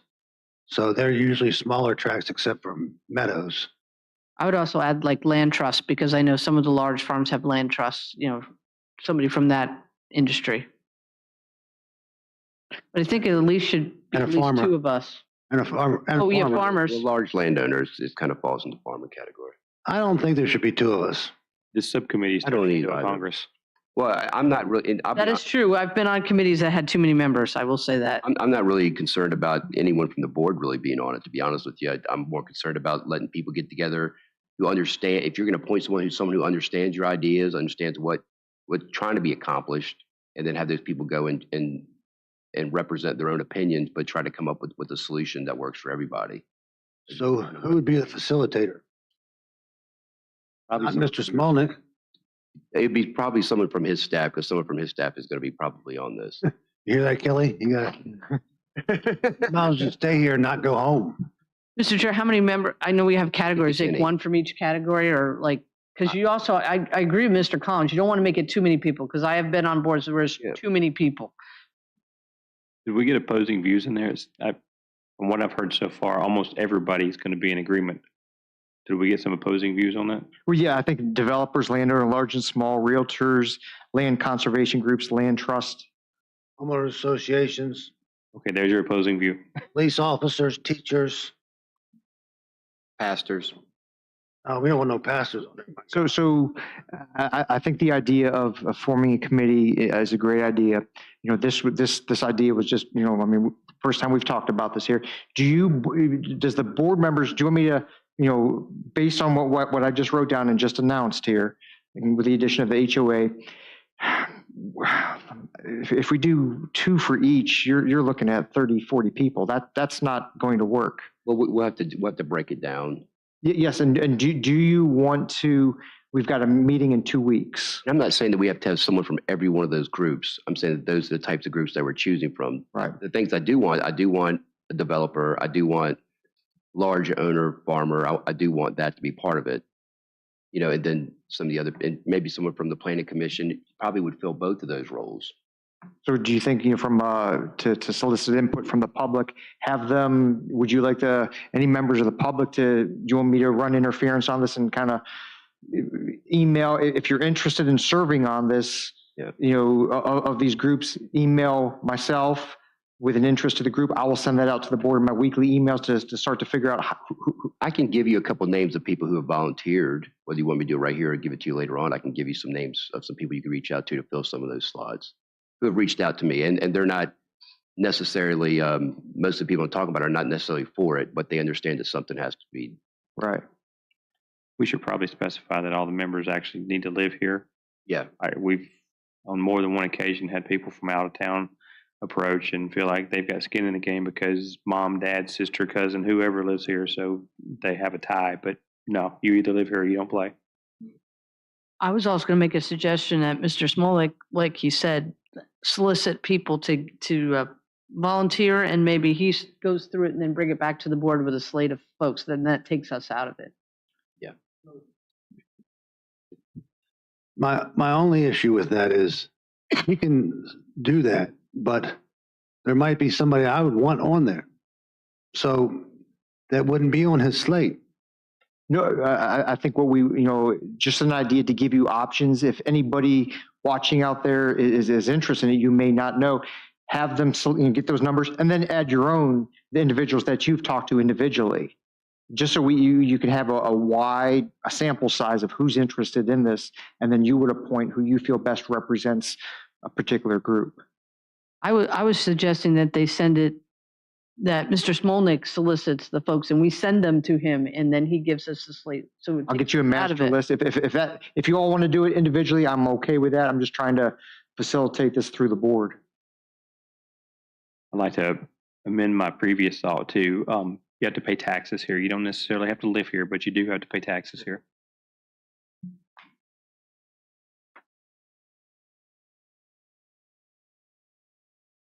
We good?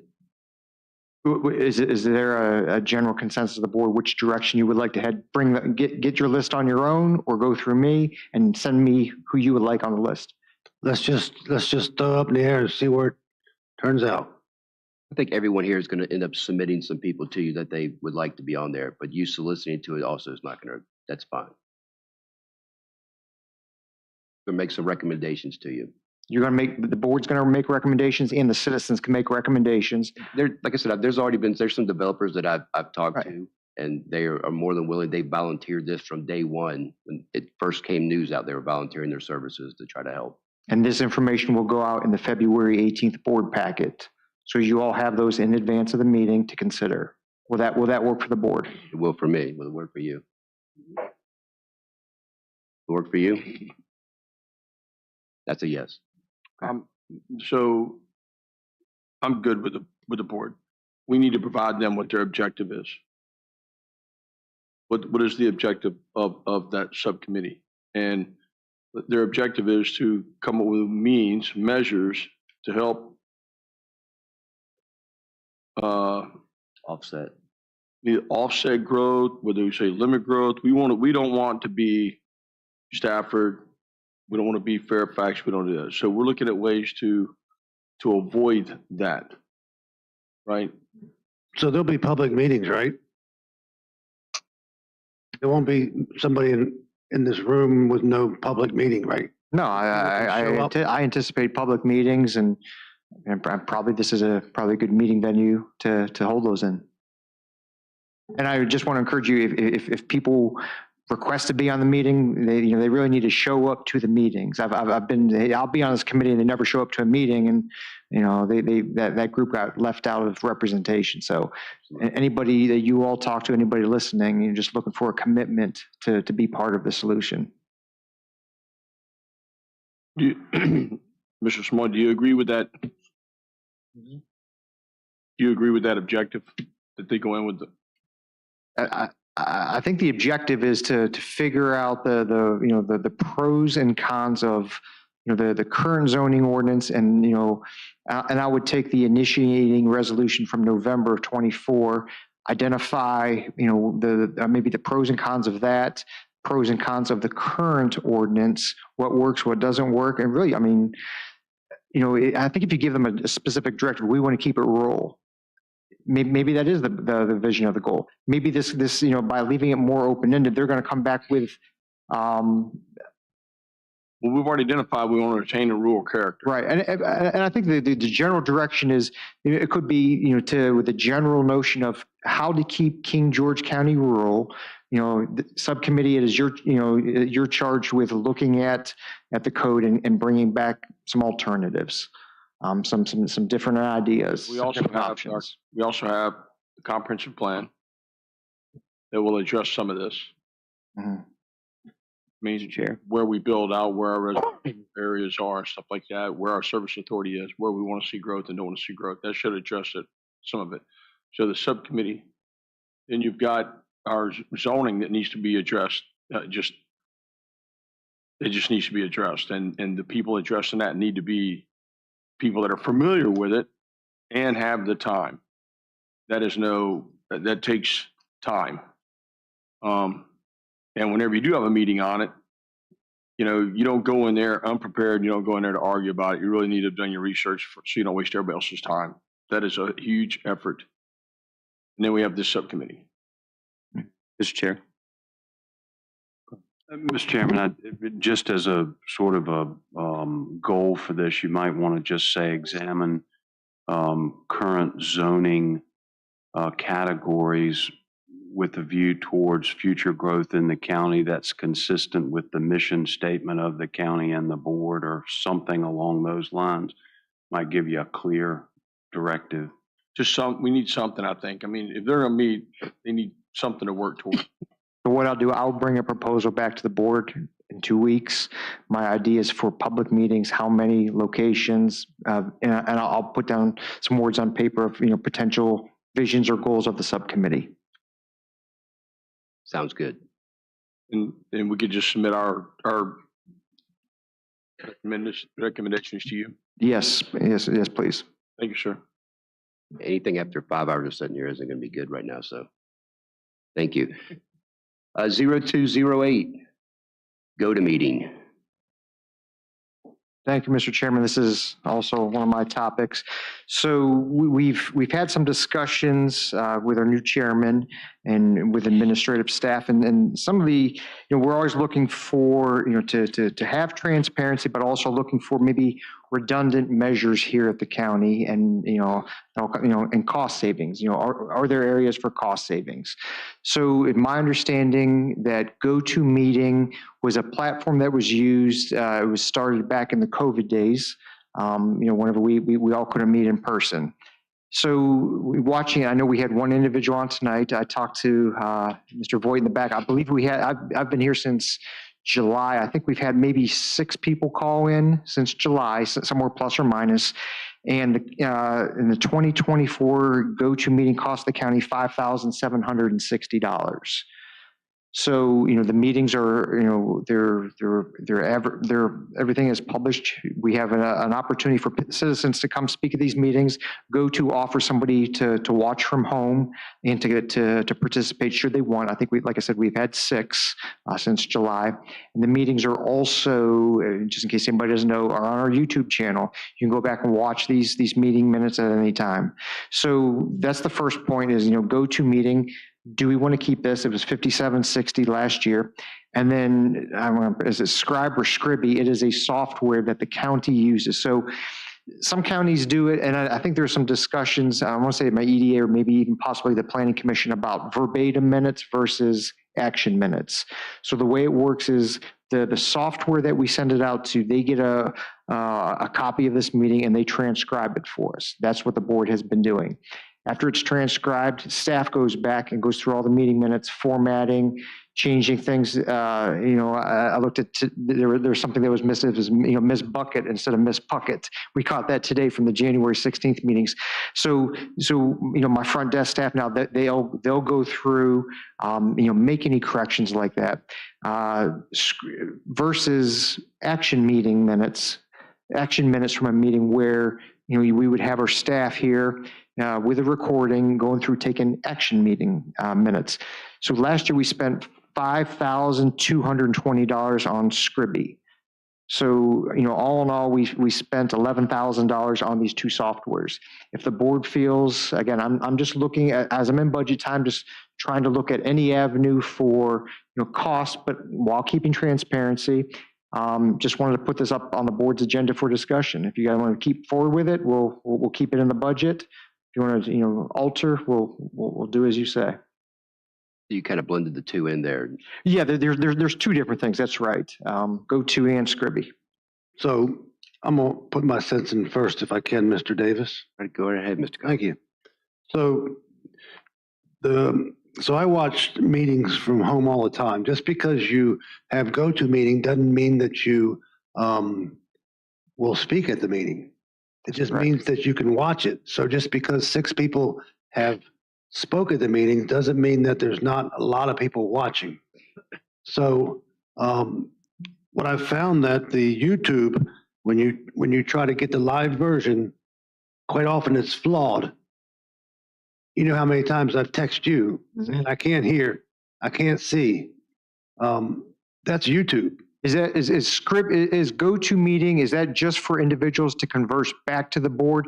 Does it have anything to do with the feed out? Yes. Just to allow the people to come back. And I'm looking back at a better IT. I'm sorry to put you on the spot, but I don't know the answer to that. I just told you the answer. You can watch the meeting, or you don't have to participate, but you can just watch.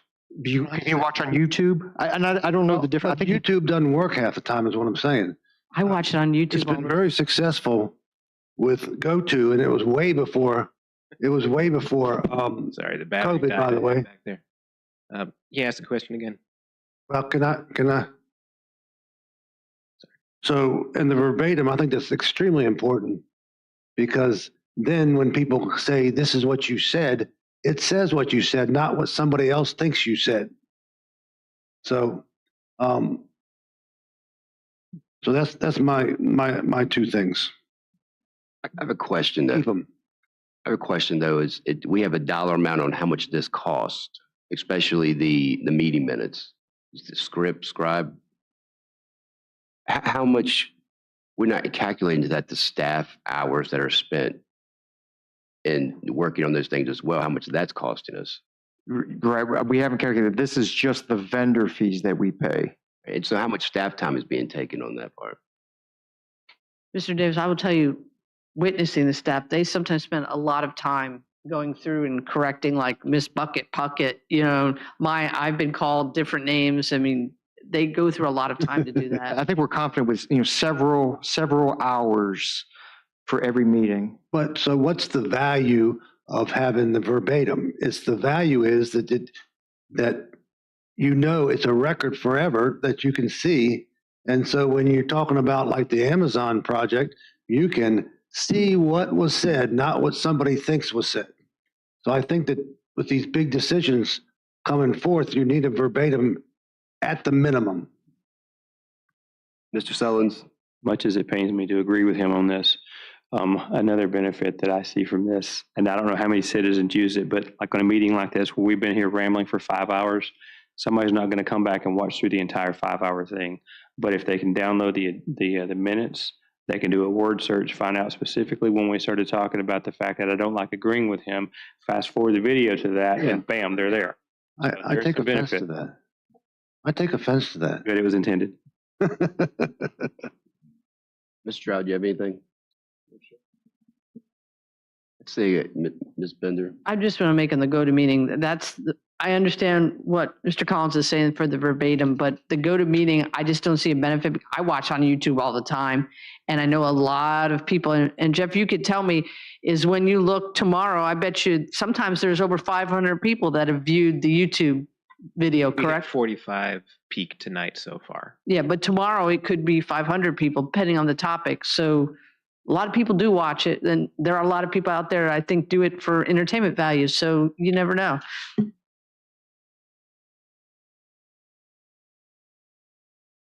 All right. So $11,200 for transparency is not, that's, you want to get rid of that? I don't think that's the goal, but is it consensus we just keep it the way it is right now? All right, we'll keep it the way it is right now. Thank you, sir. Thank you for the direction. That's your county administrator report. Yes, sir. I've got a couple of things. So first of all, there are a couple different ways that text amendments can be initiated in our local code. One can be an initiating resolution from the Board of Supervisors. 2 is an initiating resolution from the Planning Commission. Or thirdly, an applicant can request a text amendment. In the very near future, you will be hearing a rezoning application for Green Energy Ventures, the data center on Route 3. With that, there's been some discussion with staff on how best to possibly allow for their structure should this rezoning and special exception be approved. They're requesting buildings up to 90 feet in height, whereas the local code only allows, I believe it's 50 foot with enhanced setbacks. So a couple different ways you can do this. Our counsel, Mr. Stewart, recommended that it is a clean text amendment. for this particular application. There will be another data center application, Dahlgren West, as you're all aware of, coming in shortly thereafter. I don't know. I know Kelly sent me, but I believe they would have to have a height waiver also due to their proposed heights of their structures. Yeah, 60. I believe it's 65, and what I'm seeing with Green Energy Ventures is up to 90 feet. So I wanted to bring this to you all. We've had some discussions with staff. My goal is to run. I believe the Green Energy Ventures is slated for a public hearing right now, tentatively for the March, possibly a March public hearing at the Planning Commission. And my recommendation, unless the board tells us otherwise, is to run the text amendments concurrently with those. I wanted to have some discussion with you tonight. I did not want to drop an initiating resolution on you tonight. February 18th, I probably will have an initiating resolution for you to direct staff to look at this, and with if you guys want the guidance to run them concurrently. I just wanted to make the board aware of that this will be coming next month or at the next meeting. Are there any questions or concerns with my approach, the staff's approach? Well, when I was watching the go-to meeting on the Planning Commission, I noticed that originally they had 2-story out there for the Route 3. And when it came to in front of the Planning Commission, it was 3-story. So, yeah. I mean, they've been selling 2 stories for some time. How did they even get to 3-story?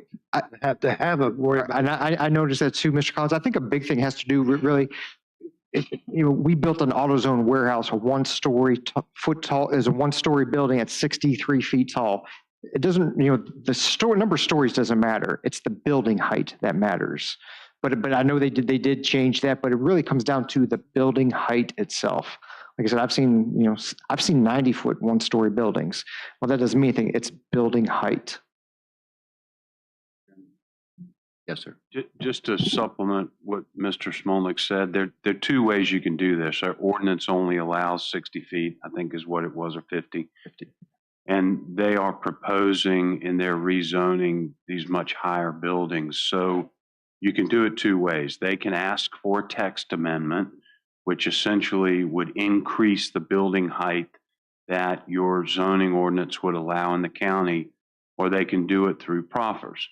And there's some case law that says the proffers override the zoning ordinance in the county. I just think it's a much better practice. And frankly, this is regardless of how you all vote on this, whether you vote for it or against it, to bring a text amendment versus overriding your zoning amendment with a proffer, which seems to me to be inconsistent with the county's laws. And so it really is a matter of preference, but from a legal standpoint, it's always better to do it, I believe, with a text amendment versus the proffer, because basically you're just saying, okay, that's what your rule is, but we're just going to proffer to violate it. Right. Hopefully that makes it a little clearer. So if you had that, if that particular project passed with the 90 feet, then that means they could build anything 90 feet in the county? Anything that was covered in the text amendment. And so you could particularly craft it as such that it's limited to certain buildings, but you control the change in you control that amendment, that zoning amendment. We call it a text amendment. It really is amendment to your zoning ordinance. Thank you. Thunder. My only question on that is to factor in generators, because usually you're at the top. So is that the height of the actual building or with the generators on top? I would say building height is typically, there's usually a definition in your zoning ordinance for building height. It's different from a flat roof versus a gabled roof. It just depends how the zoning ordinance defines it. But again, you can address that as you choose in the amendment. Good. All right, so that's the first. Mr. Chairman, I do have a couple more things. I want to make sure the board is aware of this. So I know Ms. Puckett is here. We have received some calls, and this is for your information and for the public. So the reassessment process has begun. Wampler Eanes is the firm that we've contracted with. Now they will contact Ms. Puckett, her office every morning, says, here's where we're working. They contact the sheriff's non-emergency number to say, just in case you get any calls, here are the areas of the county that the consultants are working. The consultants will have the assessors supplied Regina's office with a make, model, and tag number of their vehicles. They have magnetic decals on the side of their vehicles that read county assessor, and they have ID badges. So we've put this out on social media the best that we can. I just wanted to let the public aware that we're doing everything we can to let them know there may be people walking through their yard. Again, this is just another platform to get the message out. So that's got two more quick things. Just on top, I have gotten, I got 2 different calls from constituents complaining because they said that we hired the exact same firm who did the assessments last time to do it again. And so I just want to let people know it's not the same firm. All right, go ahead. So is it lawful for the assessor to just be able to walk upon your property all the way around your house without any notice of any kind? Because, a lot of people have in the back or somewhere, they have windows. They might be in a compromising situation or something. So I think it's not appropriate that you would allow them to walk around your home. Anybody have an answer? I don't know the law on that, sir.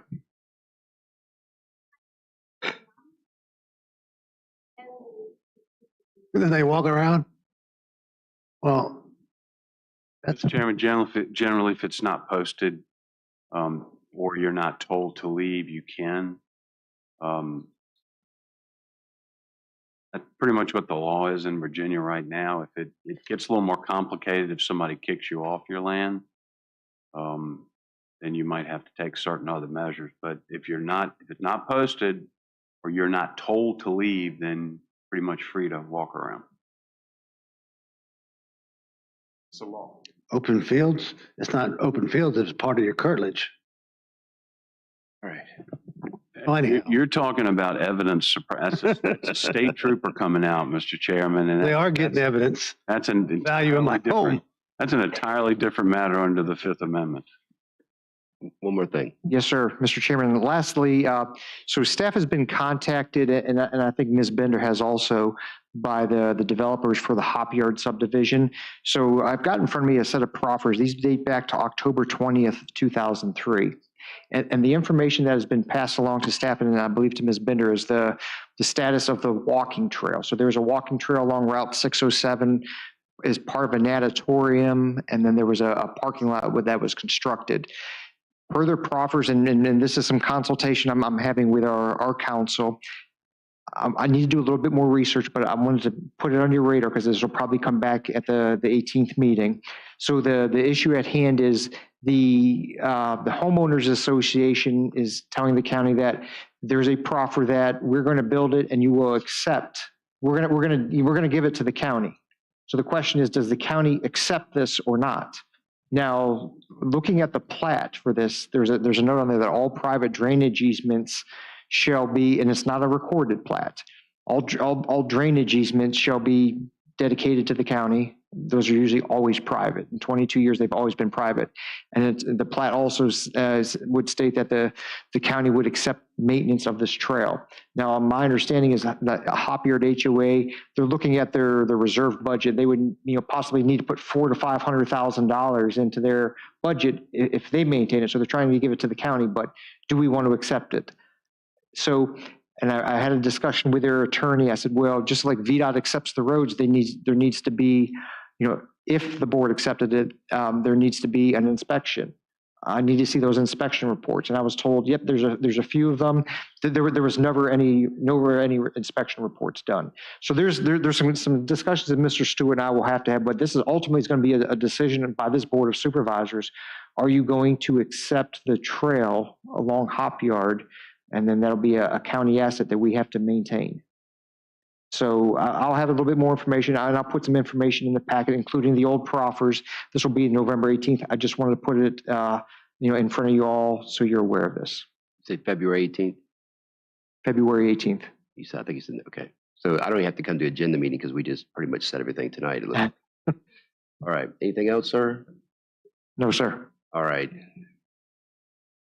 There's a secondary public comment coming up. Does anybody want to talk? Come on up, Mr. Butler. You already know the rules, so I ain't got to explain them to you. You're good. Gary Butler.